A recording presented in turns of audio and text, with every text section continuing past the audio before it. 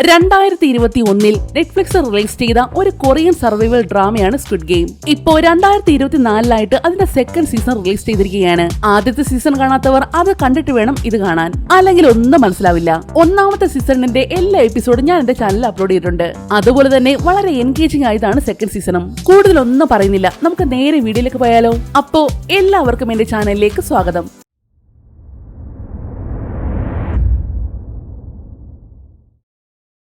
എപ്പിസോഡിന്റെ തുടക്കത്തിൽ നമ്മുടെ നായകനായ സിയോങ്ങിനെയാണ് കാണിക്കുന്നത്. കഴിഞ്ഞ സീസണിൽ 455 മത്സരാർത്ഥികളെയും തോൽപ്പിച്ച് ഒന്നാമനായി വന്ന സമ്മാനത്തുകയായ 4500 ബില്യൺ വോൺ സ്വന്തമാക്കിയവൻ. കഴിഞ്ഞ സീസണിന്റെ അവസാനം തന്റെ മകളെ കാണാൻ വേണ്ടി നാട്ടിലേക്ക് തിരികെ പോകാൻ നിൽക്കുമ്പോഴാണ് വീണ്ടും എയർപോർട്ടിൽ വെച്ച് തനിക്ക് കാർഡ് തന്ന സെയിൽസ്മാനെ അവൻ കാണുന്നത്. അടുത്ത ഗെയിം തുടങ്ങുന്നതിന് വേണ്ടി ആൾക്കാരെ റിക്രൂട്ട് ചെയ്യുകയായിരുന്നു അയാൾ. ആ ഒരു കാഴ്ച നമ്മുടെ സിയോങ്ങിന്റെ മനസ്സിനെ വീണ്ടും ചിന്തിപ്പിക്കുകയാണ്. ഒന്നെങ്കിൽ ഫ്ലൈറ്റിൽ കയറി തന്റെ മകളുടെ അടുത്തേക്ക് പോകാം, അല്ലെങ്കിൽ ആ ഗെയിം നടത്തുന്നവർക്കെതിരെ ഒരു യുദ്ധത്തിന് തയ്യാറെടുക്കാം. ആ ഒരു സീനോട് കൂടിയാണ് ഒന്നാമത്തെ സീസൺ തീരുന്നത്. അതേ സീനോട് കൂടി തന്നെയാണ് സ്ക്വിഡ് ഗെയിം സീസൺ 2 തുടങ്ങുന്നത്. വിചാരിച്ചതുപോലെ തന്നെ ഫ്ലൈറ്റിൽ കയറാതെ നമ്മുടെ സിയോങ് പുറത്തേക്ക് വരുന്നു. ആ സെക്കൻഡിൽ തന്നെയാണ് അവന് ഫ്രണ്ട്മാന്റെ കോള് വരുന്നതും. നീ ആ ഫ്ലൈറ്റിൽ കയറണമായിരുന്നു. ഇപ്പോഴെടുത്ത ഈ തീരുമാനത്തിന് നീ തീർച്ചയായിട്ടും ഖേദിക്കേണ്ടി വരും.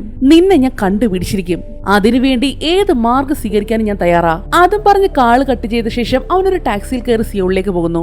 നേരെ ഒരു കടയിലേക്ക് കയറി ഒരു കുഞ്ഞ് നൈഫ് മേടിക്കുന്നു. ശേഷം റെസ്റ്റ് റൂമിൽ കയറി അവൻ തന്റെ ദേഹം മുഴുവൻ പരിശോധിക്കാൻ തുടങ്ങി. തന്റെ ദേഹത്ത് എവിടെയോ ട്രാക്കർ വെച്ചിട്ടുണ്ടെന്ന് അവൻ അറിയാം. ഒടുക്കം ചെവിയുടെ പിറകിലായിട്ട് അവൻ അത് കണ്ടെത്തുകയും ചെയ്തു. ഒരു നിമിഷം പോലും വൈകാതെ വേഗത്തിൽ തന്നെ കത്തി വെച്ച് കയറി അവൻ ആ ട്രാക്കർ പുറത്തേക്ക് എടുത്തു. അടുത്ത സീനിൽ കാണിക്കുന്നത് ഹാങ്ജുവിനെയാണ്. ഒന്നാമത്തെ സീസണിൽ കാണിച്ചിരുന്ന പോലീസുകാരനില്ലേ, 3 വർഷങ്ങൾക്ക് മുന്നേ കാണാതെ പോയി തന്റെ ചേട്ടനെ അന്വേഷിച്ച് സ്ക്വിഡ് ഗെയിം നടക്കുന്ന ഐലൻഡിലേക്ക് വരുന്ന പോലീസുകാരൻ, അവനാണ് ഹാങ്ജു. അവസാനം തന്റെ ചേട്ടൻ അതിലൊരു പ്രധാനിയാണെന്ന് മനസ്സിലാക്കുകയും സ്വന്തം ചേട്ടന്റെ കൈകൊണ്ട് തന്നെ വെടിയേറ്റ് വെള്ളത്തിലേക്ക് വീണു പോരുന്നു അവൻ. അതിനുശേഷം ഇത്രയും നാളും ഹോസ്പിറ്റലിൽ കോമയിലായിരുന്നു ഹാങ്ജു. ഇന്നാണ് ആദ്യമായിട്ട് കണ്ണു തുറക്കുന്നതും. കഴിഞ്ഞ സീസണിൽ വെച്ച് ഇവർ രണ്ടുപേരുമാണ് ഈ സീസണിന്റെ 2 പ്രധാന കഥാപാത്രങ്ങളും. പിന്നീട് കാണിക്കുന്നത് 2 വർഷങ്ങൾക്ക് ശേഷമുള്ള കാര്യങ്ങളാണ്. പഴയ കാര്യങ്ങളെല്ലാം വിട്ട് ഹാങ്ജു ഇപ്പോൾ ഒരു ട്രാഫിക് പോലീസിന്റെ ജോലി നോക്കുകയാണ്. ഹെൽമെറ്റ് ഇടാത്ത ഒരു ടീമിനെ പിടിച്ച് അവർക്ക് ഫൈൻ ഇട്ടുകൊണ്ടിരിക്കുമ്പോഴാണ് അവന്റെ പഴയ ചീഫ് ഹാങ്ജുവിനെ കാണാനായിട്ട് വരുന്നത്. ഡാ, ഇതുപോലെ കൊച്ചു പിള്ളേരെ പിടിച്ച് ഫൈൻ അടയ്ക്കാൻ വേണ്ടിയാണോ നീ ട്രാൻസ്ഫർ മേടിച്ച് ഇങ്ങോട്ട് വന്നത്?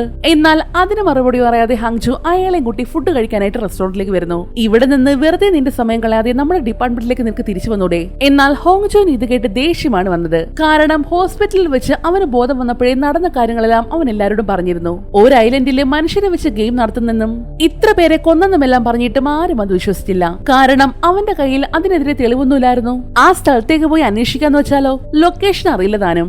ഐലൻഡിൽ വെച്ച് ഹാങ്ജു തെളിവിന് വേണ്ടി എടുത്തിരുന്ന ഫോട്ടോസും വീഡിയോസും ഒന്നും ഉണ്ടായിരുന്നില്ല. ഒരുപക്ഷെ വെള്ളത്തിൽ വീണപ്പോൾ നഷ്ടപ്പെട്ടതാകാം. ഒരു തെളിവില്ലാതെ നീ പറയുന്നത് എങ്ങനെ ഞങ്ങൾ വിശ്വസിക്കാനാ? ആകെ കിട്ടിയ എവിഡൻസ് നിന്റെ ദേഹത്തുണ്ടായിരുന്ന ഒരു ബുള്ളറ്റ് മാത്രമാണ്. ഡിപ്പാർട്ട്മെന്റിന്റെ അനുവാദമില്ലാതെ ഇമാതിരി പണി ചെയ്യാൻ പോയ നിന്റെ ജോലി തീർക്കേണ്ടതായിരുന്നു. ഞാൻ അവരുടെയൊക്കെ കൈയും കാലും പിടിച്ചിട്ടാണ് ഇതുപോലെ ട്രാൻസ്ഫർ ഒതുക്കിയതും. പക്ഷേ ചീഫ് പറയുന്നതൊന്നും ഹോങ്ജു കേട്ട ഭാവം പോലും നടിച്ചിരുന്നില്ല. നിന്നെ ഷൂട്ട് ചെയ്തതെന്ന് പറഞ്ഞാൽ നിനക്ക് ഇപ്പോഴും ഓർമ്മയില്ലേ? ആ ചോദ്യത്തിന് ഹോങ്ജു മറുപടി ഒന്നും പറയുന്നില്ല. തന്റെ സ്വന്തം ചേട്ടൻ തന്നെയാണ് തന്നെ വെടിവെച്ചത്. ഈ ഒരു കാര്യം മാത്രം അവൻ ഇതുവരെ ആരോടും പറഞ്ഞിരുന്നില്ല. ഇതേ സമയം നമ്മുടെ സിയോങ് ആണെങ്കിൽ ആരും അറിയാതെ ഒരു ഹോട്ടലിലാണ് താമസം. പുറത്തുള്ള കാര്യങ്ങളെല്ലാം അറിയാൻ വേണ്ടി അവിടെ മുഴുവൻ CCTV ക്യാമറയും വെച്ചിട്ടുണ്ട്. 2 വർഷമായിട്ടുള്ള സിയോങ്ങിന്റെ ജീവിതം ഇങ്ങനെയാണ്. അങ്ങനെ പുറത്തുള്ള കാര്യങ്ങളെല്ലാം ഇങ്ങനെ നോക്കിക്കൊണ്ടിരിക്കുമ്പോഴാണ് പെട്ടെന്ന് ആര് കോളിംഗ് ബെൽ അടിക്കുന്നത്. അത് വേറെ ആരുമല്ല, ദേ ഇയാളാണ്. സീസൺ 1 പൈസ കൊടുക്കാത്തതിന്റെ പേരിൽ നമ്മുടെ സിയോങ്ങിനെ എടുത്തിട്ട് അടിക്കുന്ന ഒരു ടീമില്ലേ, അതേ ആള് തന്നെയാണ് ദേ ഇത്. പക്ഷേ ഇപ്പോൾ ഇവിടെ വന്നിരിക്കുന്നത് മറ്റൊരു കാര്യത്തിനാണ്. എന്താണെന്ന് വെച്ചാൽ സിയോങ് അയാളെ ഒരു ജോലി ഏൽപ്പിച്ചിട്ടുണ്ട്. ആദ്യത്തെ സീസണില് സിയോങ്ങിനെ കാർഡ് കൊടുത്ത് ഗെയിമിലേക്ക് ഇൻവൈറ്റ് ചെയ്യുന്ന ഒരാളില്ലേ, ഒരു സെയിൽസ്മാൻ, അയാളെ കണ്ടുപിടിക്കണം. സിയോങ് ഇപ്പോൾ അയാളെ ഏൽപ്പിച്ചിരിക്കുന്ന ജോലി അതാണ്. അവനെ പറ്റി എന്തെങ്കിലും വിവരം കിട്ടിയോ? ലൈൻ 1 മുതൽ 4 വരെയുള്ള സകല സബ്വേ സ്റ്റേഷൻസ് ഞങ്ങൾ അരിച്ചുവർക്കി, പക്ഷേ ഒരു തുമ്പ് പോലും കിട്ടിയില്ല. ഒരു പക്ഷേ നമ്മൾ അന്വേഷിക്കുന്നുണ്ടെന്ന് മനസ്സിലാക്കി അവൻ വേറെ എവിടെയെങ്കിലും പോയതാണെങ്കിലോ? 2 വർഷമായിട്ട് നമ്മൾ തിരയുമല്ലേ, എന്നിട്ടും ഒരു തുമ്പ് പോലും കിട്ടുന്നില്ലെന്ന് വെച്ചാൽ നാളെ മുതൽ തിരയാനായിട്ട് കുറച്ചും കൂടി ആൾക്കാരെ കൊണ്ടുപോവാ. ആദ്യത്തെ ട്രെയിൻ മുതൽ അവസാനത്തെ ട്രെയിൻ വരെ തിരയണം. പക്ഷേ അതിന് ഇനിയും പൈസ വേണ്ടി വരും. അയാളത് പറഞ്ഞതും സിയോങ് ഒരു ബാഗ് നിറച്ച് പണം എടുത്ത് അയാളുടെ മുന്നിലേക്ക് വെക്കുന്നു. പണം കിട്ടിയതും അങ്ങനെ ഒടുക്കത്തെ ഹാപ്പി. 3 വർഷം മുന്നേ ഇതേ സമയത്താണ് അവൻ എന്നോട് വന്ന് സംസാരിച്ചത്.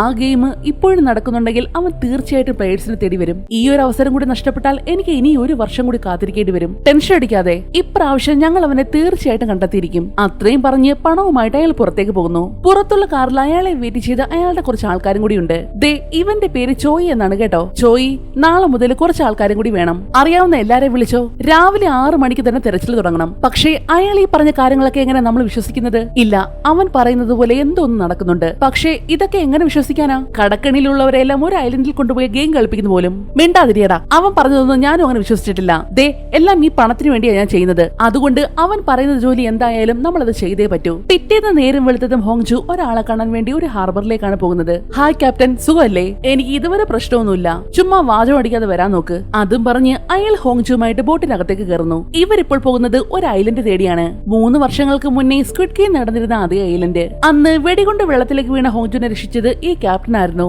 2 വർഷമായിട്ട് ക്യാപ്റ്റനോടൊപ്പം അയാൾക്കറിയാവുന്ന ഐലൻഡ് മുഴുവൻ തേടി നടക്കുകയാണ് ഹോങ്ജു. പക്ഷെ ഇന്ന് ഇവരെ സ്ക്വിഡ് ഗെയിം നടന്നിരുന്ന ആ ഐലൻഡ് മാത്രം ഒന്ന് കണ്ടെത്താനായില്ല. എന്നാൽ ഇവിടെ ചോയ് ആണെങ്കിൽ പുതുതായിട്ട് വന്ന ആൾക്കാർക്ക് മുഴുവനും തെരയേണ്ട ആളിന്റെ ഡീറ്റെയിൽസ് പറഞ്ഞു കൊടുക്കുകയായിരുന്നു. ദേ കണ്ടോ, ഇയാളെയാണ് നമുക്ക് കണ്ടുപിടിക്കേണ്ടത്. നല്ല ഉയരമുണ്ട്, കോട്ട് സൂട്ട് ഒക്കെ ഇട്ട് കയ്യില് ബ്രീഫ് കേസ് ഒക്കെ വെച്ച് കാണാൻ നല്ല അടിപൊളിയാണ്. ആ ബ്രീഫ് കേസിനുള്ളിലായിട്ട് കുറച്ച് പൈസയും പിന്നെ തഗ്ജിയും കാണും. തീർച്ചയായിട്ടും ഇവർ സബ്സ്റ്റേഷനിൽ വരും. ആരോടെങ്കിലും ഒക്കെ തഗ്ജി കളിച്ച ശേഷം അവർക്ക് ദേ ഇങ്ങനൊരു കാർഡും കൊടുക്കും. ഞാൻ ഈ പറഞ്ഞ ഡീറ്റെയിൽസ് എല്ലാം ഒത്തുപോകുന്ന ആരെങ്കിലും കണ്ടാൽ അപ്പോൾ തന്നെ ഞാൻ കൊടുത്ത നമ്പറിലേക്ക് വിളിച്ചോണം. ആരാണോ അയാളെ ആദ്യം കണ്ടെത്തുന്നത് 500 മില്യൺ വോണാണ് അയാൾക്ക് സമ്മാനമായിട്ട് കിട്ടാൻ പോകുന്നതും. 500 മില്യൺ വോൺ എന്ന് കേട്ടതും ഫ്യൂസ് ആയിരുന്ന സകലതും ഫുൾ ചാർജ് ആയിട്ട് ചാടിയിരിക്കുന്നു. ആവശ്യമുള്ള സാധനങ്ങളെല്ലാം എടുത്തുകൊണ്ട് ആളെ കണ്ടുപിടിക്കാൻ വേണ്ടി എല്ലാം കൂടി കാറ്റ് പോലെ പുറത്തേക്ക് പായുന്നു. പറഞ്ഞതുപോലെ കൃത്യം 6 മണിക്ക് തന്നെ തെരച്ചിൽ തുടങ്ങി. ഒരു സ്റ്റേഷനോ ട്രെയിനോ വിടാതെ സകലത് മരിച്ചു പെറുക്കുവാണ്. തെരഞ്ഞു എന്നതിന്റെ തെളിവിനായിട്ട് അതിന്റെ എല്ലാ ഫോട്ടോസ് അപ്പോൾ തന്നെ സിയോങ്ങിന്റെ ഫോണിലേക്ക് അയക്കുന്നുണ്ട്.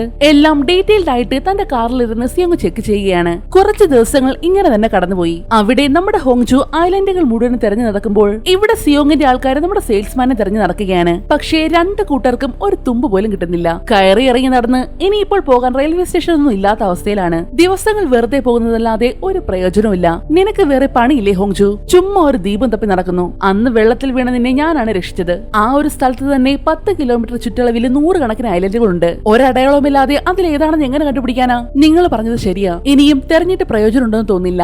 നിരാശയോടെ അയാൾ പറഞ്ഞത് ഹാങ്ജു ശരിവെക്കുന്നു. അങ്ങനെ അടുത്ത ദിവസമായതും ചോയും അയാളുടെ ബോസും കൂടി റെയിൽവേ സ്റ്റേഷനിലായിട്ട് ഇരിക്കുകയാണ്. ഇന്നത്തെ ദിവസവും എത്ര തേടിയിട്ടും അവർക്കൊരു തുമ്പ് പോലും കിട്ടിയിരുന്നില്ല.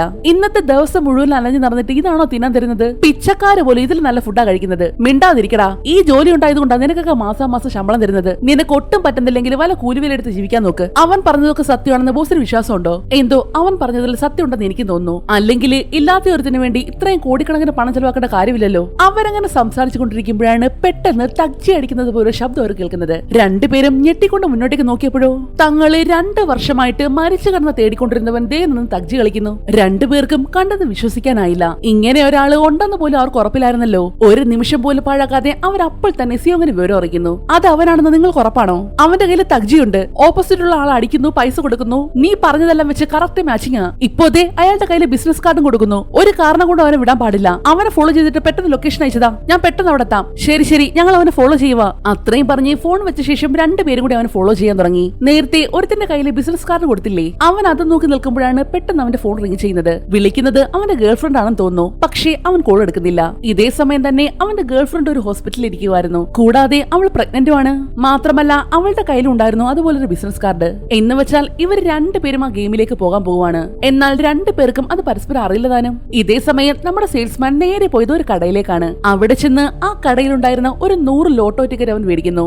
ശേഷം മറ്റൊരു കടയിലേക്ക് ചെന്ന് 2 വലിയ കവറുകൾ നിറയെ ബണ്ണും മേടിക്കുന്നുണ്ട്. ഇത് രണ്ടുമായിട്ട് അവൻ നേരെ ഒരു പാർക്കിലേക്കാണ് വരുന്നത്. അവനെ ഫോളോ ചെയ്ത് തൊട്ടു പിറകിലായിട്ട് ചോയും പിന്നെ അവന്റെ ബോസും സിയോങ്ങും അവരയച്ച ലൊക്കേഷനിലേക്ക് പറപ്പിച്ചു വിടുകയാണ്. അങ്ങനെ നമ്മുടെ സെയിൽസ്മാൻ നേരെ ചെല്ലുന്നത് അവിടെ കിടന്നുറങ്ങുന്ന ഒരു ഭിക്ഷക്കാരന്റെ അടുത്തേക്കാണ്. അയാളുടെ അടുത്തേക്ക് ചെന്ന് അവൻ ഒരു കയ്യില് ബണ്ണും മറ്റൊരു കയ്യില് ലോട്ടോ ടിക്കറ്റ് വെച്ച് നീട്ടുന്നു. അയാളാണെങ്കിൽ അത് 2 വാങ്ങാനായിട്ട് വന്നതും അവൻ പെട്ടെന്ന് കൈമാറ്റി കളഞ്ഞു. ഏതെങ്കിലും ഒന്ന്, ബണ്ണ് വേണോ അതോ ടിക്കറ്റ് വേണോ? അവൻ പറഞ്ഞതും അയാൾ ബണ്ണിന് പകരം അവന്റെ കയ്യിലുള്ള ലോട്ടോ ടിക്കറ്റ് ആണ് എടുത്തത്. അപ്പൊ തന്നെ അത് സ്ക്രാച്ച് ചെയ്യാനായിട്ട് ഒരു കോയിൻ അവൻ കൊടുക്കുന്നുണ്ട്. പക്ഷേ അങ്ങേർക്ക് ലക്കില്ലായിരുന്നു. ജോക്കർ അടിച്ചത് കാരണം അയാൾക്ക് സമ്മാനമൊന്നും കിട്ടിയില്ല. ഒടുക്കം അയാൾക്ക് കൊടുത്ത കോയിൻ അടക്കം മേടിച്ചുകൊണ്ട് അവൻ മറ്റൊരു ഭിക്ഷക്കാരന്റെ അടുത്തേക്ക് പോകുന്നു. അവനിത് എന്തോ ഈ ചെയ്യുന്നത്? അതാണ് ഈ ബോസ് എനിക്ക് മനസ്സിലാവാത്തത്. 2 പേരും ഒന്നും മനസ്സിലാവാതെ വായും തുറന്ന് നോക്കി നിൽക്കുവാണ്. ഇതേ സമയം നമ്മുടെ സെയിൽസ്മാൻ ആണെങ്കിൽ സകല ഭിക്ഷക്കാരന്റെ അടുത്തേക്ക് ചെന്ന് ഇതേ കാര്യം തന്നെയാണ് ആവർത്തിക്കുന്നത്. ഒരു കയ്യില് ബണ്ണും മറ്റേ കയ്യില് ലോട്ടോ ടിക്കറ്റും വെച്ച് നീട്ടുന്നു. 1-2 പേരൊഴികെ ബാക്കി എല്ലാവരും ടിക്കറ്റ് ആണ് എടുക്കുന്നത്. അത്രയും വിശന്ന് വലഞ്ഞ് നടക്കുന്നവർ മാത്രം ബണ്ണെടുത്ത് കഴിക്കുന്നു. ടിക്കറ്റ് എടുക്കുന്നവർക്കാണെങ്കിൽ ജോക്കർ അല്ലാതെ ഒരു സമ്മാനം പോലും അടിക്കുന്നില്ല താനും. അവസാനം എല്ലാ ഭിക്ഷക്കാരടുത്തും പോയ ശേഷം അവൻ ആ പാർക്കിന്റെ ഏറ്റവും സെൻട്രൽ ആയിട്ട് വന്ന് നിൽക്കുന്നു. ശേഷം അവന്റെ കയ്യിൽ ബാക്കിയുണ്ടായിരുന്ന ബണ്ണ് മുഴുവൻ തട്ടി തറയിലേക്ക് ഇടുന്നു. സാർ നിങ്ങൾ എന്തായി കാണിക്കുന്നത്? ഇതെല്ലാം നല്ല ബണ്ണല്ലേ? അതും പറഞ്ഞ് അയാൾ ഒരു ബണ്ണെടുക്കാനായിട്ട് വന്നതും പെട്ടെന്ന് അവൻ കാലുകൊണ്ടത് ചവിട്ടി അരച്ചു കളയുന്നു. നിനക്ക് ഞാനൊരു അവസരം തന്നതാണ്, പക്ഷേ നീ മറ്റൊരെണ്ണം തെരഞ്ഞെടുത്തു. ഈ ബണ്ണെല്ലാം വേസ്റ്റ് ആക്കിയത് ഞാനല്ല, നിങ്ങളാണ്. നിങ്ങളുടെ തീരുമാനം. അതും പറഞ്ഞ് ഒരു സൈക്കോയെ പോലെ അവൻ ആ ബണ്ണ് മുഴുവൻ ചവിട്ടി അരച്ച് തേക്കാൻ തുടങ്ങി. എല്ലാവരും അവന്റെ പ്രവൃത്തിയിൽ അന്തം വിട്ട് നിൽക്കുവാണ്. ഇപ്പൊ കണ്ട അസലൊരു ഭ്രാന്തനാണെന്നേ പറയൂ. അമ്മാതിരി പരിപാടിയാണ് അവൻ കാണിക്കുന്നത്. ഒടുക്കം ബണ്ണെല്ലാം ചവിട്ടി ചമ്മന്തി പുരവാക്കി തീർത്തതും അവൻ വീണ്ടും സ്റ്റഡി ആയിട്ട് നിൽക്കുന്നു. ഇതേ സമയം കിട്ടിയ ലൊക്കേഷനിലേക്ക് പാഞ്ഞു പോവുകയാണ് സിയോങ്. എന്നാൽ ഓവർ സ്പീഡ് കാരണം അവന്റെ തൊട്ട് പിറകെ പോലീസുകാർ വരുന്നു. ഇനിയിപ്പോൾ കാർ നിർത്താതെ വേറെ നിവർത്തിയില്ലല്ലോ. അവൻ വേഗം കാർ സൈഡിലേക്ക് ഒതുക്കുന്നു. വണ്ടി നിർത്തിയതും കാറിൽ നിന്നും 2 പോലീസുകാർ ഇറങ്ങി പുറത്തേക്ക് വരുന്നു. അതില് ഒരു പോലീസുകാരൻ നമ്മുടെ ഹോങ്ജു ആയിരുന്നു. പക്ഷേ അവന് പകരം മറ്റേ പോലീസുകാരനായിരുന്നു സിയോങ്ങിന്റെ അടുത്തേക്ക് പോയത്. സാർ, ഓവർ സ്പീഡ് ആയിരുന്നു, ലൈസൻസ് ഒന്ന് തരാമോ? പോലീസുകാരൻ ചോദിച്ചതും അവൻ വേഗം തന്റെ ലൈസൻസ് എടുത്തു കൊടുക്കുന്നു. ലൈസൻസ് കിട്ടി ഫൈൻ അടിച്ച് അവന്റെ കയ്യിലേക്ക് കൊടുത്തതും ശരവേഗത്തിൽ കാർ എടുത്തൊരൊറ്റ പോക്കായിരുന്നു. കാരണം നിൽക്കാൻ ഒട്ടും സമയമില്ലല്ലോ. വേറെ പ്രശ്നമൊന്നുമില്ലല്ലോ. ഇല്ല, ഫൈൻ അടിച്ചതും അയാൾ ഒറ്റ പോക്കായിരുന്നു. പക്ഷേ അയാളുടെ കാറിനുള്ളിലായിട്ട് ഒരുപാട് ഫോൺസും ടാബ്ലറ്റ്സ് ഉണ്ടായിരുന്നു. എന്തിയെ, അയാളുടെ ലൈസൻസ് നോക്കട്ടെ ചോദിച്ചുകൊണ്ട് ഹാങ്ചു ഫോൺ എടുത്ത് ലൈസൻസ് നോക്കിയതും അതിലെ പേര് കണ്ടിട്ട് അവന് നല്ല പരിചയം തോന്നി. പെട്ടെന്ന് തന്നെ അവൻ ആളെ മനസ്സിലാവുകയും ചെയ്തു. ഇതേ സമയം നമ്മുടെ സെയിൽസ്മാൻ ആണെങ്കിൽ പാർക്കിൽ നിന്നും ഇറങ്ങി ടാക്സിയിൽ കയറി മറ്റൊരു സ്ഥലത്തേക്ക് പോകുന്നു. അവനെ ഫോളോ ചെയ്ത് മറ്റൊരു കാറിലായിട്ട് കിമ്മും അയാളുടെ ബോസും. സെയിൽസ്മാൻ ഇറങ്ങിയ സ്ഥലത്ത് തന്നെ അവരും ഇറങ്ങി അവന് ഫോളോ ചെയ്യാൻ തുടങ്ങി. ഒരുപാട് ബിൽഡിംഗ്സിന്റെ ഇടയിലുള്ള ചെറിയൊരു ഊടുവഴിയിൽ കൂടെയാണ് അവനിപ്പോൾ പോകുന്നത്. അവൻ കാണാതെ പിറകെ ഇവരും. എന്നാൽ ഒരു വളവിലേക്ക് എത്തിയതും രണ്ടിനെ കൈയോടെ പിടികൂടുന്നു. ചോയ് ഒരു കത്തിയെടുത്ത് അവനെ ഭീഷണിപ്പെടുത്താൻ നോക്കിയെങ്കിലും അവനത് പുല്ല് പോലെ ഡിഫെൻഡ് ചെയ്ത് കളഞ്ഞു. അല്പനേരം കഴിഞ്ഞതും നമ്മുടെ സിയോങ്ങും അതേ ലൊക്കേഷനിലേക്ക് വരുന്നു. പക്ഷേ ആട് പോയിട്ട് പൂട പോലും ഇല്ലെന്നുള്ള അവസ്ഥയിലാണ്. ലൊക്കേഷനൊക്കെ കറക്റ്റാണ്, പക്ഷെ എവിടെ പോയെന്ന് ഒരു പിടുത്തവും കിട്ടുന്നില്ല. അല്പം കൂടി മുന്നോട്ടേക്ക് പോയപ്പോഴാണ് നേരത്തെ അടി നടന്ന സ്ഥലത്ത് നിന്നും അവനൊരു കത്തി കിട്ടുന്നത്. അവർക്ക് എന്തോ അപകടം പറ്റിയിട്ടുണ്ടെന്ന് അവന് മനസ്സിലായി. എന്നാൽ ഇതെല്ലാം ബിൽഡിംഗിന്റെ മുകളിൽ നിന്നും നമ്മുടെ സെയിൽസ്മാൻ കാണുന്നുണ്ടായിരുന്നു. ഇതേ സമയം ഹാങ്ജു സിയോങ്ങിന്റെ ലൈസൻസ് വെച്ച് അവന്റെ കാർ നമ്പർ തപ്പിയപ്പോഴാണ് അത് റെന്റിനെടുത്താണെന്ന് അവന് മനസ്സിലായത്. അപ്പോൾ തന്നെ ആ കാർ വാങ്ങിയ സ്ഥലത്തേക്ക് ചെന്ന് അവനെ പറ്റി അന്വേഷിക്കുന്നു. സാർ, ഇതൊരു കമ്പനി റെന്റിനെടുത്ത കാറാണ്. കമ്പനിയോ? കമ്പനിയുടെ പേരെന്താ? അത് സൺഷൈൻ ക്യാപിറ്റൽ. എനിക്കതിന്റെ അഡ്രസ് വേണമായിരുന്നു. ഇതേ സമയം നമ്മുടെ ചോയെയും ബോസിനെയും കൂടി ഒരു മുറിയിലേക്ക് കസേരയിലായിട്ട് കെട്ടിയിട്ടേക്കുമായിരുന്നു. നമുക്കൊരു ഗെയിം കളിച്ചാലോ? വളരെ സിമ്പിൾ ആയിട്ടുള്ള ഒരു ഗെയിമാ. Rock pepper scissor -1. ഗെയിമിൽ തോക്കുന്നവർക്ക് ഒരു പെനാൽറ്റി ഉണ്ട് കേട്ടോ. നിങ്ങൾ സിനിമയിലൊക്കെ കണ്ടു കാണും. ഈ റിവോൾവറിൽ ഒരു ബുള്ളറ്റ് മാത്രം ഇട്ട് ഞാൻ സ്പിൻ ചെയ്യും. ശേഷം തോക്കുന്നവരുടെ തലയിൽ ഈ ഗൺ വെച്ച് ഞാൻ ട്രിഗർ അമർത്തും. അപ്പോ ഗെയിം തുടങ്ങിയാലോ? അത്രയും പറഞ്ഞ് അവൻ റോക്ക് പേപ്പർ സിസർ പറയാൻ തുടങ്ങി. ജീവൻ പണയം വെച്ചുള്ള കളിയാണേ. രണ്ടുപേരുടെയും ശരീരം കിടുകിടാ വിറയ്ക്കുന്നുണ്ടായിരുന്നു. ആദ്യത്തെ റൗണ്ടിൽ തോറ്റത് നമ്മുടെ ബോസാണ്. ഭാഗ്യത്തിന് ട്രിഗർ അമർത്തിയിട്ട് ഒന്നും പറ്റിയില്ല. വെറുതെ വിടണേന്ന് അവര് കരഞ്ഞു പറയുന്നുണ്ടെങ്കിലും അവനൊരു കുലുക്കം ഉണ്ടായിരുന്നില്ല. ഈ ഗെയിം ഭയങ്കര ബോറിംഗ് ആയിട്ട് തോന്നുന്നു അല്ലേ? ഇങ്ങനെ പോയാൽ ഇത് ഇപ്പോഴൊന്നും തീരുമെന്ന് തോന്നില്ല. അതും പറഞ്ഞ് അവൻ ആ തോക്കിലേക്ക് ഒരു സോക്കറ്റ് ഒഴികെ ബാക്കി 5ലും ബുള്ളറ്റ് നിറയ്ക്കുന്നു. ഇനി ജീവിക്കാനുള്ള അവസരം 6ൽ 5ആണ്. അപ്പോ ഗെയിം വീണ്ടും തുടങ്ങിയാലോ? അതും പറഞ്ഞ് വീണ്ടും ഗെയിം സ്റ്റാർട്ട് ചെയ്യുന്നു. ഇത്തവണ ഗെയിം തീർന്നതും തോറ്റത് ചോയായിരുന്നു. പക്ഷേ ബോസ് അവന് വേണ്ടി തന്റെ ജീവൻ വിട്ടുകൊടുക്കുന്നു. കാരണം ചോയുടെ മാരേജ് കഴിഞ്ഞതേയുള്ളൂ. അവന് ജീവിതം ഇനിയും മുന്നോട്ട് കിടക്കുവാണ്. അത് കാരണം അവന് വേണ്ടി അയാൾ മനഃപൂർവ്വം ഗെയിം തോറ്റുകൊടുത്തു. അത്ര തന്നെ. അടുത്ത സെക്കൻഡിൽ സെയിൽസ്മാൻ ട്രിഗർ അമർത്തിയതും ബോസിന്റെ തല തുളച്ചുകൊണ്ട് വെടികൊണ്ട് പുറത്തേക്ക് പോയി. ഇതേ സമയം കിട്ടിയ അഡ്രസ്സും തപ്പിപ്പിടിച്ച് ഹാങ്ജു ഇപ്പോൾ ഒരു ബിൽഡിംഗിന്റെ മുന്നിലായിട്ടാണ് വന്ന് നിൽക്കുന്നത്. കുറച്ചു മുന്നേ മരിച്ചുപോയ നമ്മുടെ ബോസിന്റെ ബിൽഡിംഗ് ആയിരുന്നു അത്. ഡോറ് ലോക്ക് ആയതുകൊണ്ട് തന്നെ ഹാങ്ജു പൈപ്പ് വഴി ഏന്തി വലിഞ്ഞ് മുകളിലേക്ക് കയറുന്നു. മുകളിലത്തെ ഒരു റൂമിലെത്തിയത് അവൻ കാണുന്നത് നമ്മുടെ സെയിൽസ്മാന്റെ രൂപമുള്ള പ്രതിമയാണ്. അതിൽ തന്നെ ആ ഇൻവിറ്റേഷൻ കാർഡ് ഒട്ടിച്ചു വെച്ചിട്ടുണ്ടായിരുന്നു. പിന്നെ മേശയിലിരുന്ന കുറച്ച് ഡോക്യുമെന്റ്സ് ഒക്കെ എടുത്ത് പരിശോധിക്കുന്നുണ്ട്. അതില് ആ കാർ വാടകയ്ക്ക് എടുത്ത ആളുടെ ഡീറ്റെയിൽസും അഡ്രസ്സും ഒക്കെ ഉണ്ടായിരുന്നു. വേറെ ആരുടെയല്ല, നമ്മുടെ സിയോങ്ങിന്റെ. ഇവിടെയാണെങ്കിൽ സിയോങ് തിരികെ തന്റെ റൂമിലെത്തിയപ്പോഴാണ് അവിടെ മറ്റാരുണ്ടെന്ന് അവന് മനസ്സിലായത്. വേറെ ആരുമല്ല, ഇത്രയും നാളും അവൻ തേടി നടന്ന അതേ ആള്.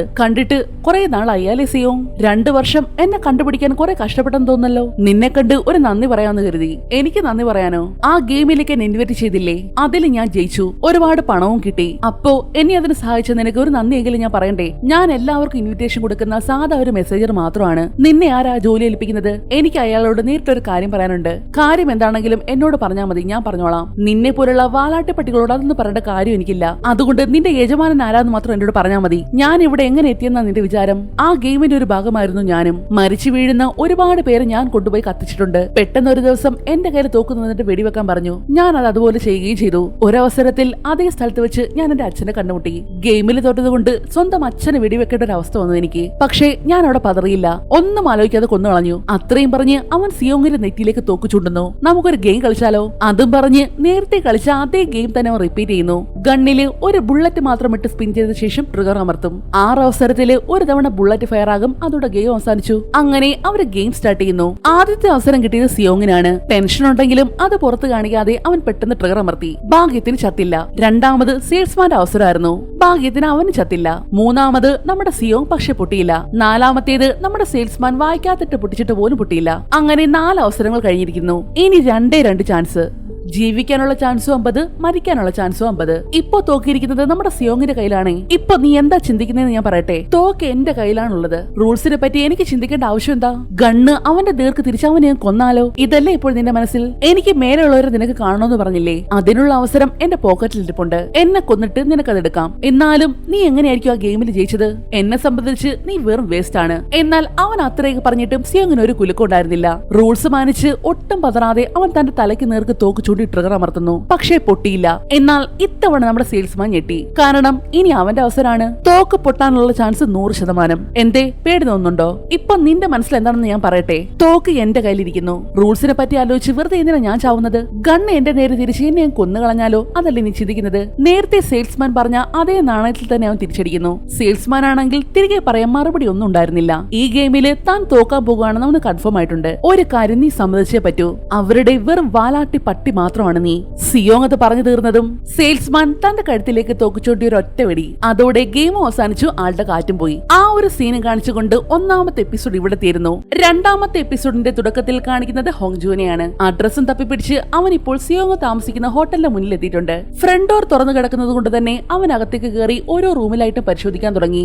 നോക്കി വരുമ്പോഴാണ് ഒരു റൂമിൽ നിന്നും എന്തോ ഒരു ശബ്ദം പോലെ. കതക് പൊട്ടിച്ചകത്ത് കയറി നോക്കിയപ്പോൾ അത് നമ്മുടെ ചോയിയായിരുന്നു. സെയിൽസ്മാൻ അവനെ കൈയും കാലും എല്ലാം കെട്ടി ഇവിടെ കൊണ്ടിട്ടതാണ്. എന്നാൽ ഇവിടെ നമ്മുടെ സെയിൽസ്മാൻ മരിച്ചതും അയാൾ പറഞ്ഞ ഓർമ്മയിൽ സിയോങ് അവന്റെ പോക്കറ്റിൽ തപ്പി നോക്കുന്നു. പറഞ്ഞതുപോലെ തന്നെ അതിനുള്ളിൽ ഉണ്ടായിരുന്ന ഇൻവിറ്റേഷൻ കാർഡ്. അവനത് കയ്യിലേക്ക് എടുത്തതും ഹോങ്ജു ഉള്ളിലേക്ക് വന്നതും ഒരുമിച്ചായിരുന്നു. ഞാൻ പോലീസാണ്, അനങ്ങി പോകരുത്. അതും പറഞ്ഞ് അവൻ സിയോങ്ങിനെ പൂട്ടാനായിട്ട് വന്നതും പിറകിൽ കൂടി വന്ന ചോയ് അവന്റെ തലക്കിട്ടൊരു കൊട്ടു കൊടുത്തതും ഹോങ്ജു ബോധം കെട്ടി വീഴുന്നു. ചോയ് നമ്മുടെ സിയോങ്ങിന്റെ ആളല്ലേ? നീ ഏതാ? അയ്യോ വെടിവെക്കല്ലേ, എന്റെ പേര് ചോയ്. തഗ്ജി കളിക്കാരനെ തപ്പാൻ നിങ്ങൾ ഏൽപ്പിച്ച കിമ്മിന്റെ ആളാ ഞാൻ. അങ്ങനെ വളാന്നുരന്ന് പറഞ്ഞുകൊണ്ടിരിക്കുമ്പോഴാണ് അവിടെ ഡെഡായി കിടക്കുന്ന ആളെ അവൻ കാണുന്നത്. ഈ നാറ് ചത്തോ? ഇയാളാ എന്റെ പാവം ബോസിനെ കൊന്നത്. നിനക്ക് ഇങ്ങനെ തന്നെ വേണോടാ നാറി? ചോയ് പറയുന്നത് കേട്ടപ്പോഴാണ് കിം മരിച്ചെന്ന് സിയോങ് അറിയുന്നത്. അവൻ വേഗം തന്റെ കയ്യിലിരിക്കുന്ന കാർഡിലേക്ക് നോക്കി. ഒക്ടോബർ 31 ക്ലബ് HDH എന്നാണ് അതിൽ എഴുതിയിരിക്കുന്നത്. അങ്ങനെ ഹോങ്ജുവിന് ബോധം വന്നതും സിയോങ് അവനെ ചോദ്യം ചെയ്യാൻ തുടങ്ങി. ഡിറ്റക്റ്റീവ് ഹോങ്ജു, ഇപ്പൊ ഓർമ്മ വന്നു. താൻ എന്നെ കാണാൻ മുൻപേ വീട്ടിൽ വന്നിട്ടില്ലേ? നമ്മൾ 2 തവണ കണ്ടിട്ടുണ്ട്.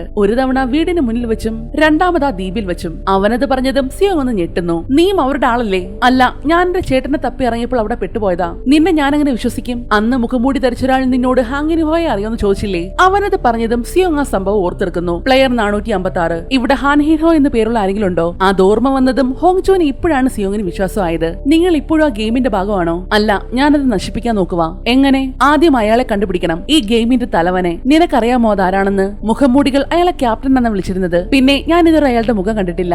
എപ്പോഴും മുഖത്തൊരു കറുത്ത മാസ്ക് കാണും. പക്ഷേ അയാളെ എങ്ങനെ കണ്ടെത്താനാണ്? അവനത് ചോദിച്ചതും സിയോങ് കയ്യിലുള്ള ഇൻവിറ്റേഷൻ കാർഡ് കാണിച്ചു കൊടുക്കുന്നു. ശേഷം അവനെയും ചോയെയും കൂട്ടി മറ്റൊരു റൂമിലേക്കാണ് പോകുന്നത്. അവിടെ എത്തി കണ്ട കാഴ്ചയിലെ രണ്ടിന്റെ കണ്ണ് തള്ളിപ്പോയി. എന്താണെന്ന് വെച്ചാൽ സിയോങ്ങിന് സമ്മാനമായി കിട്ടിയ തുക മുഴുവനും അവിടെ ഇങ്ങനെ അടുക്കി വെച്ചേക്കുവാണ്. അവിടെ മരിച്ചു വീണവരുടെ ചോരയുടെ മണമുള്ള പണമാണിത്. ഇത് വെച്ച് ഞാൻ ആ പന്നികൾക്കെതിരെ യുദ്ധം ചെയ്യാൻ പോകുക.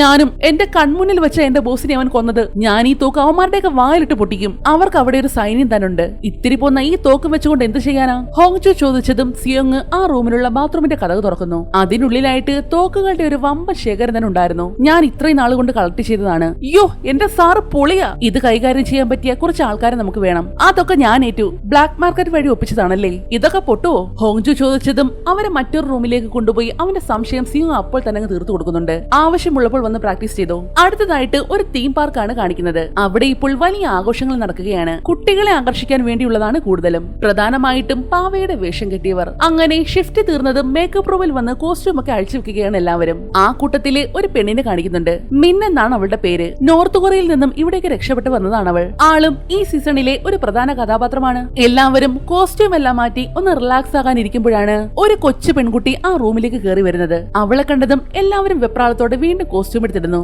കാരണം കുട്ടികളുടെ മുന്നിൽ ഒറിജിനൽ ഫേസ് കാണിക്കാൻ പാടില്ല. മുയലിന്റെ കോസ്റ്റ്യൂം ഇട്ടിരിക്കുന്ന നമ്മുടെ മിന്നിന്റെ അടുത്തേക്കാണ് ആ കുട്ടി വരുന്നത്. ശേഷം അവൾ വരച്ചൊരു ഡ്രോയിങ് മിന്നിന്റെ കയ്യിലായിട്ട് കൊടുക്കുന്നു. എല്ലാം കൊണ്ടും ആ കുട്ടി വളരെ ഹാപ്പി ആയിട്ടിരിക്കുമ്പോഴാണ് മാസ്ക് ഇടാതെ ഒരാൾ അകത്തേക്ക് കയറി വരുന്നത്. അത് കണ്ടതും ആ കുഞ്ഞ് പേടിച്ചൊരൊറ്റ നിലവിളി. കരച്ചില് കേട്ട് വെപ്രാളത്തോടെ മാസ്ക് ഇട്ട ശേഷം എല്ലാവരും കൂടി ആ കുഞ്ഞിന്റെ കരച്ചിൽ മാറാൻ നോക്കുവാണ്. പക്ഷേ കൊച്ചു കരച്ചിൽ നിർത്തണ്ടേ. അന്നേരമാണ് കരച്ചില് കേട്ടുകൊണ്ട് കൊച്ചിന്റെ അച്ഛൻ അകത്തേക്ക് ഓടി വരുന്നത്. സോറി, എല്ലാവരും ക്ഷമിക്കണേ, കുഞ്ഞറിയാതെ വന്നതാ. അതും പറഞ്ഞ് അയാൾ കുഞ്ഞിനെയും എടുത്ത് പുറത്തേക്ക് പോകുന്നു. പാർക്കിലെ ചിത്രം വരയ്ക്കുന്ന ആൾക്കാരെ കണ്ടിട്ടില്ലേ, അയാളും ആ കൂട്ടത്തിലുള്ളതാ. അയാളുടെ മോളാ അത്. അതിന് ബ്ലഡ് ക്യാൻസർ എന്നാ പറഞ്ഞു കേട്ടത്. ആ കൊച്ചിന്റെ അസ്ഥിമജ്ജ മാറ്റി വെക്കണം പോലും. ഇതിനൊക്കെയുള്ള പണം അയാൾ എങ്ങനെ ഉണ്ടാക്കുമെന്തോ. ഇതെല്ലാം കേട്ടതും ആ കുഞ്ഞിനെ ഓർത്ത് മിന്നിന് നല്ല സങ്കടം തോന്നുന്നു. അങ്ങനെ അവിടെ നമ്മള് നേരെ ഒരു ഏജന്റിനെ കാണാനാണ് വരുന്നത്. നീ എന്തിനാ എന്നെ ഇങ്ങനെ ശല്യം ചെയ്യുന്നത്? വല്ല ബ്രോക്കറെ കാണാൻ ഞാൻ പറഞ്ഞതല്ലേ. അവള് മരിച്ചെന്നാ എല്ലാവരും പറയുന്നത്. എങ്കിൽ പിന്നെ മരിച്ചു കാണും. ചത്തവരെ ജീവിപ്പിക്കാനൊന്നും എനിക്ക് അറിഞ്ഞൂടാ. മരിച്ചിട്ടുണ്ടാകില്ല എന്നല്ലേ നിങ്ങൾ പറഞ്ഞത്? ഞാൻ അങ്ങനല്ല പറഞ്ഞത്. മരിച്ചതിനോ ബോഡി കണ്ടെത്തിയതിനോ തെളിവില്ല എന്നാണ് ഞാൻ പറഞ്ഞത്. അയാളത് പറഞ്ഞതും അവൾ കുറച്ച് പണം എടുത്ത് അയാൾക്ക് നേരെ നീട്ടുന്നു. അവസാനമായി ഒന്നും കൂടെ അന്വേഷിച്ചു നോക്കൂ, ഇത് പോരെങ്കിൽ ഇനിയും കൊണ്ടുവരാം. എന്നാൽ അയാൾ ആ പൈസ മേടിക്കുന്നില്ല. നിന്റെ മോളെ കണ്ടുപിടിക്കാൻ ഞാൻ എന്തോരം കഷ്ടപ്പെട്ടെന്നറിയാവോ? പ്ലീസ് അവസാനമായിട്ട് ഒരു തവണ കൂടെ. അച്ഛനും അമ്മയും ഇല്ലാതെ ഒരു വയസ്സുള്ള ഒരു കുഞ്ഞ് നോർത്ത് കൊറിയയിൽ എങ്ങനെ ജീവിക്കാനാ? പോരാത്തതിന് മേലുദ്യോഗസ്ഥനെ വെടിവെച്ചിട്ട് രാജ്യദ്രോഹം ചെയ്ത് സൗത്തിലേക്ക് രക്ഷപ്പെട്ട അമ്മയും. അയാളത് പറഞ്ഞതും മിൻ മറുപടി ഇല്ലാതെ നിന്നുപോയി. അങ്ങനെ രാത്രിയായതും തന്റെ കാറിലിരുന്നു കൊണ്ട് തന്റെ ഭർത്താവിന്റെയും കാണാതായ കുഞ്ഞിന്റെയും ഫോട്ടോ നോക്കിയിരിക്കുകയാണ് അവൾ.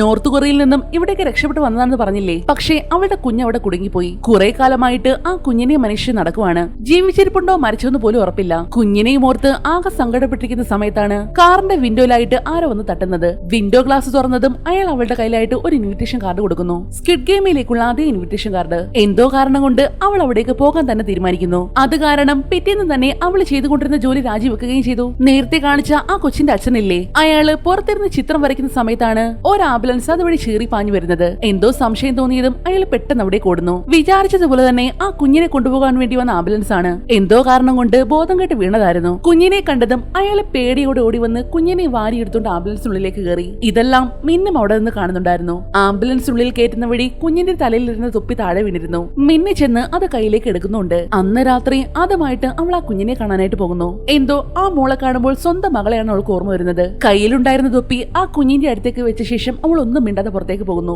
അടുത്ത ഷൂട്ടിൽ നമ്മുടെ സിയോങ്ങിനെയാണ് കാണിക്കുന്നത്. അവനിപ്പോൾ വന്നത് തന്റെ ഒരു പല്ല് പറിക്കാനാണ്. ഡോക്ടറിനെ കൊണ്ട് തന്റെ ഒരു അണപ്പല്ല് പറിച്ചെടുത്ത ശേഷം അവിടെ ലൊക്കേഷൻ കണ്ടുപിടിക്കാനുള്ള ട്രാക്കർ ഫിറ്റ് ചെയ്ത ഒരു ഡ്യൂപ്ലിക്കേറ്റ് പല്ല് സെറ്റ് ചെയ്യുന്നു. ഇനിയിപ്പോൾ അവരെ എവിടെ പോയാലും ഹോങ്ചോനും ചോയ്ക്കും അറിയാൻ പറ്റും. അങ്ങനെ നമ്മുടെ സിയോങ് പറഞ്ഞതുപോലെ കുറച്ച് ആൾക്കാരെ ചോയ് സംഘടിപ്പിച്ചിട്ടുണ്ട്. തോക്ക് ഉപയോഗിക്കാൻ നല്ല എക്സ്പീരിയൻസ്ഡ് ആയിട്ടുള്ള കുറച്ച് ആൾക്കാർ മറൈൻ കോർപ്സിലും യുഡിടിയിലും സ്പെഷ്യൽ ഫോഴ്സിലും ഒക്കെ ഉണ്ടായിരുന്നവരാണ്. ഇവനാണ് ഇവരുടെ കൂട്ടത്തിലെ ലീഡർ. വിദേശത്ത് യുദ്ധത്തിലൊക്കെ പങ്കെടുത്തിട്ടുണ്ട്. കിം നല്ലതുപോലെ സൂക്ഷിക്കണം. അവരെങ്ങാനും കണ്ടുപിടിച്ചാൽ സകല പ്ലാനും പൊളിയും. ഒന്നുകൊണ്ട് സാർ പേടിക്കണ്ട. നമ്മൾ രണ്ടുപേര് മാത്രമേ ക്ലബിലേക്ക് പോകുന്നുള്ളൂ. ഇവരൊക്കെ പുറത്തു നിന്നോളും. ഞാനും വരാൻ കൂടെ. വേണ്ട, നിന്നെ ദ്വീപിൽ വെച്ച് കണ്ടതാണ്, അവർക്ക് മനസ്സിലാകും. ഞാൻ സിഗ്നൽ തരുന്നത് വരെ ആരും അനങ്ങരുത്. മനസ്സിലായി സാർ. നാളെ എനിക്ക് എന്തെങ്കിലും സംഭവിച്ചാൽ ഒന്നും സംഭവിക്കില്ല. പല്ലിനകത്ത് ട്രാക്കർ വെച്ചിട്ടില്ലേ, നിങ്ങളെ ആര് കൊണ്ടുപോയാലും ഞങ്ങൾ ഉണ്ടാകും പുറകെ. അടുത്തതായിട്ട് കാണിക്കുന്നത് മിന്നിനെയാണ്. ആരോ വന്ന് അവൾക്ക് നേരത്തെ ഇൻവിറ്റേഷൻ കാർഡ് കൊടുത്തില്ലേ, അതിൽ കൊടുത്തിരിക്കുന്ന നമ്പറിലേക്ക് അവൾ വിളിക്കുന്നു. പങ്കെടുക്കാൻ താല്പര്യമുണ്ടെങ്കിൽ പേരും ജനന തീയതിയും പറയുക.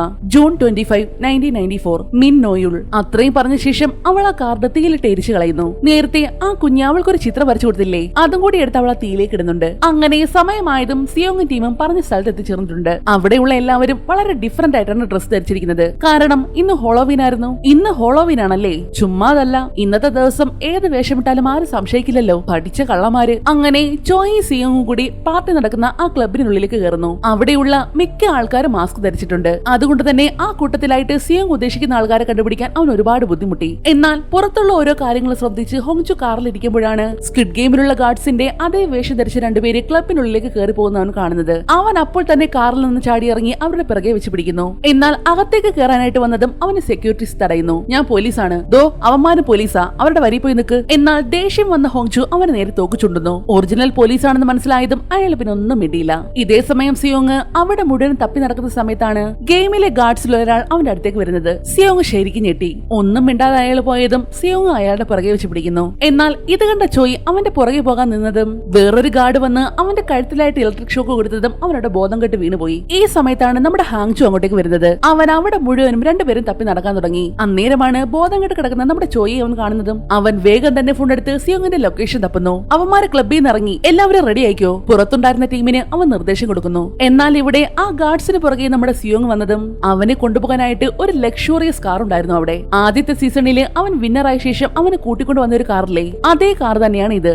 സിയോങ്ങിന് അത് മനസ്സിലാവുകയും ചെയ്തു. എന്നാൽ ഹോങ്ജോ ഓടി വന്നപ്പോഴേക്കും ആ കാർ അവിടുന്ന് മൂവ് ചെയ്തിരുന്നു. ഒരു വെള്ള ലിമോയിൽ കയറിയിട്ടുണ്ട്, എല്ലാവരും ഫോളോ ചെയ്യ്. അങ്ങനെ അവന്റെ ടീം മുഴുവനും ആ കാറിനെ ഫോളോ ചെയ്യാൻ തുടങ്ങി. ഇവിടെ ആ കാറിനുള്ളിൽ ഇരിക്കുകയാണ് നമ്മുടെ സിയോങ്. അതിനുള്ളിലെ ഒരു സ്പീക്കർ വഴി ഫ്രണ്ട് മാൻ അവനോട് സംസാരിക്കാൻ തുടങ്ങി. ഹലോ 456, ഓർമ്മയുണ്ടോ? നമ്മൾ ഈ കാറിൽ വെച്ച് ഇതിനു മുമ്പ് സംസാരിച്ചിട്ടുണ്ട്. എല്ലാം മറന്ന് നിനക്ക് സന്തോഷത്തോടെ ജീവിച്ചൂടെ? എന്നെപ്പറ്റി വല്ലാത്ത കരുതലാണല്ലോ. എന്തായാലും നിന്റെ ആഗ്രഹം നടന്നില്ലേ? ഇനി എന്താ എന്നോട് പറയാനുള്ളത്? ഈ ഗെയിം അവസാനിപ്പിക്കണം. ഞങ്ങളാണ് ഗെയിം നിർമ്മിക്കുന്നത്. കളിക്കണോ വേണ്ടയോ എന്നുള്ളത് നിങ്ങളുടെ മാത്രം തീരുമാനമായിരുന്നു. കടം വാങ്ങി മുടിഞ്ഞവരെ പറ്റിച്ച് ഗെയിം കളിക്കുന്നത് നീയാണ്. അവരെയൊക്കെ മരണത്തിലേക്ക് തള്ളിവിട്ട് ആസ്വദിക്കുകയല്ലേ നീ? എന്നിട്ട് കളിക്കാനുള്ള തീരുമാനം ആരുടെയാണെന്ന് പറഞ്ഞാലോ? നീ ചെയ്തതെല്ലാം അങ്ങ് ചാരിറ്റി ആവുമെന്ന് കരുതിയോ? അവരൊക്കെ ഗെയിമിൽ പരാജയപ്പെട്ടവരാണ്, വെറും ചവറുകൾ. നമ്മൾ ഈ സംസാരിക്കുന്ന സമയത്ത് പോലും ഒരു കൂട്ടം പുതിയ ചവറുകൾ ഈ ലോകത്ത് വരുന്നുണ്ട്. അതുകൊണ്ട് ഈ ലോകം മാറാതെ ഗെയിം അവസാനിക്കുമെന്ന് നീ കരുതണ്ട. മനുഷ്യർ വെറും പന്തയ കുതിരകളും. നീ അവരുടെയൊക്കെ യജമാനാണെന്ന് കരുതിയോ? കൊള്ളാലോ, അപ്പോൾ നീ സംസാരിക്കാൻ പഠിച്ചിട്ടുണ്ട്. ഞങ്ങൾ ആ വണ്ടിയുടെ പുറകെ ഉണ്ട് സാർ. പക്ഷേ അതിന്റെ പോക്ക് അത്ര ശരിയല്ല. എങ്കില് നമ്മളെ ഫോളോ ചെയ്യുന്ന കാര്യം അവന്മാർക്ക് മനസ്സിലായി കാണും. വേഗം പോയി കാർ തടയേ. ഓക്കെ സാർ, പറഞ്ഞ പോലെ. അയാൾ അതങ്ങോട്ട് പറഞ്ഞതും ആരോ സ്നൈപ്പർ വെച്ച് അവരെ കാറിന്റെ ടയർ പൊട്ടിച്ചത് ഒരുമിച്ചായിരുന്നു. നാശം. ടീം 2 പെട്ടെന്ന് പുറകെ പോ. നിർദ്ദേശം കിട്ടി രണ്ടാമത്തെ ടീം പുറകെ പോകാനായിട്ട് നിന്നതും അവരുടെ കാറിന്റെ ടയറും ആരോ പൊട്ടിക്കുന്നു. Sir, 2 team ആക്രമിക്കപ്പെട്ടു. നമുക്ക് ഈ മിഷൻ അബോർട്ട് ചെയ്യാം. എന്നാൽ വാശിയോടെ പിറകെ പോകാൻ നിന്ന ഹോങ്ചുവിന്റെ കാറിന്റെ ടയറും പൊട്ടിക്കുന്നു. ഈ കാര്യങ്ങളെല്ലാം തന്റെ ചെവിയിലുണ്ടായിരുന്ന ഹെഡ്സെറ്റ് വഴി സിയോങ് കേൾക്കുന്നുണ്ട്. എന്നെ തട്ടിക്കൊണ്ടു പോകാൻ വന്നതാണോ? എന്നാൽ ഇത് കേട്ട സിയോങ് ആണെങ്കിൽ പെട്ടെന്ന് തോക്കെടുത്ത് ഡ്രൈവറിന്റെ ഭാഗത്തേക്ക് ഷൂട്ട് ചെയ്യുന്നു. മര്യാദയ്ക്ക് വണ്ടി നിർത്ത്. ഈ തോക്കും വെച്ച് ഗെയിം അവസാനിപ്പിക്കാമെന്ന് കരുതിയോ? എങ്കിൽ എന്നെ ഗെയിമിൽ തിരിച്ചെടുക്ക്. നീയല്ലേ പറഞ്ഞത് ഗെയിം അവസാനിപ്പിക്കാൻ പോകുവാണെന്ന്? എന്നെ ഗെയിമിലേക്ക് തിരിച്ചു കയറ്റിയാൽ നീ സേവിക്കുന്ന തടിമാടന്മാരില്ലേ, തീർച്ചയായിട്ടും അവർക്ക് രസിക്കാനുള്ള വകുപ്പുണ്ടാകും. അതുകൊണ്ട് എന്നെ ഗെയിമിൽ കയറ്റ്. എന്നാൽ കുറച്ചു നേരത്തേക്ക് അയാൾ മറുപടി ഒന്നും പറയുന്നില്ല. എന്താണൊരു സംശയം? തോറ്റു പോകുമെന്ന പേടിയാണോ? ലോകം മാറ്റിമറിക്കാൻ വന്ന വീരനായകനാണെന്നുള്ള തോന്നലുണ്ടോ നിനക്ക്? ലോകം നിന്റെ ഇഷ്ടത്തിനല്ല മുന്നോട്ട് പോകുന്നതെന്ന് ഞാൻ കാണിച്ചു തരാടാ. അയാളെ ചൊടിപ്പിക്കാനായിട്ട് തന്നെ സിയോങ് വെല്ലുവിളിക്കുന്നു. എങ്കിൽ അങ്ങനെ ആകട്ടെ. അത്രയും പറഞ്ഞതും ആ കാറിനുള്ളിലായിട്ട് വെള്ള നിറത്തിലുള്ള പുക നിറയാൻ തുടങ്ങി. കഴിഞ്ഞ സീസണില് ആദ്യമായിട്ട് സിയോങ്ങിനെ മയക്കിക്കൊണ്ടു പോയില്ലേ, അതേപോലുള്ള പുക. അത് ശ്വസിച്ചതും അവൻ പെട്ടെന്ന് മയങ്ങി വീഴുന്നു. അവൻ മയങ്ങിയെന്ന് ഉറപ്പായതും ഫ്രണ്ടിലുണ്ടായിരുന്ന ആ ചെറിയ ഡോറ് മാറ്റി അതുവഴി ഫ്രണ്ട്മാൻ അവനെ നോക്കുന്നു. എന്ന് വെച്ചാൽ നമ്മുടെ ഹോങ്ജുവിന്റെ ബ്രദർ. ഇവിടെ നടന്ന ഈ കാര്യങ്ങളെല്ലാം ഹെഡ്സെറ്റ് വഴി നമ്മുടെ ഹോങ്ജു കേൾക്കുന്നുണ്ടായിരുന്നു. അടുത്ത ഷൂട്ടിൽ കാണിക്കുന്നത് മിന്നിനെയാണ്. അവൾ തന്റെ കാർ കൊണ്ടുവന്ന് ഒരിടത്ത് പാർക്ക് ചെയ്ത ശേഷം പുറത്തേക്ക് ഇറങ്ങി. ശേഷം അവിടെ തന്നെ നിർത്തിയിട്ടിരിക്കുന്ന 3 കണ്ടെയ്നറിൽ ഒരെണ്ണത്തിനുള്ളിലേക്ക് അവൾ കയറുന്നു. അതിനുള്ളിലുണ്ടായിരുന്ന 11ാം നമ്പർ റൂമിലേക്ക് അവൾ കയറുന്നു. അപ്പോ തന്നെ ആ കണ്ടെയ്നറുകളെല്ലാം അവിടുന്ന് പോകുന്നുണ്ട്. റൂമിൽ കയറിയത് മിൻ തന്റെ ഡ്രസ് എല്ലാം മാറ്റി മറ്റൊരു യൂണിഫോം ധരിക്കുന്നു. നമ്മൾ വിചാരിച്ചതുപോലെ പ്ലെയറിന്റെ യൂണിഫോം അല്ല കേട്ടോ, ഗാർഡ്സിന്റെ യൂണിഫോം ആണ് അവൾ ധരിക്കുന്നത്. എന്താണെന്ന് വെച്ചാൽ സ്കിഡ് ഗെയിമിൽ ഉണ്ടായിരുന്ന ഗാർഡ്സിൽ ഒരുവളായിരുന്നു ഇവളും. 2 വർഷമായിട്ട് എല്ലാത്തിൽ നിന്ന് മാറി നിന്നതാണ്. ഇപ്പോൾ വീണ്ടും അവിടേക്ക് തന്നെ പോകുന്നു. അങ്ങനെ ആ ഒരു സീനും കാണിച്ചുകൊണ്ട് 2ാമത്തെ എപ്പിസോഡ് ഇവിടെ തീരുന്നു. 3ാമത്തെ എപ്പിസോഡിന്റെ തുടക്കത്തിൽ കാണിക്കുന്നത് സിയോങ്ങിനെ അന്വേഷിച്ചു പോകുന്ന ഹാങ്ജോനെയും ചോയെയും പിന്നെ അവരുടെ ടീംസിനെയുമാണ്. അയാളെ അവരെന്തെങ്കിലും ചെയ്തു കാണോ? കൊല്ലാനാണെങ്കിൽ അത് അവർക്ക് നേരത്തെ ആവായിരുന്നല്ലോ. ഇനിയിപ്പോൾ ആ ഗെയിം കളിക്കുന്ന ദ്വീപിലേക്ക് കൊണ്ടുപോയിട്ടുണ്ടാവോ? അതാകാനാണ് സാധ്യത. ഗെയിം തുടങ്ങുന്നതിന് മുന്നേ എത്രയും പെട്ടെന്ന് നമുക്ക് അവിടെ എത്തണം. എല്ലാവരും വേഗം തന്നെ ബോട്ടിലേക്ക് കയറുന്നു. ഹാങ്ജോ പോകാറുള്ള ക്യാപ്റ്റന്റെ അതേ ബോട്ടിൽ തന്നെയാണ് ഇവരും പോകുന്നത്. മാത്രമല്ല സിയോങ്ങിന്റെ വായിലുള്ള ട്രാക്കർ വെച്ച് അവന്റെ ലൊക്കേഷൻ എവിടെയാണെന്ന് അറിയാം. ഇതേ സമയം വർഷങ്ങൾക്ക് ശേഷം സിയോങ് വീണ്ടും അതേ ഗാനം കേട്ട് ഉറക്കമെഴുന്നേൽക്കുകയാണ്. കാറിൽ വെച്ച് ബോധം പോയത് മാത്രമേ അവന് ഓർമ്മയുള്ളൂ. കണ്ണു തുറന്നപ്പോൾ വീണ്ടും പഴയ സ്ഥലം. അവന് വലിയ ഞെട്ടലോ അത്ഭുതമോ ഒന്നും തോന്നിയില്ല. മാത്രമല്ല സിയോങ്ങിന് കൊടുത്തിരിക്കുന്നത് അവന്റെ പഴയ നമ്പർ തന്നെയാണ്, 456, ഏറ്റവും ലാസ്റ്റത്തെ നമ്പർ. എല്ലാം ഒരു മാറ്റവും ഇല്ലാതെ പഴയതുപോലെ തന്നെ. എന്നാൽ ബാക്കിയുള്ള പ്ലേയേഴ്സ് എല്ലാം ഇതൊക്കെ ആദ്യമായിട്ട് കാണുന്നതിന്റെ ഒരു ഞെട്ടലിൽ നിൽക്കുകയാണ്. അവരുടെ ഇടയിലേക്ക് സിയോങ് പോകാനായിട്ട് നിൽക്കുമ്പോഴാണ് ഒരു ലേഡി അവനെ വിളിക്കുന്നതും. അവരുടെ പേര് നിയോ. ഒരുപാട് പ്രശ്നങ്ങളുണ്ടല്ലേ, നിൽക്കാനോ പോകാനോ പറ്റാത്ത അവസ്ഥ. എല്ലാം നിന്റെ വിധിയാണ്. ഗതി കിട്ടാതെ അലയുന്ന ഒരുപാട് ആത്മാക്കളുണ്ട് നിനക്ക് ചുറ്റിനും. അവരാണ് നിന്നെ ഇവിടെ എത്തിച്ചതും. പുറത്തിറങ്ങിയിട്ട് നമുക്കൊരു പൂജ ചെയ്ത് എല്ലാം അങ്ങ് ശരിയാക്കാന്നേ. കബഡി നിരത്തുന്ന ചേച്ചിയാണെന്ന് തോന്നുന്നു. എന്തായാലും പുള്ളിക്കാരെ ആദ്യത്തെ കസ്റ്റമർ സെറ്റാക്കിയിട്ടുണ്ട്. അവനാണെങ്കിൽ ഇതെല്ലാം കേട്ട് ഇതെന്ത് കൂത്തത് ചിന്തിക്കുമ്പോഴാണ് വാതിൽ തുറന്നുകൊണ്ട് കുറച്ച് ഗാർഡ്സ് ഉള്ളിലേക്ക് വരുന്നത്. എല്ലാവരെയും ഇവിടേക്ക് സ്വാഗതം ചെയ്യുന്നു. നിങ്ങളെല്ലാവരും 6 ദിവസങ്ങളിലായി 6 വ്യത്യസ്ത ഗെയിം കളിക്കേണ്ടതുണ്ട്. അതിൽ ജയിക്കുന്നവർക്ക് നല്ലൊരു തുക സമ്മാനമായിട്ട് ലഭിക്കുകയും ചെയ്യും. ഗാർഡ്സ് പറയുന്നത് കേട്ടതും ഓരോരുത്തരായിട്ട് അവരുടെ സംശയം ചോദിക്കാൻ തുടങ്ങി. ഗെയിം കളിക്കാനാണെങ്കിൽ ഞങ്ങൾ തട്ടിക്കൊണ്ടുവരേണ്ട കാര്യം എന്താണ്? നിങ്ങൾ എന്തിനാ മുഖംമൂടി ധരിച്ചിരിക്കുന്നത്? ഈ ഡ്രസ് എനിക്ക് നല്ല ലൂസ് ആണ്. ഇത് എന്ത് ഷൂവാ? എന്റെ ഷൂ ഒക്കെ ലിമിറ്റഡ് എഡിഷൻ ആണ്. അതെ സാർ, എന്തിനാ എന്റെ ഫോണും പേഴ്സും എടുത്തത്? ഫോണെങ്കിലും തിരിച്ചതാ. നിങ്ങളുടെ എല്ലാ സാധനങ്ങളും ഞങ്ങൾ സൂക്ഷിച്ചിട്ടുണ്ട്. എനിക്ക് ക്രിപ്റ്റോ കറൻസി നോക്കാനുള്ളതാ. പൈസ പോയാലും നിങ്ങൾ തരുവോ? ഞാൻ എത്ര രൂപയാണ് അതിനകത്ത് ഇൻവെസ്റ്റ് ചെയ്തേക്കെന്ന് അറിയാവോ? ഇവനെ മനസ്സിലായോ? ആദ്യത്തെ എപ്പിസോഡില് നമ്മുടെ സെയിൽസ്മാൻ ഒരുത്തിനെ അടിക്കുന്നതായിട്ട് കാണിക്കുന്നില്ലേ? അവൻ തന്നെയാണ് ഇത്. പേര് മ്യൂക്ക്. എന്നാൽ ഓരോന്നിന്റെ കൂസലില്ലാത്ത ചോദ്യം പറച്ചിലും കൂടിയതും എല്ലാത്തിന്റെയും വായടയ്ക്കാനായിട്ട് ഗാർഡ്സ് ഓരോന്നിന്റെ ബയോ ആയിട്ട് പുറത്തുവിടാൻ തുടങ്ങി. പ്ലെയർ 333,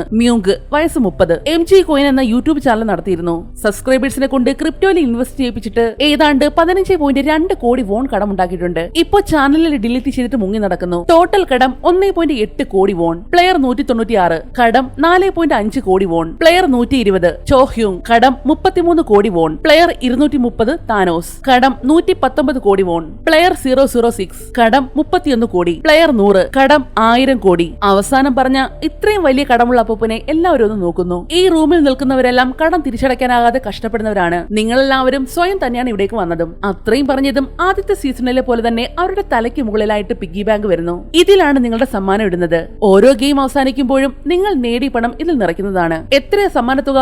4560 കോടി വോൺ. സമ്മാനത്തുക കേട്ടതും എല്ലാവരും ഞെട്ടിപ്പോയി. ആർക്കും വിശ്വസിക്കാനായില്ല. ഇപ്രാവശ്യം ഞങ്ങൾ വ്യത്യസ്തമായിട്ട് പുതിയൊരു റൂൾ കൊണ്ടുവന്നിട്ടുണ്ട്. ഇതിനു മുന്നേ വരെ ആരാണോ വിന്നർ അയാൾക്ക് മാത്രമേ സമ്മാനത്തുക കിട്ടത്തുള്ളായിരുന്നു. എന്നാൽ ഇത്തവണ ഓരോ ഗെയിം കഴിയുമ്പോഴും ലഭിച്ച പോയിന്റിനുള്ള സമ്മാനത്തുകയുമായി പോകണോ വേണ്ടോ എന്നുള്ളത് ഓരോ ഗെയിമിന് ശേഷം വോട്ട് ചെയ്ത് തീരുമാനിക്കാം. ഗെയിം അവസാനിപ്പിക്കാനാണ് ഭൂരിപക്ഷം പറയുന്നതെങ്കിൽ പോയിന്റ് അനുസരിച്ചുള്ള സമ്മാനത്തുകയായിട്ട് നിങ്ങൾക്ക് പോകാം. അപ്പോ ആദ്യത്തെ ഗെയിം കഴിഞ്ഞ് നിർത്തിയാലും പണം കിട്ടുമെന്നാണോ നിങ്ങൾ പറയുന്നത്? തീർച്ചയായിട്ടും. എന്നാൽ അവരുടെ ഈ തീരുമാനത്തിൽ സിയോങ്ങിന് എന്തോ പന്തികേട് തോന്നുന്നു. ഇവിടെ ഇതേ സമയം ഒരു അമ്മയും മോനും തമ്മിൽ കണ്ടുമുട്ടുന്നു. അമ്മ എന്താ ഇവിടെ? അത് ഞാൻ നിന്നോടല്ലേടാ ചോദിക്കേണ്ടത്. നീ എന്താ ഇവിടെ? അയ്യോ, നാണം കെടുത്തല്ലേ അമ്മേ. നാണം ഉണ്ടായിരുന്നെങ്കിൽ നീ ഇവിടെ വരുമായിരുന്നോടാ. അമ്മ എന്ത് കണ്ടിട്ടാ വന്നത്? കിളവികൾക്ക് പറ്റിയ സ്ഥലമൊന്നും അല്ലത്. എന്തിനാ വന്നേന്നോ? നീ ഉണ്ടാക്കിയ കടം വീട്ടാൻ. നീ പോകാൻ നോക്ക്, ബാക്കി അമ്മ നോക്കിക്കോളാം. എന്തായാലും വന്നില്ലേ, ഇനി ചുമ്മാ ഇറങ്ങി പോകാനൊന്നും പറ്റത്തില്ല. എനിക്ക് എന്റെ കടം വീട്ടണം. രണ്ടും കൂടി ഒന്നും രണ്ടും പറഞ്ഞ് അവിടെ നിന്ന് വഴക്കുണ്ടാക്കുവാണ്. ഈ കാര്യങ്ങളെല്ലാം അവളെ മാറി നിന്ന് ഒരു പെണ്ണ് നോക്കുന്നുണ്ട്. ആദ്യത്തെ എപ്പിസോഡില് പ്രഗ്നന്റ് ആയിട്ടുള്ള ഒരു പെൺകുട്ടിയെ കാണിച്ചില്ലേ? അവളാണിത്. പേര് യൂൻഹി,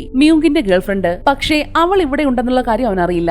ഗെയിമിൽ പങ്കെടുക്കാൻ താല്പര്യമുണ്ടെങ്കിൽ ദയവ് ചെയ്ത് സമ്മതപത്രം ഒപ്പിടുക. താല്പര്യമില്ലെങ്കിൽ അവർക്ക് ഇപ്പോൾ തന്നെ പുറത്തു പോകാവുന്നതാണ്. അങ്ങനെ അനൗൺസ്മെന്റ് കിട്ടിയതും എല്ലാവരും സമ്മതപത്രത്തിൽ ഒപ്പിടാൻ തുടങ്ങി. മ്യൂങ്കും ഒപ്പിട്ടിട്ട് പോകുമ്പോഴാണ് അവന്റെ അടുത്തേക്ക് മുടിയൊക്കെ കളർ ചെയ്ത് ഒരുത്തം വരുന്നത്. താനോസ് എന്നാണ് അവന്റെ പേര്. മാത്രമല്ല അവന്റെ ഒരു റാപ്പറാണ്. കൂടെയുള്ളത് അവന്റെ ഫ്രണ്ട് നാം. നിങ്ങൾ ആരാ? നിനക്ക് എന്നെ അറിയില്ലായിരിക്കും, പക്ഷെ എനിക്ക് നിന്നെ അറിയാം. നിന്റെ ഒരു സബ്സ്ക്രൈബർ ആയിരുന്നു ഞാൻ. നീ കാരണം ഒരു ലോഡ് കാശ് പോയിട്ടുണ്ടാ നാറി. സോറി, നിങ്ങൾക്ക് ആള് മാറിയതാ. നിന്റെ വീഡിയോ ഞാൻ സ്ഥിരം കാണാറുണ്ടായിരുന്നു. ഇപ്പോ സ്വപ്നത്തിൽ വരെ നിന്നെയാണ് ഞാൻ കാണുന്നത് നാറി. എന്തായാലും നീ കാരണം ഞാൻ ഇവനായിട്ട് കമ്പനിയായി. ഇവന്റെ പൈസ പോയതല്ലേ? ഞങ്ങൾ രണ്ടുപേരും നീ കാരണം 3G ആയതാണ്. നിങ്ങൾക്ക് എന്താ വേണ്ടത്? മ്യൂങ്കു ചോദിച്ചതും താനോസ് വന്ന് അവനൊരു ഒറ്റയടി. എന്റെ പൈസ താടാ. ഞാൻ നിർബന്ധിച്ചിട്ടാണോ നിങ്ങൾ കോയിൻ മേടിച്ചത്? നീ അല്ലേടാ പുല്ലേ ഞങ്ങളോട് പൈസ ഇടാൻ പറഞ്ഞത്? വാങ്ങാത്തവരൊക്കെ മൊണ്ണകളാണെന്ന് വരെ നീ പറഞ്ഞില്ലേ? പൈസ ഇടാനുള്ള തീരുമാനം തീർത്തും നിങ്ങളുടേത് മാത്രമായിരിക്കും എന്ന് ഞാൻ പറഞ്ഞായിരുന്നു. എന്താ അത് നിങ്ങൾ കേട്ടില്ലേ? അവന്റെ വർത്തമാനം കേട്ട് താനോസ് വീണ്ടും അടിക്കാനായിട്ട് വന്നതും അവന്റെ ഫ്രണ്ട് പെട്ടെന്ന് പിടിച്ചു മാറ്റുന്നു. മോൻ റെഡി ആയിട്ടിരുന്നു, പൈസ മേടിക്കാൻ ഞാൻ വരുന്നുണ്ട്. അത്രയും പറഞ്ഞ് അവൻ അവിടുന്ന് പോകുന്നു. ഇവിടെ എല്ലാവരും കോൺട്രാക്ട് സൈൻ ചെയ്യുവല്ലേ? ഇപ്പോ സിയോങ്ങിന്റെ അവസരമാണ്. അവൻ അതെല്ലാം വിശദമായിട്ടൊന്ന് വായിച്ചു നോക്കുന്നു. നേരത്തെ പറഞ്ഞിരുന്ന കാര്യങ്ങൾ തന്നെയാണ് അതിലുള്ളതും. എന്തോ ഉടായ്പ പോലെ അവന് തോന്നുന്നുണ്ടെങ്കിലും ഗെയിം കളിക്കാമെന്നുള്ള തീരുമാനത്തിൽ അവൻ അതിൽ ഒപ്പിടുന്നു. ഇതേ സമയം സിയോങ്ങിന്റെ ട്രാക്കർ കാണിക്കുന്ന ലൊക്കേഷൻ നോക്കി പോവുകയാണ് ഹോങ്ജൂൺ ടീംസും. നീ അല്ലേ പറഞ്ഞത് ഇനി ഈ പരിപാടിക്ക് വരത്തില്ലെന്ന്? പറഞ്ഞ വാക്ക് പാലിക്കണം. സോറി, ഇത് അത്യാവശ്യം ആയതുകൊണ്ടാ. ക്യാപ്റ്റന് മാത്രം എനിക്ക് വിശ്വാസമുള്ളൂ. ഇത്രയും ആൾക്കാരെ കൂട്ടി വരാൻ എന്താ ഇത്ര അത്യാവശ്യം? നീ കാര്യം എന്താണെന്ന് പറ. ഞാൻ ദീപ് എവിടെയാണെന്ന് കണ്ടുപിടിച്ചു. എങ്ങനെ? അന്ന് ഗെയിമിൽ കളിച്ച ഒരാളെ ഞാൻ കണ്ടെത്തി. അയാളെ അവര് വീണ്ടും അങ്ങോട്ട് കൊണ്ടുപോയിട്ടുണ്ട്. ഇത് കണ്ടോ? അവന്റെ ബോഡിയിലായിട്ട് ഒരു ട്രാക്കർ ഉണ്ട്. ഇത് വെച്ച് ഞങ്ങൾ ആ ദീപ് കണ്ടുപിടിക്കും. ഇത്രയും നാളായെങ്കിലും ഇപ്പോഴാണ് ഹോങ്ജു പറഞ്ഞതെല്ലാം സത്യമാണെന്ന് അയാൾക്ക് ബോധ്യപ്പെട്ടത്. അങ്ങനെ മത്സരം തുടങ്ങുന്നതിന് മുന്നേ ഇവിടെ എല്ലാവരുടെ ഫോട്ടോ എടുക്കുകയാണ്. ഫോട്ടോ എടുത്തവരെല്ലാം മുകളിലുള്ള ഗ്രൗണ്ടിലേക്ക് പോകണം. നിങ്ങൾ റാപ്പർ താനോസ് അല്ലേ? സാർ, ഞാൻ നിങ്ങളുടെ കട്ട ഫാനാണ്. ഒരുപാട് ഷോസും കണ്ടിട്ടുണ്ട്. നമുക്കൊരു ഫോട്ടോ എടുത്താലോ? അപ്പോഴേക്കും അവനെ അറിയാവുന്ന കുറെ പേര് അവന് ചുറ്റും കൂടാൻ തുടങ്ങി. താനോസിനെ ബുദ്ധിമുട്ടിക്കാതെ നമുക്കൊരു ഗ്രൂപ്പ് ഫോട്ടോ എടുക്കാം. അങ്ങനെ എല്ലാവരും ഗ്രൂപ്പ് ഫോട്ടോയ്ക്ക് റെഡി ആയിട്ട് നിൽക്കുവാണ്. ഇങ്ങനെ ചെയ്യാൻ പാടില്ല. എന്തുവാടോ, ഒരു തവണ മാത്രമല്ലേ? പറ്റില്ല. എത്ര പറഞ്ഞിട്ടും ആ ഗാർഡ്സ് സമ്മതിക്കുന്നില്ല. ആരും വിഷമിക്കണ്ട, പുറത്തിറങ്ങിയിട്ട് നമുക്ക് ഒരുമിച്ച് സെൽഫി എടുക്കാം. എല്ലാവരും പിരിഞ്ഞു പോയതും ഓരോരുത്തരായിട്ട് ഫോട്ടോ എടുക്കാൻ തുടങ്ങി. ആ കൂട്ടത്തില് ഒരു ട്രാൻസ്ജെൻഡർ ഉണ്ടായിരുന്നു. അവളുടെ പേര് റോസ്. എടാ, അതാണാണോ പെണ്ണാണോ? അമ്മ, അവരെ പെണ്ണാകാൻ ആഗ്രഹിക്കുന്ന ആണുങ്ങളാ. ആണുങ്ങൾ എന്തിനാ പെണ്ണാകുന്നത്? അമ്മയ്ക്ക് ഇതൊന്നും പറഞ്ഞാൽ മനസ്സിലാവില്ല. ആദ്യത്തെ സീസണില് വളരെ സന്തോഷത്തോടെ ഫോട്ടോയ്ക്ക് പോസ്റ്റ് ചെയ്ത സിയോങ് ആയിരുന്നു. എന്നാൽ ഇത്തവണ ഫോട്ടോ എടുക്കാൻ നേരത്തുള്ള അവന്റെ മുഖം കണ്ടില്ലേ? ഫോട്ടോ എടുപ്പൊക്കെ കഴിഞ്ഞ് അവൻ മുകളിലേക്ക് പോകാൻ നേരമാണ് സിയോങ്ങിന്റെ ഒരു ഫ്രണ്ട് അവിടെ ഓടി വരുന്നത്. ഡാ മലരെ, നീ ജീവിച്ചിരിപ്പുണ്ടായിരുന്നോ? ജങ്പേ, നീ എന്താ ഇവിടെ? ഞാനെന്താ ഇവിടെ എന്നോ? നീ എന്താടാ ഇവിടെ? 3 കൊല്ലമായിട്ട് നിന്നെ പറ്റി ഒരു വിവരമില്ലല്ലോ. എന്ത് കൂട്ടുകാരനാടാ നീ? പൈസ ചോദിച്ചപ്പോ തരാത്തോണ്ട് എന്നെ ഒഴിവാക്കാൻ നോക്കുവാണോ? അതങ്ങനെയല്ലടാ, അതൊക്കെ വലിയ കഥയാ. എന്നാലും നിന്റെ അമ്മ മരിച്ച കാര്യം നീ എന്നോട് പറഞ്ഞില്ലല്ലോ. സിയോങ്ങിന് അതുവരെ ഉണ്ടായിരുന്ന ധൈര്യം അവന്റെ കൂട്ടുകാരനെ കണ്ടത് ചോർന്നുപോയി. ജങ്ബെ, എന്ത് സംഭവിച്ചാലും എന്റെ അടുത്ത് തന്നെ നീ നിന്നോണം. നീ എന്തോടെ ഇങ്ങനെയൊക്കെ പറയുന്നേ? പറഞ്ഞത് കേക്കടാ. ശരി ശരി ആയിക്കോട്ടെ. എന്നാലും എന്തൊരു സ്ഥലമാടാ ഇത്? സിയോങ് പറഞ്ഞത് ജങ്ബെ കാര്യമായിട്ട് എടുക്കുന്നതേയില്ല. എന്തൊക്കെ പറഞ്ഞാലും ഇതൊക്കെ വെറും ഗെയിം അല്ലേ, ഇതിലെന്താ ഇത്ര പേടിക്കാൻ? അതേസമയം സിയോങ്ങിന്റെ ട്രാക്കറും ഫോളോ ചെയ്ത് ഹോങ്ചോൺ ടീംസും ഒരു ദ്വീപിൽ എത്തിയിരിക്കുകയാണ്. ഇതേ ഐലൻഡിൽ തന്നെയാണ് ലൊക്കേഷൻ കാണിക്കുന്നതും. ഡ്രോൺ ഉപയോഗിച്ച് അവർ അവിടെ മുഴുവനും പരിശോധിക്കാൻ തുടങ്ങി. ഇതേ സമയം തന്നെ ഇവിടെ ഒന്നാമത്തെ ഗെയിം തുടങ്ങാൻ പോവുകയാണ്. എല്ലാവരും ഗെയിം കളിക്കാനായിട്ട് ഗ്രൗണ്ടിലേക്ക് വരുന്നു. അതെന്തോ അത്? മുന്നിൽ കാണുന്ന പാവയെ ചൂണ്ടിക്കാണിച്ച് ജങ്ബെ ചോദിച്ചതും സിയോങ്ങിനാകെ ടെൻഷൻ ആകാൻ തുടങ്ങി. കോപ്പ്, ഇവന്മാരത് എവിടെ പോയി കിടക്കുക? എന്നാൽ ഇവിടെയാണെങ്കിൽ നമ്മുടെ ചോയിങ് ടീംസും കൂടി ട്രാക്കർ തപ്പി തപ്പി എത്തപ്പെട്ടതോ അവിടെ നിന്നും ചൂണ്ടയിട്ട് മീൻ പിടിക്കുന്ന ഒരാളുടെ അടുത്തേക്ക്. ഡോ, താനെന്തായി കാണിക്കുന്നത്? ചോയ് വേഗം അവിടെ മുഴുവൻ തപ്പാൻ തുടങ്ങി. തപ്പി തപ്പി വന്നപ്പോഴാണ് മീൻ പിടിക്കാൻ കൊണ്ടുവച്ചിരിക്കുന്ന മണ്ണിരകളുടെ ബോക്സിൽ നിന്നും അവൻ ആ ട്രാക്കർ കിട്ടുന്നത്. എല്ലാവരെയും നല്ല അസലായിട്ട് 3G ആക്കി കളഞ്ഞു. ഇവിടെയാണെങ്കിൽ നമ്മുടെ സിയോങ്ങിന് ഒരു സംശയം. അവൻ വേഗം തന്റെ ഫിറ്റ് ചെയ്തിരിക്കുന്ന പല്ലിളക്കി എടുത്ത് നോക്കുന്നു. തീർന്ന്, അതിൽ ട്രാക്കറല്ല, തേഞ്ഞു മൂഞ്ചി. നിനക്കിത് എവിടുന്നാണ് കിട്ടിയത്? അത് ഞാൻ ഹാർബറിൽ നിന്ന് ഇങ്ങോട്ട് വന്നപ്പോ ബാക്കി വന്ന മണ്ണിര ഒരാൾ എനിക്ക് തന്നിട്ട് പോയതാ. സാറേ, പണിപാളി, അവന്മാര് നമ്മളെ കണ്ടുപിടിച്ചു. എല്ലാത്തിനെയും നല്ല അസലായിട്ട് തേച്ചൊട്ടിച്ചു കളഞ്ഞു. ഇവിടെ ഇപ്പോൾ ഗെയിം സ്റ്റാർട്ട് ചെയ്യാൻ പോവുകയാണ്. എന്നാൽ സിയോങ് വേഗം ഓടി മുന്നിലേക്ക് ചെല്ലുന്നു. എല്ലാവരും ഇവിടെ ശ്രദ്ധിക്ക്, ഇത് വേറെ ഒരു ഗെയിം അല്ല. ഗെയിമിൽ തോറ്റാൽ എല്ലാത്തിനെ കൊന്നുകളയും. ഡോ, താനെന്താ ഈ പറയുന്നത്? ഗെയിം കളിച്ച ചത്തു പോകുന്നോ? നിങ്ങൾ അനങ്ങിയാൽ അവര് കൊന്നുകളയും. അയാൾ അടിച്ച് കിളി പോയിരിക്കുമെന്ന് തോന്നുന്നത്. തോറ്റാ വെടിവെക്കും പോലും. ഒരാള് പോലും അവൻ പറയുന്നത് വിശ്വസിക്കുന്നില്ല. ആ പാവയുടെ കണ്ണില് മോഷൻ ഡിക്റ്റേറ്റർ ഉണ്ട്. പൈസ ഒറ്റയ്ക്ക് തൂക്കാൻ വേണ്ടി നമ്മൾ വെറുതെ പേടിപ്പിക്കും. അവൻ വിളച്ചിലെടുക്കാതെ മാറി നിൽക്കടാ. ഒരാള് പോലും അവൻ പറയുന്നത് ഒന്നും മൈൻഡ് ചെയ്യുന്നില്ല. അപ്പോഴേക്കും ഗെയിം തുടങ്ങിയിരുന്നു. ഇവിടെ നടക്കുന്ന കാര്യങ്ങളും സിയോങ് പറയുന്നതുമെല്ലാം ഒരു സ്ക്രീനിന്റെ മുന്നിലിരുന്ന് നമ്മുടെ ഫ്രണ്ട്മാനും കാണുന്നുണ്ട്. ആരും അനങ്ങുകയോ പേടിക്കുകയോ ചെയ്യരുത്. പറഞ്ഞു തീർന്നതും അവിടെ സോങ് പ്ലേ ആവാൻ തുടങ്ങി. പാട്ട് തീർന്നതും സിയോങ് സിഗ്നൽ കാണിച്ചതും എല്ലാവരും പെട്ടെന്ന് നിൽക്കുന്നു. ആരും അനങ്ങരുത്. ഭാഗ്യത്തിന് എല്ലാവരും അനങ്ങാതെ തന്നെയാണ് നിന്നതും. കൊള്ളാം, ഇങ്ങനെ തന്നെ പോണം. പാട്ട് തുടങ്ങുമ്പോൾ നടക്കണം, പാട്ട് തീരുമ്പോൾ നിൽക്കണം. എന്റെ പൊന്നിടാ, നീ വെറുതെ പേടിപ്പിക്കാതെ മുഖം മറിച്ച് സംസാരിക്ക്, അല്ലേ പിടിക്കപ്പെടും. അങ്ങനെ വീണ്ടും പാട്ട് തുടങ്ങിയതും എല്ലാവരും ഓടാൻ തുടങ്ങി. തീർന്നതും എല്ലാവരും അനങ്ങാതെ നിൽക്കുന്നു. ഇത്തവണ ആരെയും കിട്ടിയില്ല. എല്ലാവരും അനങ്ങാതെ നിൽക്ക്. ഭ്രാന്താണോടാ നിനക്ക്? അങ്ങനെ കറക്റ്റ് ആയിട്ട് എല്ലാവരും മുന്നോട്ടേക്ക് പോകാൻ തുടങ്ങി. ചെറിയ പേടിയുണ്ടായത് കൊണ്ട് തന്നെ എല്ലാവരും സിയോങ് പറഞ്ഞതുപോലെ അനുസരിക്കുകയാണ്. അതുകൊണ്ട് തന്നെ ഒരാള് പോലും അവിടെ മരിച്ചു വീണതുമില്ല. ഇയാള് കഞ്ചാവാണോ? ഹേയ്, കഞ്ചാവ് അടിച്ചാൽ ഇങ്ങനെ ആയിരിക്കില്ല. പെട്ടെന്നാണ് ആ പെണ്ണിന്റെ ദേഹത്തേക്ക് ഒരു തേനീച്ച പറന്നു വരുന്നത്. തേനീച്ചയെ കണ്ട് പേടിച്ച് കാറി കൂവിയതും ഓൺ ദ സ്പോട്ടിൽ തിരുനെറ്റിയിൽ ഓട്ട വീണു. അങ്ങനെ ഈ ഗെയിമിലെ ആദ്യത്തെ ചോര വീണിരിക്കുകയാണ്. ഇത് കണ്ടതും മുന്നിൽ നിന്നിരുന്ന ചേച്ചിയും കൂടി കാറി കൂവാൻ തുടങ്ങി. തൊട്ടു പിറകെ മറ്റുള്ളവരും. അതോടെ അനങ്ങുന്ന സകലതിനെ ചറ പറന്ന് വെടിവെച്ചിടാൻ തുടങ്ങി. ഇപ്പോഴാണ് എല്ലാവർക്കും കാര്യങ്ങളുടെ കിടപ്പ് മനസ്സിലായത്. ബാക്കിയുള്ളവരൊക്കെ അനങ്ങാതെ ശ്വാസം പിടിച്ചു നിൽക്കുവാണ്. ഒരു സൈഡിലെ ചറ പറ വെടിപൊട്ടുന്നു, മറ്റേ സൈഡിലെ ശ്വാസം അടക്കി പിടിച്ച് മിണ്ടാതെ നിൽക്കുന്നു. ആരും അനങ്ങരുത്. പക്ഷേ ആര് കേൾക്കാൻ? തെറിച്ചോടുന്ന സകലതും പെടഞ്ഞു വീഴുകയാണ്. അനങ്ങരുതെന്ന് സിയോങ് വിളിച്ചു പറഞ്ഞതും ഓടിക്കൊണ്ടിരുന്ന ഒരാള് പെട്ടെന്ന് അനങ്ങാതെ നിൽക്കുന്നു. എന്നാൽ അടുത്ത സെക്കൻഡിൽ തന്നെ അയാളെ വെടിവെച്ചിട്ടു. ആ വെടിവെച്ചത് ആരുമല്ല, നമ്മുടെ മിന്നായിരുന്നു. ആളൊരു സ്നൈപ്പറാണ്. എന്നാൽ ഇവിടെ ഇതെല്ലാം കണ്ട് ടെൻഷനായതും താനോസ് തന്റെ മാലയുടെ ലോക്കറ്റിലെ രഹസ്യമായിട്ട് സൂക്ഷിച്ചിരുന്ന ഒരു ടാബ്ലറ്റ് എടുത്ത് കഴിക്കുന്നു. അതൊരു ഡ്രഗ് ആണ്. അതങ്ങോട്ട് കഴിച്ചതും അവൻ ഇതുവരെ ഇല്ലാത്തൊരു എനർജി അങ്ങോട്ട് വരാൻ തുടങ്ങി. കളി ജയിക്കണമെന്നുള്ള വെറി, ഒന്നിനോട് പേടിയില്ലാത്തൊരു ഭാവം. ഇപ്പോഴെങ്കിലും ഞാൻ പറയുന്നതൊന്ന് കേൾക്ക്. നിങ്ങളെക്കാളും വണ്ണോ നീളമുള്ളവരുടെ പിന്നിൽ മറഞ്ഞു നിൽക്ക്. സമയം തീരുന്നതിന് മുന്നേ എല്ലാവരും അവിടെ എത്തുകയും വേണം. പാട്ട് തുടങ്ങിയതും സിയോങ് പറഞ്ഞതുപോലെ തന്നെ എല്ലാവരും ഓരോരുത്തരുടെ പിന്നിലായിട്ട് മറഞ്ഞു നിൽക്കാൻ തുടങ്ങി. അതുകൊണ്ട് തന്നെ പാവയ്ക്ക് അധികം ആരും ഡിറ്റക്ട് ചെയ്യാനും പറ്റിയില്ല. പാവ ഡിറ്റക്ട് ചെയ്യുന്നതിനനുസരിച്ചാണ് ഓരോരുത്തരെയും സ്നൈപ്പേഴ്സ് വെടിവെച്ച് വീഴ്ത്തുന്നത്. മിന്ന് ആരെങ്കിലും അനങ്ങുന്നുണ്ടോ എന്ന് സെർച്ച് ചെയ്ത് നോക്കുമ്പോഴാണ് കഴിഞ്ഞ എപ്പിസോഡില് പാർക്കിൽ വെച്ച് കണ്ട ആ കുഞ്ഞിന്റെ അച്ഛനില്ലേ,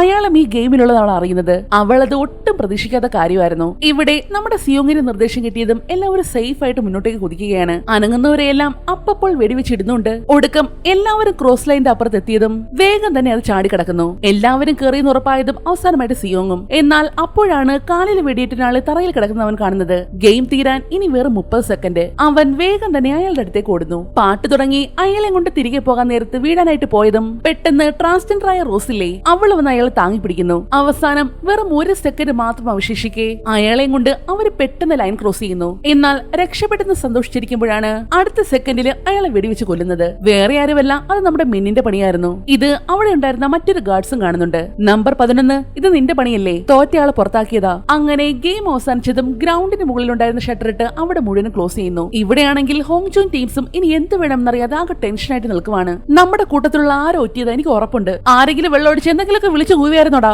നമ്മളെ മനഃപൂർവ്വം ഇങ്ങോട്ട് വരുത്തിച്ചതാണ്. നമുക്ക് അടുത്തുള്ള ദ്വീപിലൊക്കെ പോയി നോക്കിയാലോ? ഇനിയിപ്പോ പറ്റില്ല, നന്നായിട്ട് ഇരുട്ടായിട്ടുണ്ട്. ബാക്കിയൊക്കെ പിന്നെ. വേറെ വഴിയില്ലാതെ നിരാശയോടെ എല്ലാവരും തിരികെ പോകുന്നു. അങ്ങനെ ഗെയിം കഴിഞ്ഞതും എല്ലാവരും തിരികെ വന്ന റൂമിലിരിക്കുകയാണ്. കഴിഞ്ഞ കളിയുടെ ഷോക്കിലാണ് എല്ലാവരും. സംസാരിക്കാൻ പോലും പറ്റാത്തൊരവസ്ഥ.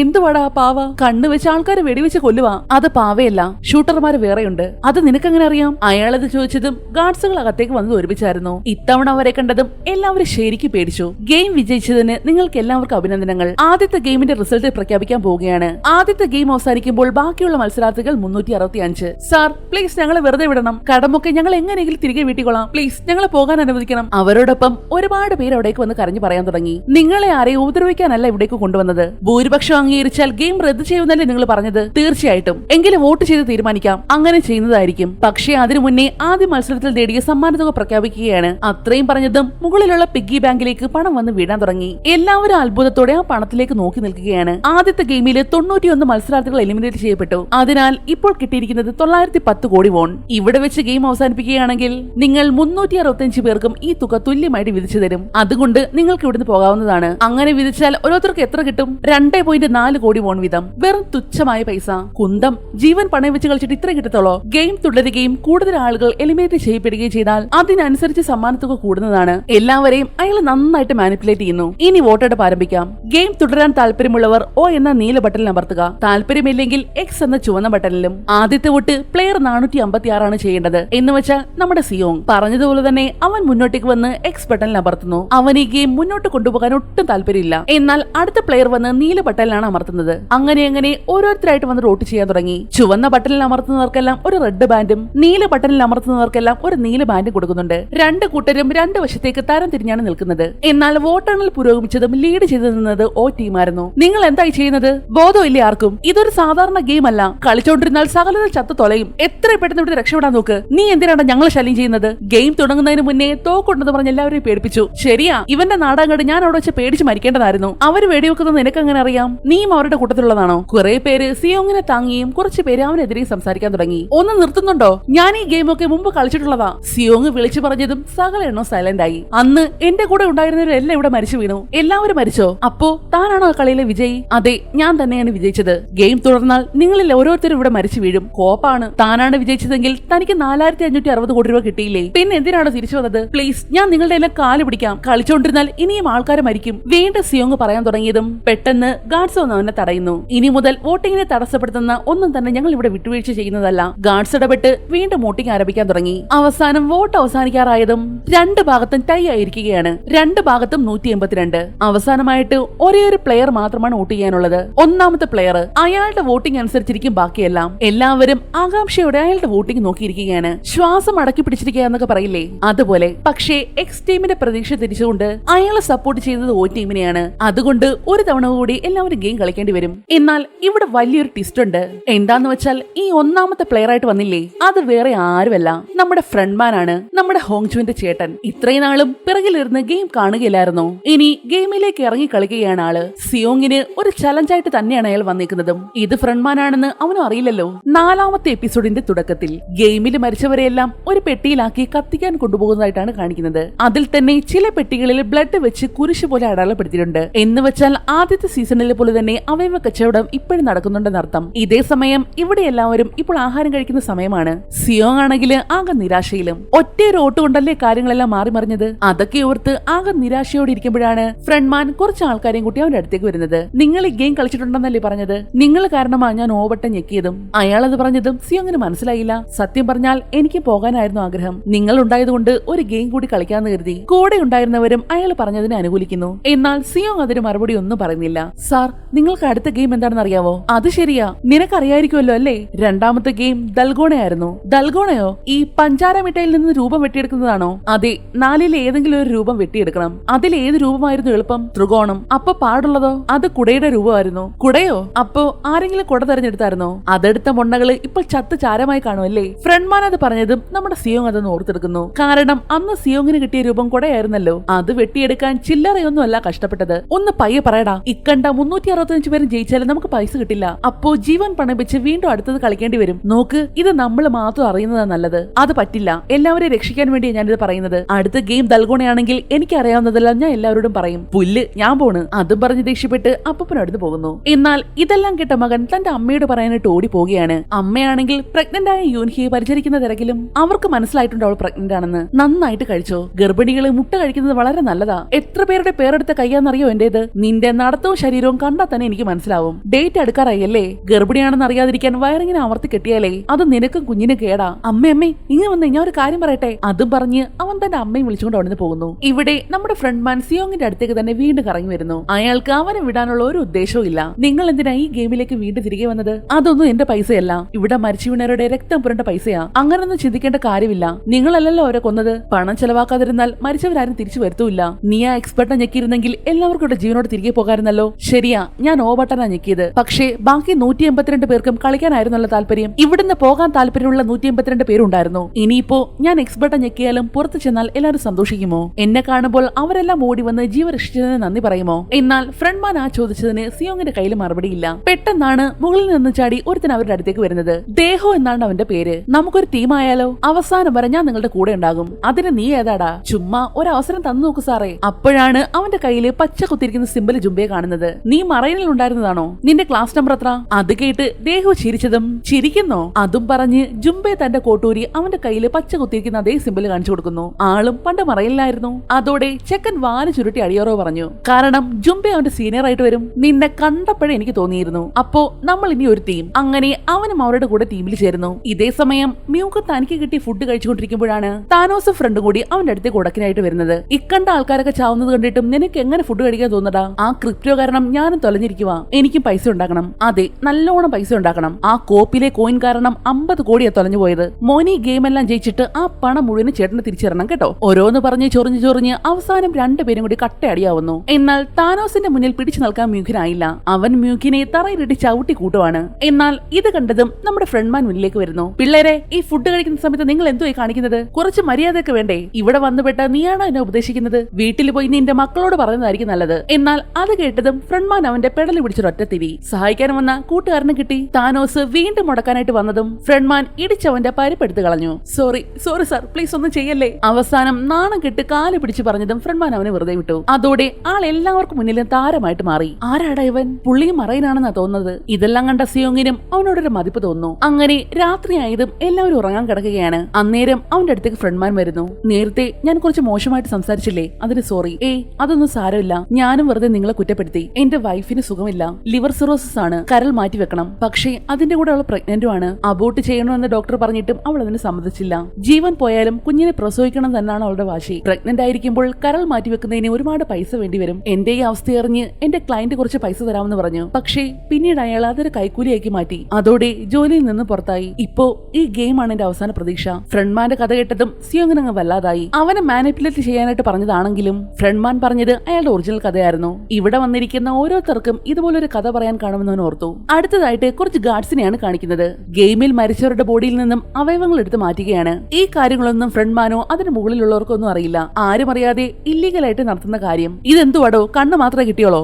ബാക്കിയൊക്കെ എന്തിയേ? ബാക്കിയൊന്നും ഉപയോഗിക്കാൻ പറ്റില്ല. മരിച്ചിട്ട് ഒരുപാടായി. ജീവനോടെ കൊണ്ടുവരണമെന്ന് പറഞ്ഞതല്ലേ നിന്നോടൊക്കെ? ഞാൻ ചാകാതെ നോക്കിയതാ. പക്ഷേ ആരോ മനഃപൂർവ്വം തലയ്ക്ക് വെടിവെച്ച് കൊന്നു. ബോഡി കണ്ടപ്പോഴേ നമ്മുടെ മിന്നിന്റെ പണിയാണെന്ന് അവർക്ക് മനസ്സിലായി. ഈ കാര്യങ്ങള് അവർ ഇവരുടെ ഹെഡിനെ അറിയിക്കുന്നു. ഫ്രണ്ട്മാൻ ഇല്ലാത്തപ്പോൾ കാര്യങ്ങൾ നോക്കി നടത്തുന്നത് ഇയാളാണ്. അപ്പോ തന്നെ വേറൊരാളെ വിട്ട് മിന്നിനെ അയാളുടെ അടുത്തേക്ക് വിളിപ്പിക്കുന്നു. എന്തിനാണ് തന്നെ വിളിപ്പിച്ചതെന്നും അവൾക്ക് കൃത്യമായിട്ട് അറിയാം. സഹായിക്കാൻ താല്പര്യമില്ലെങ്കിൽ അതിൽ ഇടപെടരുതെന്ന് പറഞ്ഞിട്ടില്ലേ? മരണം ഉറപ്പിക്കാൻ നീ അവരെ വീണ്ടും വെടിവെച്ചു. ഞാൻ എന്റെ ജോലിയാണ് ചെയ്തത്. നമ്മൾ പരിചയപ്പെട്ടിട്ട് ഏതാണ്ട് 7 വർഷമായി കാണും. ക്യാപ്റ്റൻ കണ്ടുപിടിക്കുന്ന പേടിയാണോ നിനക്ക്? അങ്ങനൊന്നും പറ്റില്ല. കഴിഞ്ഞ തവണ കളിക്കാൻ വന്ന ഒരുത്തനെ പിടിച്ച് ഓപ്പറേഷൻ ചെയ്യാൻ ഏൽപ്പിച്ചതാണ് പണിയായത്. പക്ഷേ ഇത്തവണ പുറത്തുനിന്ന് ഡോക്ടറെ കൊണ്ടുവന്നിട്ടുള്ളത്. അതൊന്നുമല്ല എന്റെ പ്രശ്നം. പിന്നെ നിന്റെ പ്രശ്നം എന്താ? അവരൊക്കെ എന്തായാലും ചാകാനുള്ളതല്ലേ? അവരുടെയൊക്കെ അവയവങ്ങള് മറ്റുള്ളവർക്ക് ഉപകാരമായാൽ എന്താ അതിൽ പ്രശ്നം? വേറൊന്നും പറയാനില്ലെങ്കിൽ ഞാൻ പോകുന്നു. അത്രയും പറഞ്ഞ് അവൾ അവിടുന്ന് പോകുന്നു. ഇങ്ങനെ ചെയ്യാനുള്ള കാര്യം, മരിക്കുന്നവർ മരിച്ചോട്ടെ, പക്ഷേ ഒരുപാട് വേദന എടുത്ത് മരിക്കുന്നതല്ലേ നല്ലത്? പെട്ടെന്ന് മരിക്കുന്നതല്ലേ? അതുകൊണ്ടാണ് അവൾ ഇങ്ങനെയെല്ലാം ചെയ്യുന്നത്. എന്നാൽ മറ്റേയാളാണെങ്കിൽ പണത്തിനോടുള്ള ആർത്തി മൂർത്ത് ജീവനോടെ ആൾക്കാരുടെ അവയവങ്ങൾ എടുക്കുന്നു. അടുത്ത ഷൂട്ടിൽ ഹോങ്ചോനെയാണ് കാണിക്കുന്നത്. അവനിപ്പോൾ പോലീസ് സ്റ്റേഷനിലേക്ക് വന്ന് തന്റെ ചീഫിനെ കാണാനായിട്ടാണ് വന്നിരിക്കുന്നത്. ആരോട് ചോദിച്ചിട്ടാണ് നീ രാജിക്കത്ത് കൊടുത്തത്? എവിടെയായിരുന്നു നീ ഇത്രയും നാളും? സാർ പ്ലീസ് എന്നെ ഒന്ന് സഹായിക്കണം. എനിക്ക് അത്യാവശ്യമായിട്ടൊരു കാര്യം പറയാനുണ്ട്. ചീഫിനോട് കാര്യങ്ങളെല്ലാം പറഞ്ഞുകൊണ്ട് അവൻ അയാളെയും കൂട്ടി അവരുടെ ഹെഡിന്റെ അടുത്തേക്ക് പോകുന്നു. എത്രയും വേഗം തിരച്ചിൽ ആരംഭിക്കണം സാർ. നമ്മൾ ഈ സംസാരിച്ചുകൊണ്ടിരിക്കുമ്പോൾ തന്നെ അവിടെ കുറെ പേര് മരിച്ചു വീഴുന്നുണ്ട്. ഇത്തവണ എന്താടോ ഇവന്റെ അസുഖമെല്ലാം മാറിയെന്നല്ലേ താൻ പറഞ്ഞത്? ഇപ്പൊ വീണ്ടും തുടങ്ങിയോ? എനിക്ക് വട്ടാണെന്നാണോ സാർ പറയുന്നത്? പിന്നെ എന്തോടെ പറയേണ്ടത്? വർഷങ്ങളായിട്ട് താൻ ഇതും പറഞ്ഞുകൊണ്ട് നടക്കുമല്ലേ? ആദ്യം തെളിവ് കൊണ്ടുവാ. പോലീസിന് വേണ്ടത് തെളിവാണ്. അതും പറഞ്ഞ് അയാൾ എഴുന്നേറ്റ് പോകുന്നു. എന്തായാലും പോലീസുകാരുടെ ഭാഗത്തുനിന്ന് സഹായം ഒന്നും കിട്ടില്ലെന്ന് അവൻ ഉറപ്പായി. പുറത്തേക്ക് ഇറങ്ങിയതും അവൻ ചോയെ വിളിക്കുന്നു. ഇത് നമ്മൾ തന്നെ ചെയ്യുന്നതായിരിക്കും നല്ലത്. രണ്ട് ടീമായിട്ട് പോയാൽ ഒരുപക്ഷെ കണ്ടെത്താനാകും. ശരി, ക്യാപ്റ്റനോട് പറഞ്ഞ് ഞാൻ ഒരു ബോട്ടും കൂടി ഒപ്പിക്കാം. അത്രയും പറഞ്ഞ് ഫോൺ കട്ട് ചെയ്ത ശേഷം ചോയ് ക്യാപ്റ്റന്റെ അടുത്തേക്ക് വരുന്നു. 2 വർഷമായിട്ട് ഞങ്ങൾ ആ ദ്വീപ് തിരയുന്നു. ഇപ്പോഴെന്താ എത്ര തിടുക്കം? അതെന്താണെന്ന് വെച്ചാൽ ഞങ്ങളുടെ കൂടെയുള്ള ഒരാളെ അങ്ങോട്ട് തട്ടിക്കൊണ്ടു പോയിട്ടുണ്ട്. അവന്മാരെ പിടിക്കാൻ വേണ്ടി വായിൽ GPS വെച്ചുകൊണ്ട് അങ്ങോട്ട് ചെന്ന് കയറി കൊടുത്തതാ. പക്ഷേ സംഭവം കയ്യിന്ന് പോയി. അങ്ങനെ ചോയ്ക്ക് അറിയാവുന്ന കാര്യങ്ങൾ മുഴുവനും അവൻ ക്യാപ്റ്റനോട് പറയുന്നു. അതെല്ലാം കേട്ടപ്പോഴാണ് ഹാങ്ചോ പറഞ്ഞതെല്ലാം സത്യമാണെന്ന് അയാൾക്ക് ഒന്നും കൂടി വിശ്വാസമായത്. അങ്ങനെ ഇവിടെ രണ്ടാമത്തെ ഗെയിം സ്റ്റാർട്ട് ആയിരിക്കുകയാണ്. സിയോങ് പറഞ്ഞതുകൊണ്ട് തന്നെ എല്ലാവരും ട്രയാങ്കിൾ ആണ് തെരഞ്ഞെടുത്തതും. അതുകൊണ്ട് തന്നെ ആർക്കും ടെൻഷൻ ഉണ്ടായിരുന്നില്ല. അങ്ങനെ കയ്യിലേക്ക് കിട്ടിയ ആ ബോക്സ് തുറന്നു നോക്കിയപ്പോഴോ അതിനുള്ളിലുള്ള ട്രയാങ്കിളുടെ ഷേപ്പ് കണ്ട് അവൻ ഞെട്ടിപ്പോയി. ട്രയാങ്കിളിന്റെ ഉള്ളിലായിട്ട് തന്നെ ഒരുപാട് ട്രയാങ്കിൾ കൊത്തി വെച്ചൊരു ഷേപ്പ്. ഇതെങ്ങനെ വെട്ടിയെടുക്കാനാ? ഇതാണോ നീ പറഞ്ഞ ട്രയാങ്കിള്? ഇതെങ്ങനെ വെട്ടിയെടുക്കാനാ? അതിന്റെ ഷേപ്പ് കണ്ട് എല്ലാവരും സിയോങ്ങിനെതിരെ ദേഷ്യപ്പെടാൻ തുടങ്ങി. എന്നാൽ പെട്ടെന്നാണ് അവൻ ഞെട്ടി എഴുന്നേൽക്കുന്നതും. കാരണം അതെല്ലാം അവൻ കണ്ടൊരു സ്വപ്നമായിരുന്നു. ഇതേ സമയം അടികൊണ്ട് പഞ്ചറായിരിക്കുന്ന നമ്മുടെ മ്യൂങ്കിന്റെ അടുത്തേക്ക് പ്രഗ്നന്റ് ആയിട്ടുള്ള യൂൻഹി വരുന്നു. അവന്റെ ഗേൾഫ്രണ്ട്. നീ എന്താ ഇവിടെ? അവൻ ശരിക്കും അവളെ കണ്ട് ഞെട്ടിപ്പോയി. അപ്പോ ഇതുവരെ എന്നെ കണ്ടില്ലായിരുന്നോ? ഞാൻ കരുതി മൈൻഡ് ചെയ്യാത്തതാണെന്ന്. നീ എന്താ ഇവിടെ? മറന്നുപോയോ? എന്നെ കൊണ്ടും നീ കോയിൻ മേടിപ്പിച്ചില്ലേ? എന്നാൽ പെട്ടെന്ന് അവന്റെ നോട്ടം അവളുടെ വയറിലേക്ക് പോയി. അബോർട്ട് ചെയ്യുമെന്ന് നമ്മൾ തീരുമാനിച്ചതല്ലേ? ഞാൻ പ്രസവിക്കാൻ തീരുമാനിച്ചു. ജീവിക്കാൻ വകയില്ലാതെ നീ എങ്ങനെ പ്രസവിക്കും? പണം ഞാൻ ഉണ്ടാക്കും. അതിനാ ഇവിടെ വന്നത്. പക്ഷേ ഈ അവസ്ഥയിൽ എങ്ങനെ രക്ഷപ്പെടാനാ? നിന്റെ ഈ അഭിനയം നിർത്ത്. അത് നിനക്ക് ചേരില്ല. അത് പറയാനാണ് വന്നത്. അല്ല, അടി കൊണ്ട് ചതഞ്ഞ നിന്റെ ഈ മോന്ത കാണാൻ വന്നതാ. അത്രയും പറഞ്ഞ് അവൾ അവിടുന്ന് പോകുന്നു. അപ്പോഴേക്കും അടുത്ത ഗെയിമിന്റെ അനൗൺസ്മെന്റിനായിട്ട് അവിടേക്ക് ഗാർഡ്സ് വരുന്നു. എല്ലാവരും സിയോങ് പറഞ്ഞതുപോലെ ത്രികോണം സെലക്ട് ചെയ്യാനായിട്ട് റെഡി ആയിട്ടിരിക്കുവാണ്. എന്നാൽ ഉള്ളിലേക്ക് വന്ന് ഗെയിം കണ്ടതും സിയോങ്ങിന് എന്തോ പന്തികേട് തോന്നി. കാരണം അവൻ കളിച്ച ഗെയിം അല്ലത്. മാത്രമല്ല ഈ ഗെയിം ടീമായിട്ട് വേണം കളിക്കാൻ. 10 മിനിറ്റിനുള്ളിൽ 5 പേരുള്ള ടീമായിട്ട് മാറണം. നീയല്ലേ പറഞ്ഞത് ദൽഗോണ ഗെയിമാണെന്ന്? ഇത് ആ ഗെയിം അല്ലെന്ന് തോന്നുന്നു. പിന്നെ എന്ത് ഗെയിമാ? എനിക്കറിയില്ല. അതോടെ ആ കിളവനോടെ കിടന്ന് ബഹളം വെക്കാൻ തുടങ്ങി. തന്റെ വായ അടച്ചു വെക്കടോ. ഫ്രണ്ട്മാൻ പറഞ്ഞതും അപ്പൊ സൈലന്റ് ആയി. അവനെ പേടിയുണ്ടേ. അങ്ങനെ ടീം തിരിയാനുള്ള സമയമായിരിക്കുകയാണ്. 10 മിനിറ്റിനുള്ളിൽ 5 ടീമായിട്ട് തിരിയണം. എനിക്ക് നിങ്ങളെ വിശ്വാസമാണ്. കുഴപ്പമില്ലെങ്കിൽ നമുക്ക് ഒരുമിച്ച് നിന്നാലോ? അങ്ങനെ ഫ്രണ്ട്മാൻ സിയോങ്ങിന്റെ ടീമിൽ ചേരുന്നു. കൂടെ ജംഗ്ബയും ദേഹവും. പക്ഷേ ഇനി ഒരാൾ കൂടെ വേണം. ദേഹു ജീവൻ പണയം വെക്കാൻ തയ്യാറുള്ള ആരെങ്കിലും പോയി കൊണ്ടുവാ. സാറ് പറഞ്ഞതുപോലെ. അതും പറഞ്ഞ് അവൻ ആളെ തപ്പാനായിട്ട് പോയി. ഇതേ സമയം അമ്മയും മോനും കൂടി ടീമില്ലാതെ ഒറ്റയ്ക്ക് നിൽക്കുവാണ്. അവരുടെ അടുത്തേക്ക് റോസും പിന്നെ മറ്റൊരു പെൺകുട്ടിയും കൂടി വരുന്നു. താനോസിന്റെ ടീമിലും ഇപ്പോൾ 3 പേരായിട്ടുണ്ട്. വേറെ 2 പേരെയും കൂടെ തപ്പി നടക്കുമ്പോഴാണ് ഒറ്റയ്ക്ക് നിൽക്കുന്ന ഒരു പെണ്ണിനെ അവൻ കാണുന്നത്. ഹായ്, നമുക്കൊരു ടീമായിട്ട് കളിച്ചാലോ? ഓക്കെ, പക്ഷേ എന്റെ കൂടെ ഒരാൾ കൂടെ ഉണ്ട്. ഇവരെയും കൂടി ടീമിൽ ചേർക്കണം. അതും പറഞ്ഞ് മിൻസോ എന്ന പേരുള്ള ഒരു പാവം പയ്യനെ കാണിച്ചു കൊടുക്കുന്നു. ആയിക്കോട്ടെ, നിനക്ക് വേണ്ടി അവൻ ഈ ടീമിലേക്ക് ചേർത്തിരിക്കുന്നു. ഇതേ സമയം നമ്മുടെ ദേഹു പോയി മറ്റൊരു മറൈൻകാരനെ കൂടെ കൂട്ടിക്കൊണ്ടു വന്നിട്ടുണ്ട്. അന്നേരമാണ് പ്രഗ്നന്റ് ആയിരിക്കുന്ന യൂഹി അവരുടെ അടുത്തേക്ക് വരുന്നതും. എന്നെയും കൂടി കൂട്ടാമോ? ഞാൻ പ്രഗ്നന്റ് ആണ്. അത് കേട്ടതും എല്ലാവരും അവൾ അത്ഭുതത്തോടെ നോക്കി. ഇവിടെ ആ അമ്മയും മോനും പിന്നെ റോസും മറ്റൊരു പെൺകുട്ടിയും കൂടെ ആകെ 4 പേരല്ലേ ഉള്ളൂ. ഇനിയും ഒരാളും കൂടെ വേണം ടീമില്. അപ്പോഴാണ് നമ്മുടെ കൈ നോക്കുന്ന ചേച്ചി ആ ടീമിലേക്ക് വരുന്നതും. നിനക്കൊന്ന് എന്റെ അടുത്തേക്ക് വരാൻ വയ്യേ? ഞാൻ ഇങ്ങോട്ട് വരണമായിരിക്കും അല്ലേ? അതും പറഞ്ഞ് അധികാരത്തോടെ വന്ന് അവർ ആ ടീമിൽ ജോയിൻ ചെയ്യുന്നു. അങ്ങനെ ഇപ്പോൾ എല്ലാവരും 5-5 ടീമായിട്ട് ജോയിൻ ചെയ്തിരിക്കുകയാണ്. ആദ്യം ഗെയിമിന്റെ റൂൾ എന്തൊക്കെയാണെന്ന് പറയാൻ തുടങ്ങി. കാലുകൾ പരസ്പരം കൂട്ടിക്കെട്ടിയാണ് കളിക്കേണ്ടത്. ഓരോ 10 മീറ്ററിലും ഓരോരുത്തർ ഓരോ ചെറിയ ഗെയിമുകൾ കളിക്കണം. ജയിക്കുന്നതിനനുസരിച്ച് ടീം മുന്നോട്ട് പോകും. താഴെ പറയുന്നതാണ് ഗെയിമുകൾ. നമ്പർ 1 ദഗ്ജി. അതിനെപ്പറ്റി എല്ലാവർക്കും അറിയാലോ. നമ്പർ 2 ഏറുകല്ല്, കൊത്തങ്കല്ല്. നമ്പർ 4 പമ്പരം. നമ്പർ 5 ജേഗി. 5 മിനിറ്റിനുള്ളിൽ എല്ലാ ഗെയിമുകളും ഫിനിഷ് ചെയ്ത് ഫിനിഷിംഗ് ലൈൻ കടക്കണം. ഓരോ ഗെയിമുകളും ആരൊക്കെ കളിക്കണമെന്ന് നിങ്ങൾക്ക് തന്നെ തീരുമാനിക്കാം. മോളെ, നിനക്ക് കൊന്തങ്കല്ല് കളിക്കാറിയില്ലേ? പക്ഷേ യൂണിക്ക് അറിയില്ലായിരുന്നു. ഇപ്പോഴത്തെ പെമ്പിളാർ അതൊന്നും കളിക്കില്ലെന്ന് തോന്നുന്നു. സാർ, എനിക്ക് കൊന്തങ്കല്ല് കളിക്കാറിയാം. എനിക്ക് ദഗ്ജി കളിക്കാറിയാം. ഞാൻ ഏറുകല്ല് കളിച്ചോളാം. നിങ്ങൾ ഏതാ കളിക്കുന്നത്? ഞാൻ വേണമെങ്കിൽ പമ്പരം കളിക്കാം. ശരി, അപ്പോൾ ഞാൻ ജഗ്ഗി കളിച്ചോളാം. ആരൊക്കെ എന്തൊക്കെ ഗെയിം കളിക്കണമെന്ന് അവർ തീരുമാനിക്കുന്നു. അങ്ങനെ ഇപ്പോൾ ആദ്യത്തെ 2 ടീമിന്റെ ഗെയിം തുടങ്ങിയിരിക്കുകയാണ്. 2 ടീമിലുള്ളവരെയും കാലുകൾ പരസ്പരം കൂട്ടിക്കെട്ടി 2 ടീമും ഒരേ സമയത്താണ് കളിക്കേണ്ടത്. ടൈം സ്റ്റാർട്ട് ചെയ്തതും ആദ്യത്തെ ടീം ദഗ്ജി കളിക്കാൻ തുടങ്ങി. ആദ്യത്തെ ശ്രമത്തിൽ തന്നെ അവർ ജയിക്കുന്നു. അത് കഴിഞ്ഞ് വീണ്ടും അതേപോലെ തന്നെ 10 മീറ്റർ മുന്നിലേക്ക് നടക്കണം. രണ്ടാമതായിട്ട് ഏറുകല്ലാണ് കളിക്കേണ്ടത്. കയ്യിലുള്ള കല്ല് വെച്ച് മുന്നിലിരിക്കുന്ന കല്ലിനെ എറിഞ്ഞു വീഴ്ത്തണം. അതാണ് കളി. പക്ഷേ അതത്ര ഈസി ആയിരുന്നില്ല. കുറെ തവണ പരിശ്രമിച്ചു നോക്കി. പക്ഷെ ഏറ് കൊള്ളണ്ടേ? സമയവും പോയിക്കൊണ്ടിരിക്കുന്നു. ആദ്യത്തെ തവണ മിസ്സായപ്പോൾ തന്നെ ആട്ട കയ്യിന്ന് പോയി. പോയ കല്ല് വീണ്ടും മുന്നിലേക്ക് ചെന്ന് എടുത്തിട്ട് വേണമേ വീണ്ടും എറിയാൻ. എന്നാൽ അപ്പുറത്തെ വശത്തെ ടീം അതെല്ലാം ജയിച്ചിട്ട് ഇപ്പോൾ കൊന്തങ്കല്ലാണ് കളിക്കുന്നത്. ഞങ്ങളുടെ നാട്ടില് ഇതിനെ കല്ലുപിടി എന്നാ പറയുന്നത്. അധികം പാടില്ലാതെ ഈസി ആയിട്ട് അവർ അതും ചെയ്യുന്നു. എന്നാൽ മറ്റേ ടീം ഇപ്പോഴും ഏറുകല്ലിൽ തന്നെ കിടക്കുവാണ്. കൊന്തങ്കല്ല് ജയിച്ച ടീം ഇപ്പോൾ പമ്പരത്തിന്റെ അടുത്തേക്കാണ് പോയിരിക്കുന്നത്. പമ്പരത്തിലായിട്ട് തന്നിരിക്കുന്ന നൂല് കോർത്ത് അത് മുന്നിലേക്ക് എറിയണം. തറയിൽ വീഴുന്ന പമ്പരം കറക്റ്റായിട്ട് കറങ്ങുകയും വേണം. അതാണ് ഇതാണ് ഗെയിം. കൂട്ടത്തില് കുറച്ച് പാടുള്ളത് ഇതാണ്. പക്ഷേ എത്ര ചുറ്റി എറിയാൻ നോക്കിയിട്ടും പമ്പരം തറയിൽ വീഴുന്നല്ലാതെ കറങ്ങുന്നില്ല. തറയിൽ വീണ പമ്പരം വീണ്ടും ചെന്നെടുത്ത് ബാക്കിലേക്ക് വന്ന് വീണ്ടും എറിഞ്ഞ് അങ്ങനെ സമയം പോയിക്കൊണ്ടേയിരിക്കുന്നു. മറ്റേ ടീമിലാണെങ്കിൽ ഇപ്പോൾ ഏറുകല്ല് എറിഞ്ഞിട്ടതേ ഉള്ളൂ. എന്തായാലും അവരിനി ജയിക്കത്തില്ലെന്ന് ഉറപ്പായി. കാരണം ഇനി വെറും 18 സെക്കൻഡ് മാത്രമേ ഉള്ളൂ. ഈ സമയത്തിനുള്ളിൽ എങ്ങനെ ജയിക്കാനാ?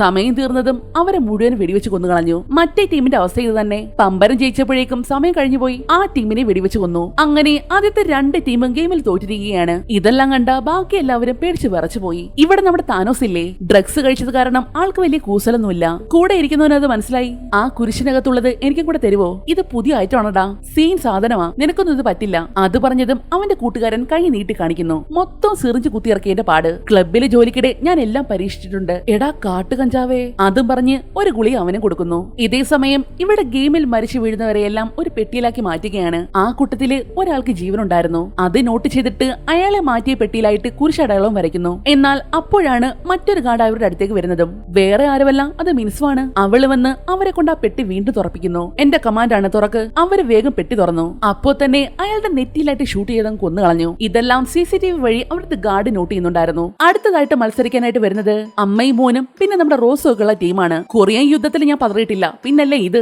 ഈ പിള്ളേരുകൾ കളിച്ചൊന്നും ചാകാൻ എന്നെ കിട്ടില്ല. അത് പറയുമ്പോഴും ആ അമ്മ നന്നായിട്ട് വിറയ്ക്കുന്നുണ്ടായിരുന്നു. നോക്ക്, നമ്മളെ കൊണ്ട് ഇത് പറ്റും. ഈ കളിയൊക്കെ നമുക്ക് വെറും പുല്ലാണല്ലേ. അങ്ങനെ ആ ടീം കളത്തിലേക്ക് ഇറങ്ങുവാണ്. ആ ഒരു സീന് കാണിച്ചുകൊണ്ടാണ് 4ാമത്തെ എപ്പിസോഡ് തീരുന്നതും. അവര് ജയിക്കുമോ ഇല്ലയോ എന്നൊക്കെ അടുത്ത എപ്പിസോഡിൽ കാണാം. 5ാമത്തെ എപ്പിസോഡിന്റെ തുടക്കത്തിൽ അടുത്ത റൗണ്ടിന് തയ്യാറായി നിൽക്കുന്ന റോസിനെയും ടീമിനെയുമാണ് കാണിക്കുന്നത്. എല്ലാവരുടെയും കാലുകൾ കൂട്ടിക്കെട്ടിയിട്ടുണ്ട്. ബസറടിച്ചതും 5 പേരും ഒരേപോലെ മുന്നോട്ടേക്ക് നടക്കാൻ തുടങ്ങി. ഇതേ സമയം തന്നെ അപ്പുറത്തെ സൈഡിലും മറ്റൊരു ടീമും കൂടി കളിക്കുന്നുണ്ട്. ആദ്യത്തെയും 2ാമത്തെ ഗെയിമായ ദഗ്ജി മേറുകല്ലും ഈസി ആയിട്ട് ഈ ടീം വിൻ ചെയ്യുന്നുണ്ട്. എന്നാൽ 3ാമത്തെ ഗെയിമായ കൊന്തങ്കല്ല് ആ അമ്മയാണ് കളിക്കേണ്ടത്. ആദ്യത്തെ റൗണ്ട് കളിച്ചതും അത് കയ്യിന്ന് പോയി. ടെൻഷൻ കാരണം 2ാമത്തേതും. തള്ളേ, നിങ്ങൾ എന്ത് കുന്തമാ? കാക്കാത്ത ചേച്ചി വാ തുറന്നതും റോസ് പെട്ടെന്ന് വാപത്ത് പിടിക്കുന്നു. അമ്മ പറഞ്ഞിട്ടില്ലേ കൊറിയൻ യുദ്ധത്തിലെ ബുള്ളറ്റുകൾ വെച്ച് കൊന്തങ്കല്ല് കളിച്ചിട്ടുണ്ടെന്ന്. മോട്ടിവേറ്റ് ചെയ്യാനായിട്ട് മോനത് പറഞ്ഞതും അമ്മയ്ക്ക് അല്പം ധൈര്യം വരുന്നു. അതുകൊണ്ട് നേരത്തേതിൽ നന്നായിട്ട് കളിക്കാൻ തുടങ്ങി. ഇനി അവസാനമായിട്ട് ഒരു തവണ കൂടി പിടിക്കണം. അമ്മേ, ആ കാണുന്നത് അച്ഛന്റെ കാമുകിയുടെ മോന്തായിട്ട് സങ്കല്പിക്ക്. അത് പറഞ്ഞതും അമ്മയ്ക്ക് എവിടുന്നാണ് എനർജി കയറിയെന്നറിയില്ല. തീ ഒരുമ്പട്ടവളെ. അതും പറഞ്ഞ് 5 കല്ലും ഒറ്റ പിടുത്തമായിരുന്നു. അങ്ങനെ ആ റൗണ്ട് ജയിച്ചിരിക്കുകയാണ്. അടുത്തത് പമ്പരം. നമ്മുടെ കാക്കാത്തി ചേച്ചിയാണ് അത് കളിക്കേണ്ടതും. അവര് നൂലെടുത്ത് പമ്പരത്തിൽ ചുറ്റാൻ തുടങ്ങി. ടെൻഷൻ കാരണം ചുറ്റിയിട്ട് റെഡിയാകണ്ടേ. എന്തോ മന്ത്രമൊക്കെ പറഞ്ഞുകൊണ്ടാണ് ചുറ്റുന്നതും. നിനക്ക് ശരിക്കും അറിയാലോ അല്ലേ, ഈ തള്ളയോട് മിണ്ടാതിരിക്കാൻ പറ. അതും പറഞ്ഞ് വീണ്ടും മന്ത്രം ചൊല്ലി ചുറ്റാൻ തുടങ്ങി. പക്ഷേ എത്ര ചുറ്റിയിട്ട് ശരിയാകുന്നില്ല. ദൈവങ്ങൾ നമ്മളെ കൈവിട്ടു. നമ്മൾ എല്ലാവരും മരിക്കാൻ പോവാ. ഇവൾക്ക് പ്രാന്താടാ. എന്റെ പൊന്നു ചേച്ചി, അതൊന്ന് ചുറ്റ്. എന്നാൽ നമ്മുടെ റോസ് ആണെങ്കിൽ അവരുടെ മോന്തക്കിട്ട് ഒറ്റയടി. ഇത് തീർന്നില്ലേല് ദൈവം കൊല്ലുന്നതിന് മുന്നേ നിന്നെ ഞാൻ കൊല്ലും. എന്തായാലും റോസിന്റെ ഭീഷണി ഏറ്റിട്ടുണ്ട്. ഇത്തവണ അത് കൃത്യമായിട്ട് ചുറ്റി എറിഞ്ഞതും പമ്പരം കറങ്ങി. എല്ലാവർക്കും സന്തോഷം. ഇനി ഒരു റൗണ്ട് കൂടെ. ജഗി ആ സാധനം കാലുകൊണ്ട് 5 തവണ തട്ടണം. റോസാണ് ഇത് ചെയ്യാൻ പോകുന്നതും. അതിനു മുന്നേ തന്റെ ടീമിനോടും മറ്റുള്ളവരോടുമെല്ലാം ഒന്ന് തിരിഞ്ഞു നിൽക്കാൻ പറയുന്നു അവൾ. എന്തിനാണെന്ന് മനസ്സിലായില്ലെങ്കിലും എല്ലാവരും തിരിഞ്ഞു നിൽക്കുന്നുണ്ട്. അപ്പോൾ തന്നെ ഒരു തവണ പോലും പതറാതെ കൃത്യമായിട്ട് 5 തവണ തന്നെ അവൾ കാലുകൊണ്ട് തട്ടുന്നു. അങ്ങനെ കൃത്യസമയത്തിന് ഗെയിം ഫിനിഷ് ചെയ്തതും ആ ടീം വിജയിച്ചിരിക്കുകയാണ്. ഇവര് മാത്രമല്ല, കൂടെയുണ്ടായിരുന്ന മറ്റേ ടീം ജയിച്ചിട്ടുണ്ട്. അങ്ങനെ അടുത്ത റൗണ്ട് മുതൽ ബാക്കിയുള്ള ടീംസ് കളിക്കാൻ തുടങ്ങി. കുറച്ച് ഈസി ആയതുകൊണ്ട് തന്നെ ഒരുപാട് ടീമുകൾ ഈ ഗെയിമിൽ വിൻ ചെയ്യുന്നുണ്ട്. എന്നാൽ അതേപോലെ തന്നെ തോക്കുന്നവരും ഉണ്ട്. അപ്പോൾ തന്നെ അവരെ എല്ലാം വെടിവെച്ച് കൊന്നുകളയുന്നു. അങ്ങനെ എല്ലാ ടീമുകളുടെ അവസരം കഴിഞ്ഞതും ഇനി ബാക്കിയുള്ളത് അവസാന ടീമായ നമ്മുടെ സിയോങ്ങിന്റെ ടീമും പിന്നെ മറ്റൊരു ടീമുമാണ്. ഗെയിമിന് വേണ്ടി എല്ലാവരുടെ കാലുകൾ കൂട്ടിക്കെട്ടുന്നു. മക്കളെ, ജയിച്ചിട്ട് കാണാം. അതെ, നമ്മൾ ജയിക്കും. 2 ടീമും പരസ്പരം മോട്ടിവേറ്റ് ചെയ്യുന്നു. കാണികളില്ലാത്തത് മോശമായി പോയല്ലേ. കോൺസെൻട്രേഷൻ കിട്ടാൻ അതാണ് സാർ നല്ലത്. അങ്ങനെ ഗെയിം സ്റ്റാർട്ട് ചെയ്യുന്നു. യൂനിഹയാണ് ദഗ്ജി കളിക്കേണ്ടത്. അവളത് ഈസി ആയിട്ട് ഫസ്റ്റ് റൗണ്ടിൽ തന്നെ വിൻ ചെയ്തു. അടുത്തത് ഏറുകല്ല്. അത് ജുംബയുടെ അവസരമാണ്. ഇതൊക്കെ എന്ത് എന്ന മട്ടില് ഫസ്റ്റ് റൗണ്ടിൽ തന്നെ അതും എറിഞ്ഞിട്ടു. ആഹാ, എന്ത് എളുപ്പമുള്ള ഗെയിം. അടുത്തത് കൊന്തങ്കല്ല്. ദോഹയുടെ അവസരം. 4 ചേച്ചിമാരുടെ ഒറ്റ അനിയനാണേ. കൊന്തങ്കല്ലൊക്കെ കളിച്ച് തഴമ്പ് വന്ന് കിടക്കുവാണ്. ആളത് നിസാരം എന്ന മട്ടിൽ ഈസി ആയിട്ട് വിൻ ചെയ്തു. എന്തൊരു സന്തോഷം, എന്തൊരെളുപ്പം. അടുത്തത് പമ്പരം. നമ്മുടെ ഫ്രണ്ട്മാനാണ് അത് കളിക്കേണ്ടതും. ആൾക്ക് പിന്നെ ഇതൊക്കെ നിസ്സാരമല്ലേ. പമ്പരത്തിന്റെ നൂലൊക്കെ എടുത്ത് ചടപട്ടേന്ന് ഈസി ആയിട്ട് ചുറ്റി ഒരൊറ്റ ഏറ് കൊടുത്തതും അത് ദേ വീണുപോയി. പക്ഷേ കറങ്ങിയില്ല. ഫസ്റ്റ് തോൽവി. സാരമില്ല, ഇനി സമയമുണ്ടല്ലോ. എല്ലാം അങ്ങ് ഒറ്റയടിക്ക് ജയിച്ചാലും ഒരു രസം കാണില്ല. വീണ്ടും ചെന്ന് പമ്പരം എടുത്ത് ഷട്ടപ്പട്ടേന്ന് ചുറ്റി വീണ്ടും എറിയുന്നു. പക്ഷേ പിറകിലേക്കാണെന്ന് മാത്രം. കുന്തം ഇനി പിറകിലോട്ട് പോണ്ടേ. പക്ഷേ ഇതൊക്കെ നമ്മുടെ ഫ്രണ്ട്മാന്റെ ലീലാവിലാസങ്ങളാണെന്ന് ആർക്കും മനസ്സിലായില്ല. വീണ്ടും ചുറ്റി എറിയുന്നു. അത് ഫ്ലോപ്പായി പോയി. സമയവും പോയിക്കൊണ്ടിരിക്കുന്നു. കുട്ടിക്കാലത്ത് നമ്മളൊക്കെ ഇത് കളിച്ചിട്ടില്ലേ, അത് ഓർത്തെടുത്ത് ചെയ്യ്. അവൻ വീണ്ടും ചുറ്റുന്നു.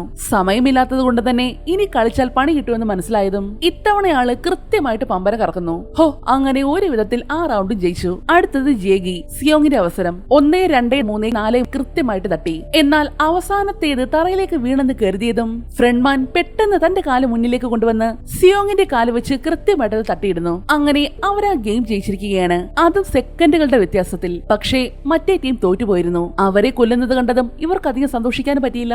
അങ്ങനെ ഗെയിം എല്ലാം കഴിഞ്ഞതും എല്ലാവരും തിരികെ റൂമിലേക്ക് വരുന്നു. എന്തുവാടെ, പോയവനൊന്നും ചത്തില്ലേ? എല്ലാം തിരികെ വരുന്നുണ്ടല്ലോ. നാശം, ഇത്തവണ കിട്ടുന്ന പൈസയുടെ കാര്യം തീരുമാനമായി. നമ്മൾ ജയിച്ചത് ആർക്കും അത്ര പിടിച്ചില്ലെന്ന് തോന്നുന്നു. കൂട്ടത്തില് നമ്മുടെ അമ്മയ്ക്ക് മാത്രമേ ഉള്ളെന്നൊന്ന് ഇച്ചിരിയിൽ സന്തോഷമായത്. യൂൻഹി തിരികെ വന്നത് കണ്ടതും മ്യൂക്കിന് കുറച്ച് ആശ്വാസം തോന്നുന്നുണ്ട്. അതേസമയം ഗാർഡ്സുകളെല്ലാം പണി കഴിഞ്ഞ് തിരികെ തങ്ങളുടെ റൂമിലേക്ക് പോവുകയാണ്. മിൻ വാതിൽ തുറന്ന് തന്റെ റൂമിലേക്ക് കയറാൻ പോയതും മറ്റ് 2 ഗാർഡ്സും കൂടി ഇടിച്ചവരുടെ മുറിയിലേക്ക് കയറുന്നു. നീ കൊള്ളാലോടി പെണ്ണെ, സഹായിക്കാൻ മനസ്സിലേല് നശിപ്പിക്കാൻ നോക്കരുത്. ഇത് അവസാനത്തെ മുന്നറിയിപ്പാ. ഇനി ഞങ്ങളുടെ വഴിക്ക് കുറുകെ ചാടിയാൽ വിരല് ചെത്തിയെടുത്ത് തീച്ചൂളലിട്ട് കത്തിച്ചു കളയും. ഈ കാര്യങ്ങളൊക്കെ വേറെ ആരും കാണാതിരിക്കാൻ വേണ്ടി ഇവരുടെയൊക്കെ ഹെഡില്ലേ, അയാള് മിന്നിന്റെ റൂമിലെ CCTVയുടെ ഫുട്ടേജസ് എല്ലാം മാറ്റുന്നുണ്ട്. അങ്ങനെ രണ്ടാമത്തെ ഗെയിം കഴിഞ്ഞതും എല്ലാവരും തങ്ങളുടെ റൂമിലിരിക്കുകയാണ്. നേരത്തെ സംഭവത്തിന് സോറി. അതൊന്നും സാരമില്ല. താനില്ലായിരുന്നെങ്കിൽ എനിക്ക് ലാസ്റ്റത്തെ തട്ട് തട്ടാൻ പറ്റില്ലായിരുന്നു. ഈ വയറും വെച്ചോണ്ടല്ലേ അവള് ദഗ്ജി കളിച്ചത്. നമ്മുടെ ഭാഗ്യം. ഒറ്റ ഏറിന് മറിച്ചിട്ട് കളഞ്ഞില്ലേ? അപ്പൊ നിങ്ങളുടെ ഏറോ ഒറ്റ ഏറിന് എറിഞ്ഞിട്ട് കളഞ്ഞില്ലേ? അങ്ങനെ അവരോരോ കാര്യങ്ങൾ ഇങ്ങനെ സംസാരിച്ചുകൊണ്ടിരിക്കുമ്പോഴാണ് റിസൾട്ട് പ്രഖ്യാപിക്കാനായിട്ട് വീണ്ടും ഗാർഡ്സ് ഉള്ളിലേക്ക് വരുന്നത്. രണ്ടാമത്തെ ഗെയിം ജയിച്ച എല്ലാവർക്കും അഭിനന്ദനങ്ങൾ. സമ്മാനത്തുക പ്രഖ്യാപിക്കുകയാണ്. അത്രയും പറഞ്ഞതും വീണ്ടും പിഗ്ഗി ബാങ്കിലേക്ക് പണം നിറയാൻ തുടങ്ങി. രണ്ടാമത്തെ ഗെയിമിൽ 110 മത്സരാർത്ഥികൾ എലിമിനേറ്റ് ചെയ്യപ്പെട്ടു. അതിനാൽ 2000 കോടി വോൺ പിഗ്ഗി ബാങ്കിലേക്ക് ചേർത്തിരിക്കുകയാണ്. ബാക്കിയുള്ള 255 മത്സരാർത്ഥികളിൽ ഓരോരുത്തർക്കും 7.8 കോടി വോൺ വെച്ച് ലഭിക്കുന്നതാണ്. അപ്പോ 110 പേരെ മരിച്ചോളോ? ഇതുവരെ 10 കോടി പോലും തികഞ്ഞില്ലല്ലോ. നിങ്ങൾ കുറെ പേരെ വെടിവെച്ച് കൊന്നതല്ലേ? ഒന്നുകൂടെ ശരിക്കെന്ന്. പണത്തിനോടുള്ള ആർത്തിമൂത്ത് എല്ലാത്തിനും വട്ടായ അവസ്ഥയാണ്. അതിനുവേണ്ടി എത്ര പേര് മരിച്ചാലും അവർക്ക് പ്രശ്നമില്ല. ഇനിയും ഗെയിം തുടരണോ വേണ്ടോ എന്നത് നിങ്ങൾക്ക് വോട്ട് ചെയ്ത് തീരുമാനിക്കാം. അത്രയും പറഞ്ഞ് വീണ്ടും അവിടേക്ക് വോട്ടിംഗ് മെഷീൻ കൊണ്ടുവരുന്നു. ഗെയിം തുടരണോ വേണ്ടോ എന്ന് തിരഞ്ഞെടുക്കാനുള്ള അവകാശം നിങ്ങളുടേത് മാത്രമാണ്. അങ്ങനെ ഓരോരുത്തരായിട്ട് വോട്ട് ചെയ്യാൻ തുടങ്ങി. ആദ്യത്തെ അവസരം ഫ്രണ്ട്മാന്റെ ആയിരുന്നു. എന്നാൽ ഇത്തവണ ആള് എക്സ് മാർക്കാണ് ചൂസ് ചെയ്തതും. രണ്ടാമത്തെ അവസരം ആ അമ്മയുടെ മോന്റെ ആയിരുന്നു. വേറെ ഒരു ചിന്തയും വേണ്ട കേട്ടല്ലോ. നമ്മുടെ രണ്ടുപേരുടെ പൈസ കൂട്ടിയാൽ 15 കോടിക്ക് മുകളിൽ വരും. അപ്പോ നല്ലത് മാത്രമേ ചിന്തിക്കാവൂ കേട്ടോ. ആ അമ്മ മകനെ ഉപദേശിച്ചു വിട്ടെങ്കിലും പറഞ്ഞതിന് വിപരീതമായിട്ട് അവൻ ഓ മാർക്കാണ് ഞെക്കിയത്. അമ്മയ്ക്ക് മോന്റെ ഈ മാറ്റം വിശ്വസിക്കാനേ ആയില്ല. അവൻ മാത്രമല്ല, റോസും ഓ ബട്ടൺ തന്നെയാണ് ഞെക്കിയത്. കഴിഞ്ഞ തവണത്തെക്കാളും കൂടുതൽ ആൾക്കാർ ഇത്തവണ ഓ ബട്ടൺ ഞെക്കുന്നുണ്ട്. പ്രാന്താണോ നിനക്കൊക്കെ? ഇത്രയും പേര് ചാകുന്നത് കണ്ടിട്ടും നിനക്കൊക്കെ ഇനി കളിക്കണമെന്നാണോ? അടുത്ത ഗെയിമില് നിങ്ങൾ ചാകില്ലെന്ന് എന്താ ഇത്ര ഉറപ്പ്? ഒന്ന് ചിന്തിച്ചു നോക്ക്. എന്നിട്ട് കിട്ടിയത് കൊണ്ട് വീട്ടിൽ പോ. ഒരിക്കൽ ലഭിച്ച ഭാഗ്യം എപ്പോഴും കിട്ടണമെന്നില്ല. ഈ 7 കോടി കൊണ്ട് എന്തോ നേടാനാടോ? നിന്റെ കട എത്രയാണെന്ന് ഞങ്ങൾക്ക് അറിയില്ല. പക്ഷേ മിക്ക ആൾക്കാർക്കും അവരുടെ കടത്തിന്റെ 10% പോലും ആയിട്ടില്ല. അതുകൊണ്ട് ഇനിയും ഒരു ഗെയിം കൂടി ഞങ്ങൾക്ക് കളിക്കണം. അപ്പം പറഞ്ഞതും ബാക്കി എല്ലാവരും അയാൾ അനുകൂലിക്കുന്നു. അങ്ങനെ നിർത്തിവെച്ച വോട്ടിംഗ് വീണ്ടും തുടങ്ങിയിരിക്കുകയാണ്. വോട്ടിംഗ് പുരോഗമിച്ചതും ലീഡ് ചെയ്തു നിന്നത് ഓ ടീമായിരുന്നു. ഗെയിം കളിക്കണമെന്ന് ആഗ്രഹിക്കുന്നവരായിരുന്നു ഇത്തവണ കൂടുതലും. അവസാനത്തെ അവസരം സിയോങ്ങിന്റേതായിരുന്നു. തോക്കുമെന്ന് അറിയാമെങ്കിലും അവൻ എക്സ് ബട്ടൺ ആണ് ഞെക്കിയതും. ഓ ഞെക്കിയവർ 139ഉം എക്സ് ഞെക്കിയവർ 116ഉം. ഇത്തവണ ഓ ടീമാണ് ജയിച്ചത്. അതുകൊണ്ട് ഇനി മൂന്നാമത്തെ ഒരു ഗെയിം കൂടി കളിച്ചേ പറ്റൂ. അങ്ങനെ ഇപ്പോൾ ഫുഡ് കഴിക്കേണ്ട സമയമായിരിക്കുകയാണ്. അമ്മയാണെങ്കിൽ മോനോട് മിണ്ടുന്നതേയില്ല. അമ്മ, എന്നോട് ദേഷ്യമാണോ? സോറി അമ്മ, എനിക്ക് ആ പണം തികയില്ല, അതുകൊണ്ടാ. അടുത്ത മാസം പണം തിരിച്ചു കൊടുത്തില്ലെങ്കിൽ വലിയ പ്രശ്നമാകും. എന്റെ കരളും കിഡ്നിയൊക്കെ വിൽക്കുമെന്നാ പറയുന്നത്. അടുത്ത ഗെയിമില് നമ്മളിൽ ഒരാൾ ഇവിടെ വെച്ച് മരിച്ചാലോ? അമ്മയിലേലും നിനക്ക് വലിയ പ്രശ്നമില്ലെന്ന് എനിക്കറിയാം. പക്ഷെ എനിക്ക് അങ്ങനല്ല. നിനക്ക് എന്തെങ്കിലും സംഭവിച്ചാൽ ഞാൻ പിന്നെ ജീവിച്ചിരിക്കില്ല. അതിനി ഇവിടുന്ന് രക്ഷപ്പെട്ടാലും. ഇവൻ മാത്രമാണ് മാറ്റി വോട്ട് ചെയ്തതെന്ന് വെച്ചാൽ അല്ല, നമ്മുടെ ജംഗ്പേയെ മാറ്റിയാണ് വോട്ട് ചെയ്തത്. അതുകൊണ്ട് തന്നെ എങ്ങനെ കൂട്ടുകാരുടെ മുന്നിൽ പോകുന്ന ആലോചിച്ച് മാറിയിരിക്കുകയാണ് പുള്ളി. എന്നാൽ നമ്മുടെ ദേഹമാണ് ചെന്ന് പിടിച്ചു വലിച്ചുകൊണ്ട് വരുന്നത്. സിയോങ് ആണെങ്കിൽ മിണ്ടാതെ അവനോട് മുഖം വെറുപ്പിച്ചിരിക്കുവാ. സോറിയടാ, ഈ പൈസ കൊണ്ട് എനിക്കൊന്നും തികയില്ല. ഇനിയും ഒരു ഗെയിം കൂടി കളിച്ചാൽ എനിക്ക് എന്റെ കടം വീട്ടാൻ പറ്റും. അടുത്ത തവണ ഉറപ്പായിട്ടും ഞാൻ എക്സ്പെർട്ടിനെ ചൂസ് ചെയ്യൂ. ഡാഡാ, ഒരു തവണ ക്ഷമിക്കടാ പ്ലീസ്. ശരി അതൊക്കെ വിട്. ഇതിപ്പോ ഇവൻ ഒരാൾ മാത്രമല്ലല്ലോ കാരണം. ഭൂരിപക്ഷ പേര് ഓയല്ലേ ചൂസ് ചെയ്തത്. ഒരാൾ മാത്രം കുറഞ്ഞെന്ന് വെച്ച് എന്താവാനാ? കണ്ടോ, അതപ്പോ എന്റെ മാത്രം തെറ്റല്ല. അടുത്ത ഗെയിമിലും തീർച്ചയായിട്ടും നമ്മൾ എല്ലാവരും ജയിക്കും. അടുത്ത ഗെയിമിലോ? ചിലപ്പോ അടുത്ത ഗെയിമില് നമ്മൾ പരസ്പരം കൊല്ലേണ്ടി വരും. അതൊക്കെ വിട്, നമുക്കിനി ഒന്നും ചെയ്യാൻ പറ്റില്ല. ഫ്രണ്ട്മാൻ ഒരു വിധത്തിൽ പറഞ്ഞ് സമാധാനിപ്പിക്കുന്നു. യൂൻഹി, ഈ പാല് കുടിച്ചോ, നാളെ ഗെയിം കളിക്കാനുള്ളതല്ലേ. അത് പറഞ്ഞ് തന്റെ പാലിന്റെ പാക്കറ്റ് അവളുടെ കൊടുക്കുന്നു. ഇവിടെ റോസിന്റെ അവസ്ഥ ഏതാണ്? ആരും അവളോട് മിണ്ടുന്നില്ല. അവസാനം ആ അമ്മ മാത്രമാണ് കുറച്ച് നയഞ്ഞത്.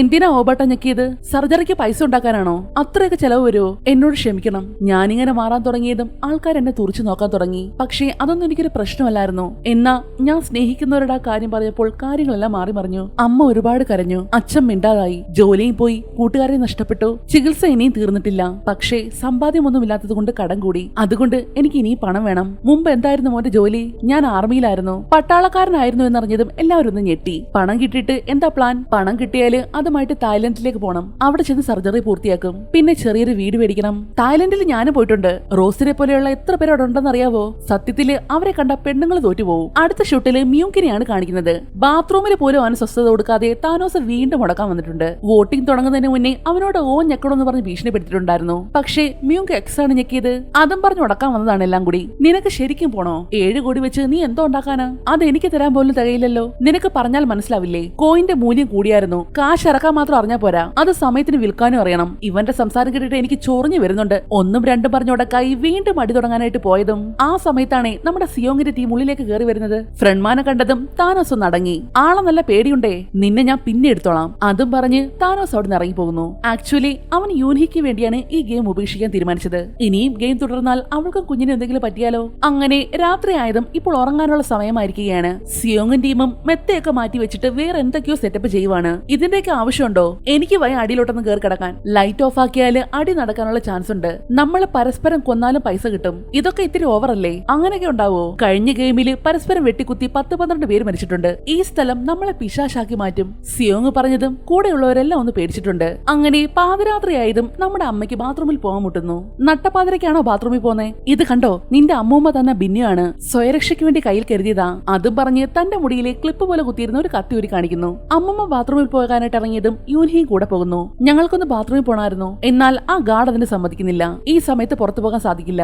അതേ മോനെ ത്രികോണം, മുഖംമൂടി ഉണ്ടെങ്കിലും നീ ഒരു മനുഷ്യനല്ലേ? ഇപ്പൊ വിട്ടില്ലെങ്കിൽ ഞാൻ ഇവിടെ സാധിക്കും. അവസാനം അമ്മയുടെ ശല്യം സഹിക്കാനാവാതെ അയാൾ ഡോർ തുറന്നു കൊടുക്കുന്നു. അപ്പൊ തന്നെ റോസും അവരുടെ കൂടെ പോകുന്നുണ്ട്. അങ്ങനെ 3 പേര് ബാത്റൂമിലേക്ക് പോവുകയാണ്. ഇതേ സമയം സിയോങ് ഉറങ്ങാതെ കാവലിരിക്കുകയാണ്. ഇനി നീ പോയി കിടന്നോ, ഞാൻ ഇരുന്നോളാം. എനിക്ക് ഉറക്കം വരുന്നില്ല, നീ കുറച്ചുകൂടെ കിടന്നോ. പക്ഷേ ജുംബെ അവൻ അവിടെ കൂട്ടിരിക്കുന്നു. എന്നോട് ക്ഷമിക്കടാ, ഇനി അതിനെപ്പറ്റി സംസാരിക്കണ്ട. അത് നിന്റെ തെറ്റല്ല. നീ ഒരു തവണ ഗെയിം ജയിച്ചതല്ലേ, പിന്നെ എന്തിനാടാ വീണ്ടും തിരികെ വന്നത്? ഞാൻ നിന്റെ കൺമുന്നിൽ വെച്ച് കൊല്ലപ്പെടുന്നു. എന്നിട്ട് നിനക്ക് ആ പണം മുഴുവനും കിട്ടിയാൽ എങ്ങനെ ഉണ്ടാകും? അത് വെച്ച് നീ സന്തോഷത്തോടെ ജീവിക്കുവോ? അതുകൊണ്ടാണ് ഞാൻ തിരിച്ചു വന്നത്. പിന്നീട് കുറച്ചു നേരത്തേക്ക് 2 പേരും ഒന്നും മിണ്ടിയില്ല.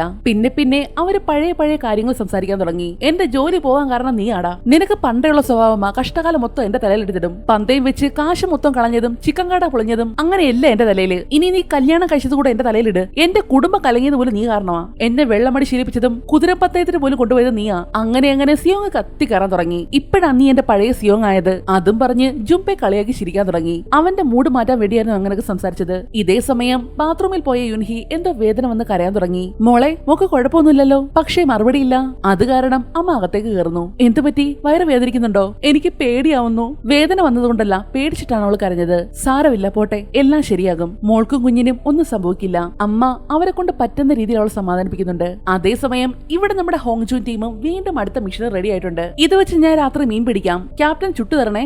ദ്വീപ് കണ്ടുപിടിക്കുന്നത് വരെ അടങ്ങിയിരുന്നോണം. ഇരുട്ടായാലും നമ്മൾ വെറുതെ ഇരിക്കുമല്ലേ? രാത്രി മുഴുവൻ പിന്നെ എന്താ ചെയ്യേണ്ടത്? ക്യാപ്റ്റന്റെ ഇവിടെ പാട്ട് പാടി ഡാൻസ് കളിക്കുവോ? ഛേ, വേണ്ടായിരുന്നു. അങ്ങനെ ബോട്ടുകൾ വീണ്ടും പുറപ്പെട്ടിരിക്കുകയാണ്. ഇത്തവണ 2 ടീമായിട്ട് തിരിഞ്ഞാണ് തരാൻ പോകുന്നതും. അങ്ങനെ 3ാമത്തെ ഗെയിമിലുള്ള സമയമായിരിക്കുകയാണ്. ഗാർഡ്സും തങ്ങളുടെ ജോലിക്കായി റെഡിയാകുന്നുണ്ട്. പതിവ് പോലെ ഗെയിം തുടങ്ങുന്നതിന് മുന്നേ തന്നെ താനോസ് ഫ്രണ്ട് ഡ്രഗ്സ് കഴിക്കുന്നുണ്ട്. ആ വക ചിന്തയൊന്നും വേണ്ട. ഒരിക്കലും ഉപയോഗിച്ചാൽ പിന്നെ നോർമൽ ആകാൻ പറ്റില്ല. ഇനി പുറത്തിറങ്ങിയാലും ഇമാതിരി കൂട്ടുകെട്ടിലൊന്നും പോയി പെടരുത് കേട്ടോ. സമയമായതും എല്ലാവരും ഗെയിം നടക്കുന്ന ഹാളിലേക്ക് നടക്കുകയാണ്. 3ാമത്തെ ഗെയിമിലേക്ക് എല്ലാവർക്കും സ്വാഗതം. ഈ ഗെയിമിന്റെ പേരാണ് മിങ്കിൾ. വലിയൊരു ഹാളിലേക്കായിരുന്നു എല്ലാവരും വന്നത്. ഇതുവരെ കളിക്കാത്ത പുതിയൊരു തരം ഗെയിം ആയിരുന്നു അത്. ഹാളിന്റെ ഒത്ത നടുക്കായിട്ട് റൗണ്ട് പോലെ ഒരു പ്ലാറ്റ്ഫോം ഉണ്ട്. പിന്നെ അവിടെ തന്നെ കുറെ റൂമുകളും. എല്ലാ മത്സരാർത്ഥികളും നടുവിലുള്ള പ്ലാറ്റ്ഫോമിൽ നിൽക്കണം. ഗെയിം ആരംഭിക്കുമ്പോൾ പ്ലാറ്റ്ഫോം വട്ടം കറങ്ങും. ശേഷം നിങ്ങളോടൊരു സംഖ്യ പറയും. ആ സംഖ്യക്ക് അനുസരിച്ചുള്ള ഒരു ഗ്രൂപ്പ് ഉണ്ടാക്കി 30 സെക്കൻഡിനുള്ളിൽ റൂമിലേക്ക് പോയി വാതിലടയ്ക്കുക. ഇതാണ് ഗെയിം. 4 പേരാണെങ്കിൽ നമുക്ക് ഒരുമിച്ച് നിൽക്കാം. 2 ആണെങ്കിൽ നമുക്ക് 2 ടീമാകാം. 5-ൽ കൂടുതലാണെങ്കിൽ വേറെ ആൾക്കാർ വേണ്ടിവരും. എന്ത് സംഭവിച്ചാൽ ആരും പേടിക്കരുത്. അങ്ങനെ പരസ്പരം മോട്ടിവേറ്റ് ചെയ്ത് ഗെയിമിനായിട്ട് എല്ലാവരും തയ്യാറെടുക്കുകയാണ്. അങ്ങനെ എല്ലാവരും ഗെയിമിനായിട്ട് പ്ലാറ്റ്ഫോമിനുള്ളിലേക്ക് കയറി നിൽക്കുന്നു. ഗെയിം തുടങ്ങിയതും അത് വട്ടം കറങ്ങാൻ തുടങ്ങി. ആ ഒരു സീനും കാണിച്ചുകൊണ്ട് 5ാമത്തെ എപ്പിസോഡ് ഇവിടെ തീരുന്നു. ഈ ഗെയിം തീരുമ്പോൾ എത്ര പേര് ജയിക്കുമെന്നും എത്ര പേര് മരിച്ചു വീഴുമെന്നുമെല്ലാം അടുത്ത എപ്പിസോഡിൽ കാണാം. 6ാമത്തെ എപ്പിസോഡിന്റെ തുടക്കത്തിൽ എല്ലാവരും മിങ്കിൾ ഗെയിമിനായിട്ട് റെഡി ആയിട്ട് നിൽക്കുവാണ്. പ്ലാറ്റ്ഫോമിലേക്ക് കയറി നിന്നതും അത് സ്പിൻ ചെയ്യാൻ തുടങ്ങി. കൂടെ ഒരു പാട്ടും കൂടി പ്ലേ ചെയ്യുന്നുണ്ട്. അങ്ങനെ ആദ്യത്തെ തവണ സ്പിൻ ചെയ്ത് നിന്നതും 10 എന്ന നമ്പറാണ് പറയുന്നത്. എന്ന് വെച്ചാൽ 10 പേരുള്ള ഒരു ഗ്രൂപ്പായി തിരിഞ്ഞ് 30 സെക്കൻഡിനുള്ളിൽ ഒരു റൂമിൽ കയറി കഥ അടയ്ക്കണം. നമ്പർ പറഞ്ഞതും പിന്നെ ഗ്രൂപ്പ് കൂടാനുള്ള ബഹളമായിരുന്നു. ആയിരുന്നു. 10 പേരല്ലേ വേണ്ടത്? സിയോങ്ങിന്റെ ടീംസിൽ 5 പേരുണ്ട്. അപ്പോഴാണ് 4 പേരുള്ള റോസിന്റെ ടീമിനെ കാണുന്നത്. അവിടെ വായി നോക്കി നിന്നിരുന്ന കാക്കാത്തി ചേച്ചിയും കൂടി പിടിച്ചുകൊണ്ട് പെട്ടെന്നൊരു മുറിയിൽ കയറി എല്ലാം കൂടി വാതിലടയ്ക്കുന്നു. പക്ഷേ കയറാൻ പറ്റാത്ത കുറച്ചു പേര് പുറത്തുണ്ടേ. ഗെയിമിൽ തോറ്റതും സകലതിനെ വെടിവെച്ച് കൊന്നുകളഞ്ഞു. ഇതൊക്കെ സിയോങ്ങിന് നോക്കി നിൽക്കാനേ പറ്റിയുള്ളൂ. എന്നാൽ ഇവിടെ വെടിവെച്ചിട്ട ഒരാൾക്കൊരു അല്പം ജീവനുണ്ട്. അത് നോട്ട് ചെയ്തതും ലവന്മാർ അയാളെ കിടത്തിയ പെട്ടിയിലായിട്ട് കുരിശിന്റെ അടയാളവും വരയ്ക്കുന്നുണ്ട്. ഇത്തവണ മിനി ഇത് കാണുന്നുണ്ടെങ്കിൽ പ്രതികരിക്കുന്നില്ല. അങ്ങനെ അടുത്ത റൗണ്ട് സ്റ്റാർട്ട് ആയിരിക്കുകയാണ്. സ്പിൻ നിന്നതും ഇത്തവണ 4 എന്ന നമ്പറാണ് പറയുന്നത്. താനോസ് ആണെങ്കിൽ തന്റെ കൂടെ ഉണ്ടായിരുന്ന ഒരുത്തിനെ ചവിട്ടി കളഞ്ഞിട്ട് ബാക്കി 4 പേരുമായി ഒരു റൂമിൽ കയറി കഥ അടയ്ക്കുന്നു. റോസിന്റെ ടീമിലെ 4 പേര് മറ്റൊരു മുറിയിലും. പക്ഷേ ചേച്ചിക്ക് കൂടെ പോകാൻ പറ്റിയില്ല. നിങ്ങൾ 4 പേര് പോയിക്കോ. വേണ്ട, നിങ്ങൾ പോയാൽ മതി, ഞാൻ വേറെ പോയിക്കോളാം. അതും പറഞ്ഞ് ഫ്രണ്ട്മാൻ അടുന്ന് വേഗം മാറിപ്പോകുന്നു. അതോടെ സിയോങ്ങിന്റെ ടീമും വേറൊരു റൂമിൽ കയറി. എന്നാൽ ഫ്രണ്ട്മാന് ഗ്രൂപ്പ് കിട്ടിയോന്നറിയാതെ ആകെ ടെൻഷനിലായിരുന്നു സിയോങ്. ഇവിടെ എന്നാൽ ഒരു മുറിയില് 3 പേര് മാത്രമേ ഉണ്ടായിരുന്നുള്ളൂ. പക്ഷേ അതാരും കാണുന്നില്ലെന്ന് കരുതിയെങ്കിലും CCTV വഴി അത് കൃത്യമായിട്ട് കണ്ടുപിടിച്ചു. അതോടെ ആ റൂമിൽ വെച്ച് തന്നെ 3 അങ്ങ് തീർത്തു കളഞ്ഞു. കൂടെ ബാക്കി ഗെയിമിൽ തോറ്റവരെയും. അങ്ങനെ ആ റൗണ്ട് കഴിഞ്ഞതും എല്ലാവരും പുറത്തേക്ക് ഇറങ്ങി. അങ്ങോട്ടേക്ക് വന്ന ഫ്രണ്ട്മാനെ കണ്ടപ്പോഴാണ് സിയോങ്ങിനും ടീമിനും വീണ്ടും ശ്വാസം വീണത്. എന്നാൽ റോസിന്റെ ടീമിനെ കണ്ടതും കാക്കാത്ത ചേച്ചി അർത്ഥം വെച്ചത് നോക്കുന്നു. കഴിഞ്ഞ റൗണ്ടില് കൂടെ കയറ്റിയില്ലല്ലോ, പണി വരുന്നുണ്ട് അവറാച്ച എന്ന തരത്തിലുള്ള ഒരു നോട്ടം. വീണ്ടും അടുത്ത റൗണ്ട് സ്റ്റാർട്ട് ചെയ്യുന്നു. അടുത്തത് ഏത് നമ്പർ ആയിരിക്കുന്ന ടെൻഷനിലാണ് എല്ലാവരും. പാട്ട് തീർന്നതും ഇത്തവണ പറഞ്ഞത് 3 എന്ന നമ്പറാണ്. അതോടെ റോസിന്റെ ടീം 2ആയി പിരിയുന്നു. അമ്മയും മോനും ഒരാളെയും കൂടി തപ്പി ഇറങ്ങിയപ്പോഴാണ് പെട്ടെന്ന് 2 പേര് വന്ന് മോനെ മാത്രം പിടിച്ചു വലിച്ചുകൊണ്ട് പോകുന്നത്. വേണമെങ്കിൽ അവൻ ഈസി ആയിട്ട് ഊരി പോരായിരുന്നു. പക്ഷേ അതിനെ ശ്രമിക്കാതെ അമ്മയെ തനിച്ചാക്കി അവരുടെ കൂടെ പോവുകയാണ് ചെയ്തത്. എന്ത് വേണമെന്നറിയാതെ അമ്മയാകെ ഷോക്കായി നിന്നുപോയി. മകൻ കൈവിട്ടപ്പോൾ മരണം മുന്നിൽ കണ്ട നിമിഷം. എന്നാൽ പെട്ടെന്നാണ് ഫ്രണ്ട്മാനും സിയോങ്ങും കൂടി അവരെ പിടിച്ചുകൊണ്ട് ഒരു റൂമിലേക്ക് കയറുന്നത്. ആ സെക്കൻഡിൽ തന്നെ ഡോർ ലോക്കായി ടൈമും തീർന്നു. അതോടെ പുറത്തുണ്ടായിരുന്ന സകലതിനെ വെടിവെച്ച് കൊന്നുകളയുകയും ചെയ്തു. ഇവിടെ അമ്മയ്ക്കാണെങ്കിൽ തന്റെ മകൻ ഇങ്ങനെ ചെയ്തെന്ന് വിശ്വസിക്കാനേ പറ്റുന്നില്ല. എങ്കിലും അവന്റെ ഗതികേട് കൊണ്ടാണ് അവൻ അങ്ങനെ ചെയ്തതെന്ന് മനസ്സിൽ ചിന്തിച്ച് ആ അമ്മ മകനെ ന്യായീകരിക്കാൻ ശ്രമിക്കുമായിരുന്നു. അങ്ങനെ അടുത്ത ഗെയിമിനായിട്ട് എല്ലാവരും പുറത്തേക്ക് വരുന്നു. പുറത്തേക്ക് ഇറങ്ങി ജീവനോടെ തന്റെ മകനെ കണ്ടതും ആ മകൻ ചെയ്ത പ്രവൃത്തിയെല്ലാം അമ്മ മറന്നുപോയിരുന്നു. അമ്മ, സോറി അമ്മ, ഞാൻ അറിയാതെ പറ്റിപ്പോയതാ. അമ്മയെ കണ്ടതും അവൻ കെട്ടിപ്പിടിച്ച് കരയാൻ തുടങ്ങി. സാരമില്ലടാ, പോട്ടെ, ഒന്നും പറ്റിയില്ലല്ലോ. അമ്മ അവനെ ആശ്വസിപ്പിക്കുകയാണ്. വീണ്ടും അടുത്ത റൗണ്ട് സ്റ്റാർട്ട് ചെയ്യുന്നു.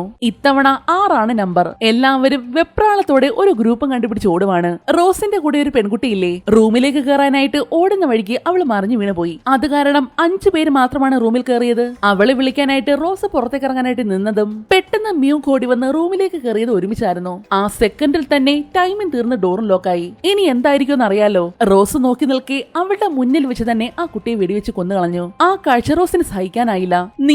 നീ ഒരുത്തം കാരണമാ. പൊട്ടത്തരം പറയാതെ. ഞാൻ വന്നില്ലായിരുന്നെങ്കിൽ എല്ലാം ചത്തേനെ. സമയം തീർന്നിരുന്നു. നീ രക്ഷിക്കാൻ പോയിരുന്നെങ്കിൽ നീയും ഇവിടെയുള്ള എല്ലാവരും ആള് തികയാതെ ചത്തേനെ. നിങ്ങൾ പറ, ഞാൻ ചെയ്തത് തെറ്റാണോ? മിയോക്ക് പറഞ്ഞത് ശരിയായിരുന്നു. ആ പെൺകുട്ടിയെ രക്ഷിക്കാൻ റോസ പുറത്തേക്ക് ഇറങ്ങിയിരുന്നെങ്കിൽ എല്ലാവരും മരിച്ചേനെ. അത് യൂൻഹിയും ബാക്കിയുള്ളവർ സമ്മതിക്കുന്നുണ്ട്. അങ്ങനെ മരിച്ചവരുടെ ബോഡികളെല്ലാം മാറ്റിയതും ഡോറിന്റെ ലോക്ക് മാറി എല്ലാവരും പുറത്തേക്ക് ഇറങ്ങി. ഇതാണ് അവസാനത്തെ റൗണ്ട്. സ്പിൻ ചെയ്ത് നിന്നതും 2 എന്ന നമ്പറാണ് പറഞ്ഞതും. അമ്മയും മകനും സിയോങ്ങും ദേഹവും ഫ്രണ്ട്മാനും ജംബയാണ് ഗ്രൂപ്പ് ആയിട്ട് പോകുന്നത്. എന്നാൽ ഫ്രണ്ട്മാനും ജംബയും കയറിയ മുറിയിൽ മറ്റൊരാളുണ്ടായിരുന്നു. ഇറങ്ങിപ്പോടാ. ഇല്ല, ഞങ്ങൾ ആദ്യം വന്നത്. പറഞ്ഞിട്ട് കേൾക്കാത്തോണ്ട് പിന്നെ ഒന്നും നോക്കിയില്ല. ഫ്രണ്ട്മാൻ അയാളെ കഴുത്ത് ഞെരിച്ചതും കൊന്നുകളഞ്ഞു. അയാളെ കൊന്നില്ലെങ്കിൽ 3 പേരാകില്ലേ? അങ്ങനെ വന്നാൽ എല്ലാവരും മരിക്കും. ഇതല്ലാതെ വേറെ മാർഗമില്ല. എന്നാൽ ഇതൊക്കെ കണ്ട് ജംബെ ആകെ തരിച്ചു നിന്നുപോയി. ഇങ്ങനൊരു കാര്യം അവൻ ഒട്ടും പ്രതീക്ഷിച്ചില്ല. അങ്ങനെ ഗെയിം കഴിഞ്ഞതും എല്ലാവരും തിരികെ റൂമിലേക്ക് പോവുകയാണ്. അങ്ങോട്ട് പോയതിൽ തന്നെ 3/4 പേരോളം മരിച്ചിരുന്നു. ഇവിടെ ഇതേ സമയം ഹാങ്ജൂൻ ടീംസും ഐലൻഡ് തേടി ഇപ്പോൾ ഒരു ദ്വീപിലെത്തിയിരിക്കുകയാണ്. ഡ്രോൺ വെച്ച് ആ ഐലൻഡ് മുഴുവനും നിരീക്ഷിക്കുകയാണ് ഇപ്പോൾ. അങ്ങനെ നോക്കി വരുമ്പോഴാണ് മരങ്ങൾക്കിടയിലായിട്ട് എന്തോന്ന് കാണുന്നത്. പക്ഷെ വ്യക്തമാകുന്നില്ല. ഡോറ് പോലെ എന്തോ ആണെന്ന് തോന്നുന്നു. നമുക്ക് അവിടെ പോയി നോക്കാം. ഉടൻ തന്നെ അതെന്താണെന്ന് അറിയാനായിട്ട് എല്ലാവരും കൂടി കാട്ടിലേക്ക് പോകുന്നു. അതിന്റെ അടുത്തായിട്ട് ചെന്നതും അതൊരു ഡോർ ആണെന്ന് മനസ്സിലായി. ഒരുപക്ഷെ ഗെയിം നടക്കുന്നിടത്തേക്കുള്ള വഴിയാണെങ്കിലോ. കൂട്ടത്തിലുള്ള 2 പേര് മുന്നിലേക്ക് ചെന്ന് ആ വാതിൽ തുറന്നതും അത് പൊട്ടിത്തെറിച്ചത് ഒരുമിച്ചായിരുന്നു. ഇതേ സമയം ഗെയിം കഴിഞ്ഞതും എല്ലാവരും ഇപ്പോൾ റൂമിലേക്ക് എത്തിയിരിക്കുകയാണ്. അപ്പോൾ തന്നെ മ്യൂക്ക് വേഗം യൂൻഹിയും കൊണ്ട് മാറി നിൽക്കുന്നു. പുറത്തേക്ക് ഇറങ്ങിയിട്ട് നമ്മൾക്കെല്ലാം ഒന്നേന്ന് തുടങ്ങാനോ എന്ന് വെച്ചാ ഇപ്പോ ഓരോരുത്തർക്ക് 40 കോടി വീതം കിട്ടും. നിന്റെയും എന്റെയും തുകയുണ്ടെങ്കിൽ ആ തുകയും വെച്ച് കുഞ്ഞിനെ വളർത്തി കടം തീർത്ത് നമുക്ക് സുഖമായിട്ട് ജീവിച്ചൂടെ? എനിക്കൊരു അവസരം കൊടുത്താ. അപ്പോ എന്റെ പണമാണല്ലേ വേണ്ടത്? അങ്ങനെയല്ലേ യൂൻഹി, ഞാൻ പറഞ്ഞത് എന്താണെന്ന് വെച്ചാൽ സ്വന്തം കടം സ്വന്തം പണം കൊണ്ട് വിട്ടാ നോക്ക്. എന്റെ പണം കൊണ്ട് ഞാൻ ഈ കുഞ്ഞിനെ വളർത്തിക്കോളാം. ഇവരീ സംസാരിക്കുന്നതെല്ലാം അപ്പുറത്ത് നിന്ന് താനോസും അവന്റെ ഫ്രണ്ട് കാണുന്നുണ്ടായിരുന്നു. ദേ നോക്കേ, അതവന്റെ കാമുകയാണെന്ന് തോന്നുന്നു. അവന്റെയൊക്കെ ഒരു യോഗം നോക്കണേ. ഇവിടെയാണെങ്കിൽ നമ്മുടെ കാക്കാത്തി ചേച്ചി റോസിന്റെ അടുത്തേക്ക് വന്ന് അവളെ ഓരോന്ന് പറഞ്ഞ് പേടിപ്പിക്കുകയാണ്. നീ അധികം സങ്കടപ്പെടണ്ട, വൈകാതെ നിനക്കും അവളോടൊപ്പം നരകത്തിൽ ചെല്ലാം. ഇവിടെ നിന്റെയൊക്കെ മരണം കാണാനായിട്ട് ഞാൻ ദൈവത്തോട് മുട്ടിപ്പായി പ്രാർത്ഥിക്കുന്നുണ്ട്. വളവളാന്ന് ഓരോ പിച്ചുമ്പയും പറഞ്ഞ് ശപിക്കുവാണ്. അവൾ മന്ത്രവാദിനിയല്ല, എന്തോ അപസ്മാരം പിടിച്ചവളാ, അവളുടെ ഒരു ശാപം. അതും പറഞ്ഞ് അമ്മ എല്ലാവരെയും ഒന്ന് ഒഴിഞ്ഞിടുന്നുണ്ട്. ഇതേ സമയം സിയോങ്ങും ടീംസുമാണെങ്കിൽ അടുത്ത വോട്ടിനെ കുറിച്ചുള്ള ചർച്ചയിലാണ്. നമുക്ക് എങ്ങനെയെങ്കിലും ബാക്കിയുള്ളവരെ പറഞ്ഞ് മനസ്സിലാക്കി അവരുടെ മനസ്സ് മാറ്റിയാലോ? എന്ത് ചെയ്താണെങ്കിലും ഈ വോട്ട് നമുക്ക് അനുകൂലമാക്കിയേ പറ്റത്തുള്ളൂ. വേണ്ട, അത് അപകടമാണ്. മിക്കവർക്കും ഗെയിം കളിക്കാനാണ് താല്പര്യം. നമ്മൾ എന്തെങ്കിലും നീക്കം നടത്തിയാല് അവന്മാര് വെറുതെ ഇരിക്കില്ല. അപ്പോ ഇവിടെ വെറുതെ നിൽക്കാനാണോ പറയുന്നത്? നിങ്ങളുടെ വിഷമം എനിക്ക് മനസ്സിലാകും. എനിക്ക് പോകണമെന്ന ആഗ്രഹം, പക്ഷേ ഇപ്പോൾ എടുത്തു ചാടി ഒന്നും ചെയ്യുന്നത് ബുദ്ധിയല്ല. അപ്പോഴേക്കും ഗെയിം റിസൾട്ട് പ്രഖ്യാപിക്കാനായിട്ട് ഗാർഡ്സും അങ്ങോട്ടേക്ക് വരുന്നു. മൂന്നാമത്തെ ഗെയിം ജയിച്ച എല്ലാവർക്കും അഭിനന്ദനങ്ങൾ. സമ്മാനത്തുക പ്രഖ്യാപിക്കുകയാണ്. ഇത്തവണ ബാക്കിയുള്ളത് 100 പേര്. ഓരോരുത്തർക്കും 35.6 കോടി വീതം കിട്ടും. അങ്ങനെ വീണ്ടും വോട്ടെടുപ്പ് നടത്തുന്നു. സിയോങ്ങിൽ നിന്നുമാണ് വോട്ട് തുടങ്ങുന്നതും. അവൻ വന്ന് എക്സ്പെർട്ടനാണ് ഞെക്കുന്നത്. സിയോങ്ങിന്റെ ടീം മുഴുവനും എക്സ്പെർട്ടൻ തന്നെയാണ്. ഇതേ സമയം ഗാർഡ്സ് എല്ലാം തങ്ങളുടെ ഡ്യൂട്ടി കഴിഞ്ഞ് റൂമിലേക്ക് പോകുമായിരുന്നു. അന്നേരമാണ് മിന്നിന്റെ അടുത്തേക്ക് ലവന്മാര് പിന്നെ വരുന്നത്. ഇത് നേരത്തെ ചെയ്തിരുന്നെങ്കിൽ ഈ സുന്ദരമായ മുഖത്ത് പാട് വീഴുമായിരുന്നോ? ഇനിയും ഇതേപോലെ അടങ്ങി ഒതുങ്ങി നിന്നോണം. അവളെ ഒന്ന് ചൊറിഞ്ഞിട്ട് അയാൾ അവിടുന്ന് പോകുന്നു. അതേസമയം വോട്ടിംഗ് പുരോഗമിക്കുകയാണ്. ദേ, ഇനി നീ വിളച്ചിലങ്ങാണം എടുത്താൽ ഞാൻ ഇവിടെ കെട്ടി തൂങ്ങിച്ചാവും, കേട്ടല്ലോ? എന്തായാലും ഭാഗ്യത്തിനാള് എക്സ്പെർട്ടനാണ് ഞെക്കിയത്. ഇപ്പോ ഓ ടീം 50ഉം എക്സ് ടീം 49ഉമാണ് വോട്ടിംഗ്. ഇനി ഏറ്റവും അവസാനത്തെ വോട്ട് ഫ്രണ്ട്മാന്റെയാണ്. അവൻ എക്സ്പെർട്ടനാണ് ഞെക്കുന്നതെങ്കിൽ സമനിലയാകും. എന്നാൽ അവൻ വോട്ട് ചെയ്യാനായിട്ട് ചെന്ന് നിന്നതും ജംഗ്ബേക്ക് എന്തോ ഒരു നെഗറ്റീവ് അടിക്കുന്നു. അതുപോലുള്ള കാര്യമാണല്ലോ നേരത്തെ ആ റൂമിൽ കണ്ടത്. ഇതുവരെ അവൻ അത് ആരോടും പറഞ്ഞിട്ടുമില്ല. ഇവനെ എനിക്ക് അത്ര വിശ്വാസം പോരാ. എന്താണെന്ന് വെച്ചാൽ നേരത്തെ കഴിഞ്ഞ ഗെയിമില്ലേ, ഫ്രണ്ട്മാൻ കഴിഞ്ഞ കളിയിൽ ഒരാളെ കൊന്ന കാര്യം പറയാനായിട്ട് വന്നതും അതിനു മുന്നേ അവൻ എക്സ്പെർട്ട് ഞെക്കി വോട്ടിംഗ് സമനിലയാക്കിയിരുന്നു. അങ്ങനെ ഇപ്പോൾ 2 ടീം സമനിലയായിരിക്കുകയാണ്. വോട്ടിംഗ് സമനിലയായില്ലേ? ഇനിയിപ്പോ എന്താ ചെയ്യേണ്ടത്? സമനിലയാണെങ്കിൽ ഒരു തവണ കൂടി വോട്ടിംഗ് നടത്തും. അതിന് നാളെയാണ്. അതുവരെ നിങ്ങൾക്ക് ചിന്തിക്കാനുള്ള സമയമുണ്ട്. നേരത്തെ ഒരു ബോംബ് ബ്ലാസ്റ്റ് നടന്നില്ലേ, അതില് ഒരാൾ മരിച്ചു പോയിരുന്നു. നമുക്ക് തിരിച്ചു പോയാലോ? അവനെ ആശുപത്രിയിൽ കൊണ്ടുപോണ്ടേ? അവനിപ്പോൾ പ്രശ്നമൊന്നുമില്ല, പക്ഷേ അവന്മാരെ പിടിച്ചേ പറ്റത്തുള്ളൂ. ഇല്ലെങ്കിൽ ഇവന്റെ ആത്മാവിന് ശാന്തി കിട്ടില്ല.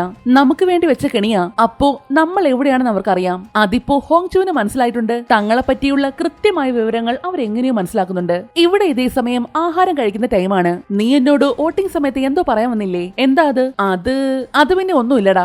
ഞാൻ ആ സമയത്ത് വേറെ എന്തോ ഓർത്തതാ. ഫ്രണ്ട്മാനെ കുറിച്ച് പറയാൻ വന്ന കാര്യം ജംഗ്പോയി പറയുന്നില്ല.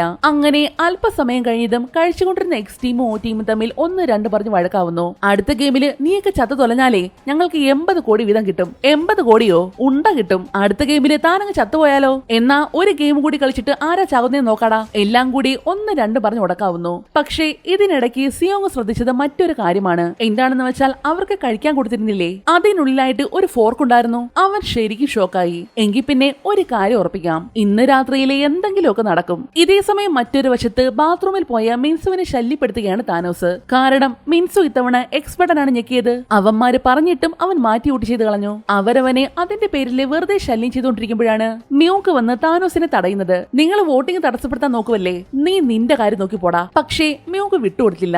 എക്സ് ഗ്രൂപ്പ്, ഇവൻ നമ്മുടെ ഗ്രൂപ്പിലുള്ള ഒരുത്തനെ വോട്ട് മാറ്റാൻ ഭീഷണിപ്പെടുത്തുന്നു. അവൻ വിളിച്ചു പറഞ്ഞതും എസ് ഗ്രൂപ്പ് മുഴുവനും ഓ ഗ്രൂപ്പിനെതിരെ തിരിയുന്നു. 1-2 പറഞ്ഞുടക്കായതും 2 ഗ്രൂപ്പുകളും തമ്മിൽ അവിടെ മുട്ടനടിയാവാൻ തുടങ്ങി. താനോസ് ആണെങ്കിൽ മ്യൂങ്കിനെ തറയിലിട്ടിടിച്ച് ഒരു പരുവാക്കുവാണ്. നിന്റെ പെണ്ണ്, നിന്റെ പണം, നിന്റെ ജീവിതം ഇനിയല്ല എനിക്കുള്ളതാടാ. അതും പറഞ്ഞ് താനോസ് മ്യൂങ്കിന്റെ കഴുത്ത് പിടിച്ച് ഞെരിച്ചതും അവൻ നേരത്തെ കയ്യിൽ കരുതിയിരുന്ന ഫോർക്ക് വെച്ച് താനോസിന്റെ കഴുത്ത് നോക്കി ഒരു ഒറ്റ കുത്ത്. ഇപ്പൊ മനസ്സിലായില്ലേ എന്തിനാണ് അവർ ഫോർക്ക് കൊടുത്തതെന്ന്? ഇന്ന് രാത്രിയിൽ ഒരു വിപ്ലവം തന്നെ നടക്കാൻ പോവുകയാണ്. 7ാമത്തെ എപ്പിസോഡിന്റെ തുടക്കത്തിൽ ബാത്റൂമില് പോരാടി നടക്കുവാണ്. മ്യൂങ്കിന്റെ കുത്തേറ്റെന്ന് താനോസ് മരിച്ചിരുന്നു. ജീവരക്ഷിക്കാൻ വേണ്ടി ചെയ്തതാണ്. അവൻ മരിച്ചെന്ന് കണ്ടതും പേടിച്ചു പോയ മ്യൂങ്ക് പെട്ടെന്ന് ബാത്റൂമിൽ കയറി കഥ കടയ്ക്കുന്നു. പക്ഷേ എന്നിട്ടും ഇവിടെ അടി തീർന്നില്ല. താനോസിനെ കുത്തിയ അതേ ഫോർക്ക് കൊണ്ട് തന്നെ വീണ്ടും ഒരുപാട് കൊലപാതകങ്ങൾ അവിടെ നടക്കുന്നുണ്ട്. ഇതേ സമയം ഒന്നും അറിയാതെ റൂമിലിരിക്കുന്നവർക്ക് അനൗൺസ്മെന്റ് വരുന്നു. താഴെ പറയുന്ന മത്സരാർത്ഥികൾ എലിമിനേറ്റ് ചെയ്യപ്പെട്ടു. അതും പറഞ്ഞ് മരിച്ചവരുടെ നമ്പർ പറയാൻ തുടങ്ങി. മൊത്തത്തില് 5 പേരാണ് മരിച്ചത്. മാത്രമല്ല പിക്കി ബാങ്കിലേക്ക് മരിച്ചവരുടെ പണം വീഴുന്നുണ്ട്. സംഭവം എന്താണെന്ന് ആർക്കും മനസ്സിലായില്ല. എല്ലാവരും അന്തിച്ചു നിൽക്കുവാണ്. അപ്പോഴേക്കും ബാത്റൂമിൽ പോയവരെല്ലാം തിരികെ വരുന്നു. ടീമോ ബാത്റൂമിലായിരുന്നപ്പോൾ എക്സ് ഗ്രൂപ്പിലുള്ളവർ ഞങ്ങളെ കൊല്ലാൻ നോക്കി. എന്റെ കൂട്ടുകാരനെയും നമ്മുടെ ആൾക്കാരെയൊക്കെ കൊന്നു. ഇവിടെ ഇരിക്കുന്നവരെല്ലാം ഇതൊക്കെ കേട്ടാകെ അന്തിച്ചു നിൽക്കുവാണ്. നിർത്തടാ, നീയൊക്കെയല്ലേ തുടങ്ങി വെച്ചത്? ഇവന്മാരെ ഭീഷണിപ്പെടുത്തി ഞങ്ങളെ കൊല്ലാൻ നോക്കിയത്. അങ്ങോട്ടും ഇങ്ങോട്ടും 2 ടീമുകളും പരസ്പരം പഴിചാരുകയാണ്. അതിന്റെ ഇടയിൽ കൂടെ അപ്പൂപ്പനെ ഓരോന്ന് പറഞ്ഞ് കൊളുത്തി വിടുന്നുണ്ട്. അടുത്ത ഷൂട്ടില് ഹോങ്ചുന്റെ ടീംസിനെയാണ് കാണിക്കുന്നത്. രാത്രിയായതും കൂട്ടത്തിലുള്ള ഒരാൾക്ക് ഛർദില് വരുന്നു. അയാള് പെട്ടെന്ന് പെട്ടെന്ന് ഓടി പുറത്തേക്ക് ഇറങ്ങി ഛർദ്ദിക്കാൻ തുടങ്ങി. അപ്പോഴാണ് ഇവരുടെ ട്രോണും മറ്റു കാര്യങ്ങളൊക്കെ വെച്ചിരിക്കുന്ന മുറിയിൽ നിന്നും എന്തോ ഒരു വെട്ടം കാണുന്നത്. ചെന്ന് നോക്കിയപ്പോൾ അത് ക്യാപ്റ്റൻ ആയിരുന്നു. ട്രോണിനകത്തിട്ട് എന്തോ പണിയുമാണ്. നിങ്ങൾ എന്തോ അവിടെ ചെയ്യുന്നത്? അത് പിന്നെ ഞാൻ ഉറക്കം വരാത്തോണ്ട് ചുമ്മാ എടുത്ത് നോക്കിയതാ. ഇതൊക്കെ എങ്ങനെ പറക്കുന്നതെന്നറിയാൻ. അതും പറഞ്ഞ് അയാൾ പെട്ടെന്ന് പുറത്തേക്ക് ഇറങ്ങി നടക്കുന്നു. എന്നാ ലവൻ വിടുന്ന ലക്ഷണമില്ല. പിന്നെ ഒന്നും നോക്കിയില്ല. പിടിക്കപ്പെട്ട നായതും കയ്യിലുണ്ടായിരുന്ന കത്തി വെച്ച് അയാളുടെ വയറ് നോക്കി ഒറ്റ കുത്ത്. ശേഷം കടലിലേക്ക് അങ്ങ് തള്ളിയിട്ടു. ഇത്രയും നാള് നമ്മൾ നല്ലവനാണെന്ന് വിചാരിച്ചാൽ എന്നാൽ അസല് വില്ലനായിരുന്നു. കൂടെ നടന്ന് ഇവരെ ഒറ്റുന്നതും ഇങ്ങേര് തന്നെ. അപ്പോഴാണ് ചോയ് അങ്ങോട്ടേക്ക് വരുന്നത്. ക്യാപ്റ്റ, നിങ്ങൾ ഉറങ്ങിയില്ലേ? ഈ മഴയത്തെന്താ പരിപാടി? ഉറക്കം വന്നില്ലടാ. അപ്പോ കരുതി വെറുതെ ഒന്ന് നടക്കാന്ന്. എന്തായാലും അയാള് പറഞ്ഞത് ചോയ് വിശ്വസിച്ചിട്ടുണ്ട്. ഇവിടെയാണെങ്കിൽ നേരത്തെ നടന്ന അടിയിലെ എത്ര പേര് മരിച്ചുപോയെന്നുള്ള കണക്കെടുക്കുവാണ്. കണക്കെടുത്ത് നോക്കിയപ്പോൾ ഓ ടീമിലെ 3 പേര് മരിച്ചിട്ടുണ്ട്. എക്സ് ടീമിലെ 2 പേരും. കണക്ക് പ്രകാരം ഇപ്പോൾ ഓ ടീമിലെ 47ഉം എക്സ് ടീമിലെ 48 പേരും ഉണ്ട്. അങ്ങനെ വന്നാൽ നാളത്തെ വോട്ടിംഗിൽ എക്സ് ടീമല്ലേ ജയിക്കുന്നത്. നോക്ക്, ആരുടെയും മനസ്സ് മാറാൻ പാടില്ല. ഇവിടുന്ന് പോകണമെങ്കിൽ നാളെ നമുക്ക് ജയിക്കണം, കേട്ടല്ലോ. എല്ലാവരും പരസ്പരം മോട്ടിവേറ്റ് ചെയ്യുന്നു. പക്ഷേ ഇന്ന് രാത്രിയിൽ എന്താണ് നടക്കാൻ പോകുന്നതെന്ന് സിയോങ്ങിന് നല്ല ബോധ്യമുണ്ട്. തീർച്ചയായിട്ടും ഓ ടീമിന്റെ ഒരു ആക്രമണം ഉണ്ടാകും. ഇവിടുത്തെ ആള് കുറഞ്ഞാലല്ലേ അവർക്ക് വോട്ടിംഗിൽ ജയിക്കാൻ പറ്റൂ. അടുത്ത ഷൂട്ടില് ആ ഓർഗൻസ് കടത്തുന്ന ആൾക്കാരെയാണ് കാണിക്കുന്നത്. നേരത്തെ മരിക്കാത്ത ഒരാളെ ജീവനോടെ കൊണ്ടുപോയില്ലേ, അയാളുടെ ഓർഗൻസ് ആണ് ഇപ്പോൾ കടത്തുന്നത്. ഇതിന്റെ എല്ലാം മെയിൻ ആൾ അവരുടെ ഹെഡും. നമ്പർ 11 എങ്ങനെയുണ്ട്? അവളിപ്പോൾ ഒന്ന് ഒതുങ്ങിയിട്ടുണ്ട്. എങ്കിലും അവളുടെ മേലെ ഒരു കണ്ണ് വേണം. അവന്മാരെ കണ്ടിട്ട് എനിക്ക് എന്തോ വശപിശക് തോന്നുന്നു. ലൈറ്റ് അണഞ്ഞാൽ അവർ നമ്മളെ ആക്രമിക്കും. നമ്മളെ കൊന്ന പണവും കിട്ടും, വോട്ടും ജയിക്കും. എങ്കിൽ പിന്നെ നമുക്ക് അങ്ങോട്ട് കയറി ആക്രമിച്ചാലോ? വേണ്ട, അങ്ങനെ ചെയ്യരുത്. ഈ ഗെയിം ഉണ്ടാക്കിയവരും അതായിരിക്കും പ്രതീക്ഷിക്കുന്നത്. പരസ്പരം തല്ലിച്ചാകണം. അതുകൊണ്ട് നമ്മൾ അങ്ങോട്ടേക്ക് ഒരു പ്രശ്നത്തിന് പോകാൻ പാടില്ല. ആരോടെങ്കിലും യുദ്ധം ചെയ്യണമെങ്കിൽ അത് അവരോടായിരിക്കണം. ഈ ഗെയിം ഉണ്ടാക്കിയവരോട്. മുകളിലത്തെ നിലയിൽ നിന്നാണ് അവർ ഗെയിം നിയന്ത്രിക്കുന്നത്. കറുത്ത മുഖംമൂടിയിട്ട ഒരാളാണ് അവരുടെ തലവൻ. അവനെ പിടിച്ചാൽ നമുക്ക് ജയിക്കാം. പക്ഷേ അവരോട് എങ്ങനെ യുദ്ധം ചെയ്യാനാ? നമ്മുടെ കയ്യിൽ തോക്കില്ലല്ലോ. അടി തുടങ്ങിക്കഴിഞ്ഞാല് കുറെ പേര് എന്തായാലും മരിക്കും. മരിക്കുന്ന ആൾക്കാരുടെ എണ്ണം കൂടുന്നത് കണ്ടാൽ ഗാർഡ്സ് എന്തായാലും ഉള്ളിലേക്ക് കയറി വരും. ആ തക്കം നോക്കി നമ്മൾ ഗാർഡ്സിന്റെ കയ്യിലുള്ള തോക്ക് തട്ടിയെടുക്കണം. നമ്മുടെ ഭാഗത്തു നിന്നും ഒരു ആക്രമണം അവരെ സമയത്ത് പ്രതീക്ഷിക്കില്ല. ഇതാണ് നമ്മുടെ പ്ലാൻ, മനസ്സിലായോ? ഇനിയൊരു പക്ഷേ ഇതുപോലൊരു അവസരം കിട്ടിയെന്ന് വരില്ല. അങ്ങനെ ലൈറ്റ് അണയ്ക്കാനുള്ള സമയമായിട്ടുണ്ട്. അടി തുടങ്ങുമെന്ന് ഉറപ്പുള്ളത് കൊണ്ട് തന്നെ സോൾജേഴ്സ് എല്ലാം റെഡി ആയിട്ട് നിൽക്കുന്നുണ്ട്. അങ്ങനെ ലൈറ്റുകളെല്ലാം അണച്ചിരിക്കുകയാണ്. ലൈറ്റ് അണഞ്ഞെന്ന് കണ്ടതും സിയോങ്ങിന്റെ ടീംസ് മുഴുവനും ബെഡിനടിയിലേക്ക് ഇറങ്ങി ഒളിച്ചു കിടക്കുന്നു. ആക്രമിക്കാൻ വരുന്നവർ അവരെ പെട്ടെന്ന് ശ്രദ്ധിക്കില്ലല്ലോ. വിചാരിച്ചതുപോലെ ലൈറ്റ് അങ്ങോട്ട് അണഞ്ഞതും ഓ ടീമിലെ ആൾക്കാർ മുഴുവനും എക്സ് ടീമിലെ ആൾക്കാരെ ആക്രമിക്കാൻ തുടങ്ങി. ഫോർക്ക് വെച്ച് കയ്യിൽ കിട്ടുന്നതിനെ മുഴുവനും കുത്തി കുത്തി കൊല്ലുവാണ്. കയ്യിൽ കിട്ടുന്ന ഒരാളെ പോലും വെറുതെ വിടുന്നില്ല. ചറ പറ വെട്ടും കുത്തും അടിയും. സിയോങ്ങിന്റെ ടീമെല്ലാം ബെഡിനടിയിൽ കിടന്ന് ഇത് മുഴുവനും നോക്കി കാണുവാണ്. ആരും തിരികെ പ്രതികരിക്കരുതെന്നാണ് സിയോങ് പറഞ്ഞിരിക്കുന്നത്. കൂടെയുള്ള ആൾക്കാർ മരിച്ചാലോ അവർക്ക് പരിക്ക് പറ്റിയാലോ തങ്ങളുടെ പദ്ധതികളൊന്നും നടക്കില്ലല്ലോ. അതുകൊണ്ട് തന്നെ അവരാരും തിരികെ പ്രതികരിക്കുന്നില്ല.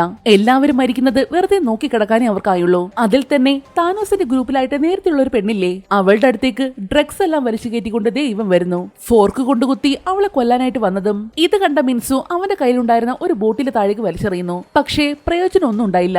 മിൻസുവിന്റെ മുന്നിലിട്ട് തന്നെ അവളെ കുത്തി കൊല്ലുകയാണ്. വിചാരിച്ചതുപോലെ തന്നെ കൊലപാതകത്തിന്റെ എണ്ണം കൂടാൻ തുടങ്ങിയതും ഗാർഡ്സുകളെല്ലാം പെട്ടെന്ന് മുറിയിലേക്ക് കയറി വരുന്നു. ഗാർഡ്സ് വന്നാൽ അവര് പ്രശ്നം ശാന്തമാക്കാൻ ശ്രമിക്കും. ആ സമയത്ത് മരിച്ചു കിടക്കുന്നവരെ ശ്രദ്ധിക്കില്ല. ആരാണെന്നറിയാൻ വേണ്ടി അവര് മരിച്ചു കിടക്കുന്നവരുടെ ഐഡി നോക്കാനായിട്ട് വരും. അതിനുവേണ്ടി അവര് സ്കാൻ ചെയ്യാൻ എടുക്കുന്ന സമയം അതാണ് നമ്മുടെ സമയം. സിയോങ് പറഞ്ഞതുപോലെ തന്നെ അവന്റെ ഗ്രൂപ്പിലുള്ളവരെല്ലാം മരിച്ചതുപോലെ അഭിനയിച്ചു കിടക്കുന്നു. ഐഡി സ്കാൻ ചെയ്യാനായിട്ട് ഗാർഡ്സ് അടുത്തേക്ക് വന്നതും സകലതും ചാടി എണീറ്റ് തോക്ക് തട്ടിയെടുക്കുന്നു. ശേഷം ഗാർഡ്സിനെ മുഴുവൻ വെടിവെച്ച് കൊല്ലാൻ തുടങ്ങി. അവരൊക്കെ കൊല്ലുന്നത് പോട്ടെ, പക്ഷേ നമ്മുടെ ഫ്രണ്ട്മാനും അവന്റെ ആൾക്കാരെ തന്നെ വെടിവെച്ച് കൊല്ലുവാണ്. അതും സിയോങ്ങിനെ രക്ഷിക്കാൻ വേണ്ടി. ചാറ പറന്ന് വെടിപൊട്ടുവാണ്. നേരത്തെ പ്ലാൻ ചെയ്ത അറ്റാക്ക് ആയതുകൊണ്ട് തന്നെ സിയോങ്ങിന് ടീംസിനെ ലീഡ് ചെയ്യാൻ പറ്റി. ഇതിനിടെ സിയോങ്ങിന്റെ ടീമിലുണ്ടായിരുന്ന ഒരാള് ഓ ടീമിനെ വെടിവെക്കാനായിട്ട് ചെന്നതും സിയോങ് ഓടി വന്ന് അയാളെ തടയുന്നു. ഇതിനല്ല നമ്മൾ തോക്കെടുത്തത്. ഇങ്ങനെ ചെയ്താൽ നമ്മളും ആ മുഖംമൂടികളും തമ്മിൽ എന്താ വ്യത്യാസം? അതുകൊണ്ട് സമാധാനപ്പെട്. അവൻ ഒരു വിധത്തില് അയാളെ പറഞ്ഞ് സമാധാനിപ്പിക്കുന്നു. ഇതിനിടെ റോസ് ആണെങ്കിൽ അവിടെ ഉണ്ടായിരുന്ന CCTV മുഴുവൻ വെടിവെച്ചിടുന്നുണ്ട്. അങ്ങനെ സിയോങ് ആ റൂമിലുണ്ടായിരുന്ന എല്ലാവരോടും തങ്ങളുടെ പ്ലാൻ പറയുന്നു. ഞങ്ങളിപ്പോൾ മുഖംമൂടികളുടെ താവളത്തിലേക്ക് പോകാൻ പോകുക. ഞങ്ങൾ അവരെ പിടിച്ചുകെട്ടി ഈ ഗെയിം അവസാനിപ്പിക്കും. തോക്ക് ഉപയോഗിക്കാൻ അറിയാവുന്നവരും കൂടെ കൂടാൻ താല്പര്യമുള്ളവരും ദയവായിട്ട് മുന്നോട്ട് വരിക. പക്ഷേ 2-3 പേരൊഴികെ ബാക്കി ആരും അനങ്ങിയില്ല.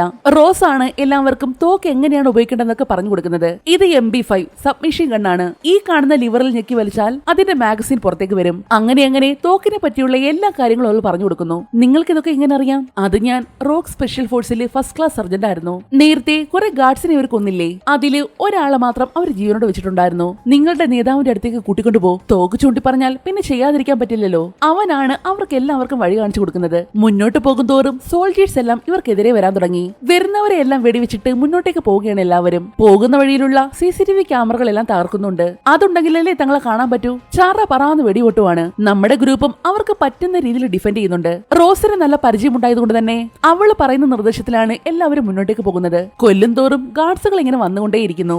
എങ്കിലും ഒരു വിധത്തിൽ എല്ലാം മാനേജ് ചെയ്യുന്നുണ്ട്. ഗാർഡ്സുകളെ കൊന്നതും അവര് വീണ്ടും മുന്നോട്ടേക്ക് നടക്കാൻ തുടങ്ങി. സത്യം പറ, ഇതാണോ ശരിക്കുള്ള വഴി? ഇനി എങ്ങോട്ടാ പോകേണ്ടത്? സിയോങ് ചോദിച്ചതും അവൻ പോക്കറ്റിൽ കൈയിട്ട് എന്തോ എടുക്കാനായിട്ട് പോയി. നീ എന്താ ചെയ്യുന്നത്? അത് മാസ്ക് ഉണ്ടെങ്കിലേ ആ റൂം തുറക്കാൻ പറ്റൂ. അതും പറഞ്ഞ് പോക്കറ്റിൽ നിന്നും അവൻ മാസ്ക് ഊരിയപ്പോഴാണ് അവിടെ നിൽക്കുന്ന ഫ്രണ്ട്മാനെ ആള് കാണുന്നത്. അവൻ ശരിക്കും ഞെട്ടിപ്പോയി. ഇങ്ങേരെന്താ ഇവരുടെ കൂടെ നിന്ന് ചിന്തിച്ചപ്പോഴേക്കും തലയിലേക്ക് ബുള്ളറ്റ് പാഞ്ഞു കയറി അവൻ മരിച്ചിരുന്നു. തങ്ങളുടെ കൂടെ നിന്നിട്ട് ഒറ്റാൻ നോക്കിയാൽ ഗാർഡ്സ് സമ്മതിക്കില്ലല്ലോ. വീണ്ടും ചാറ പറ വെടിപൊട്ടാൻ തുടങ്ങി. ഞാൻ മാനേജ്മെന്റ് ഏരിയയിലേക്ക് പോവുക. നീ ഇവിടെ കുറച്ച് സമയം ഞങ്ങൾക്ക് ഉണ്ടാക്കി തരണം. അതും പറഞ്ഞ് ജംഗ്പേയുമായിട്ട് സിയോങ് മുന്നോട്ടേക്ക് പോകുന്നു.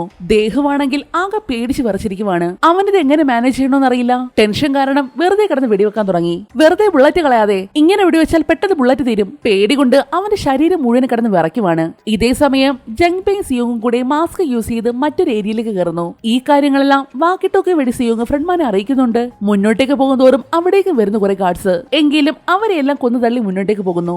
നടന്ന് അവര് കൺട്രോൾ റൂമിനടുത്ത് എത്താറായെന്ന് കണ്ടതും ഇതെല്ലാം കണ്ടുകൊണ്ടിരുന്ന ഹെഡ് പെട്ടെന്ന് അവിടേക്ക് കുറെ ഗാർഡ്സിനെ വിടുന്നു. ഇവര് രണ്ടുപേരല്ലേ ഉള്ളൂ. ഗാർഡ്സ് കുറെ പേരുണ്ട്. മാത്രമല്ല മാഗസീന് കഴിയാറായി. ഇവരുടെ മാത്രമല്ല, ഇവിടെയുള്ളവരുടെ മാഗസീൻ മുഴുവൻ തീർന്നിട്ടുണ്ട്. ഞങ്ങൾ കൺട്രോൾ റൂമിന് തൊട്ട് താഴെയുണ്ട്. പക്ഷേ ഞങ്ങളുടെ ബുള്ളറ്റ് തീരാറായി. ഞങ്ങൾക്ക് ബാക്കപ്പ് വേണം. എക്സ്ട്രാ മാഗസീൻ നമ്മുടെ ഹാളിൽ കിടക്കുന്ന സോൾജിയർമാരുടെ പോക്കറ്റിലുണ്ട്. ശരി, ഞാനത് എടുക്കാം. ഫ്രണ്ട്മാൻ ഈ വിവരം പറഞ്ഞതും ദേഹമാണ് ബുള്ളറ്റ് എടുക്കാനായിട്ട് റൂമിലേക്ക് പോകുന്നത്. ഇവിടെയും മരിച്ചു കിടക്കുന്ന സോൾജേഴ്സിൽ നിന്ന് ബുള്ളറ്റ് എടുക്കാൻ നോക്കുകയാണ്.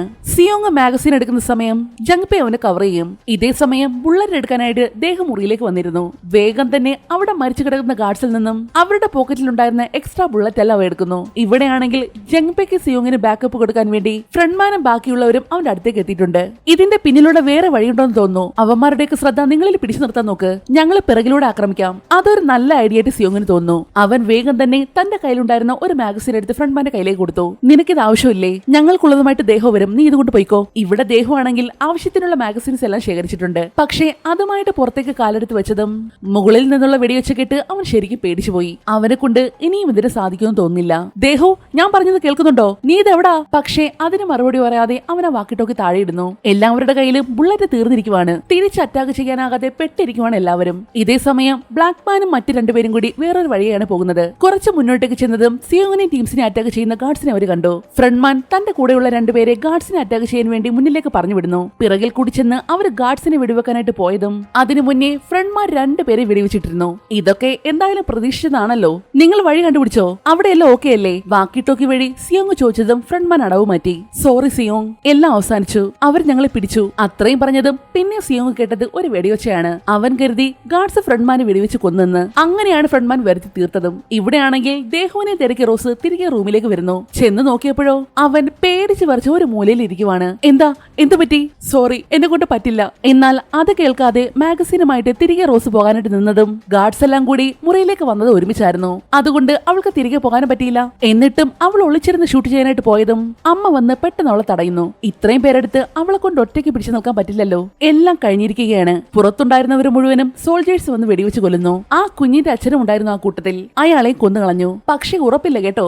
ബാക്കിയെല്ലാവരെയും ചാറ പറന്ന് വെടിവെച്ച് കൊല്ലുമ്പോൾ അയാളുടെ ദേഹത്ത് മാത്രം ഒറ്റ ബുള്ളറ്റാണ് കയറിയത്. അവരെ വെടിവെച്ചത് മിന്നാകാനും ചാൻസ് ഉണ്ട്. പക്ഷേ ഉറപ്പില്ല. തോന്നല് പറഞ്ഞതേ ഉള്ളൂ. അവരെ മാത്രമല്ല, സിയോങ്ങിനെയും ജംഗ്പേയെ പിടിച്ചിട്ടുണ്ട്. അവരുടെ അടുത്തേക്ക് ഫ്രണ്ട്മാൻ വരുന്നു. പഴയതുപോലെ മാസ്ക് ഇട്ടോണ്ടാണ് വന്നത്. ഇപ്പൊ ഹീറോ ആകാൻ നോക്കിയിട്ട് എങ്ങനെയുണ്ട്? ഇതിന് നീ കൊടുക്കേണ്ട വില എന്താണെന്ന് കാണണോ? അതും പറഞ്ഞ് അവൻ ഗണ്ണ് ജംഗ്പേയുടെ നേരെ തിരിച്ചിട്ട് അവനെ അങ്ങ് വെടിവെച്ച് കൊന്നുകളഞ്ഞു. സിയോങ്ങിനെ കൊന്നിരുന്നെങ്കിൽ പോലും അവൻ ഇത്രയും വിഷമം കാണില്ലായിരുന്നു. പക്ഷേ ജംഗ്പേ മരിച്ചത് അവന് സഹിക്കാനാവുന്നില്ല.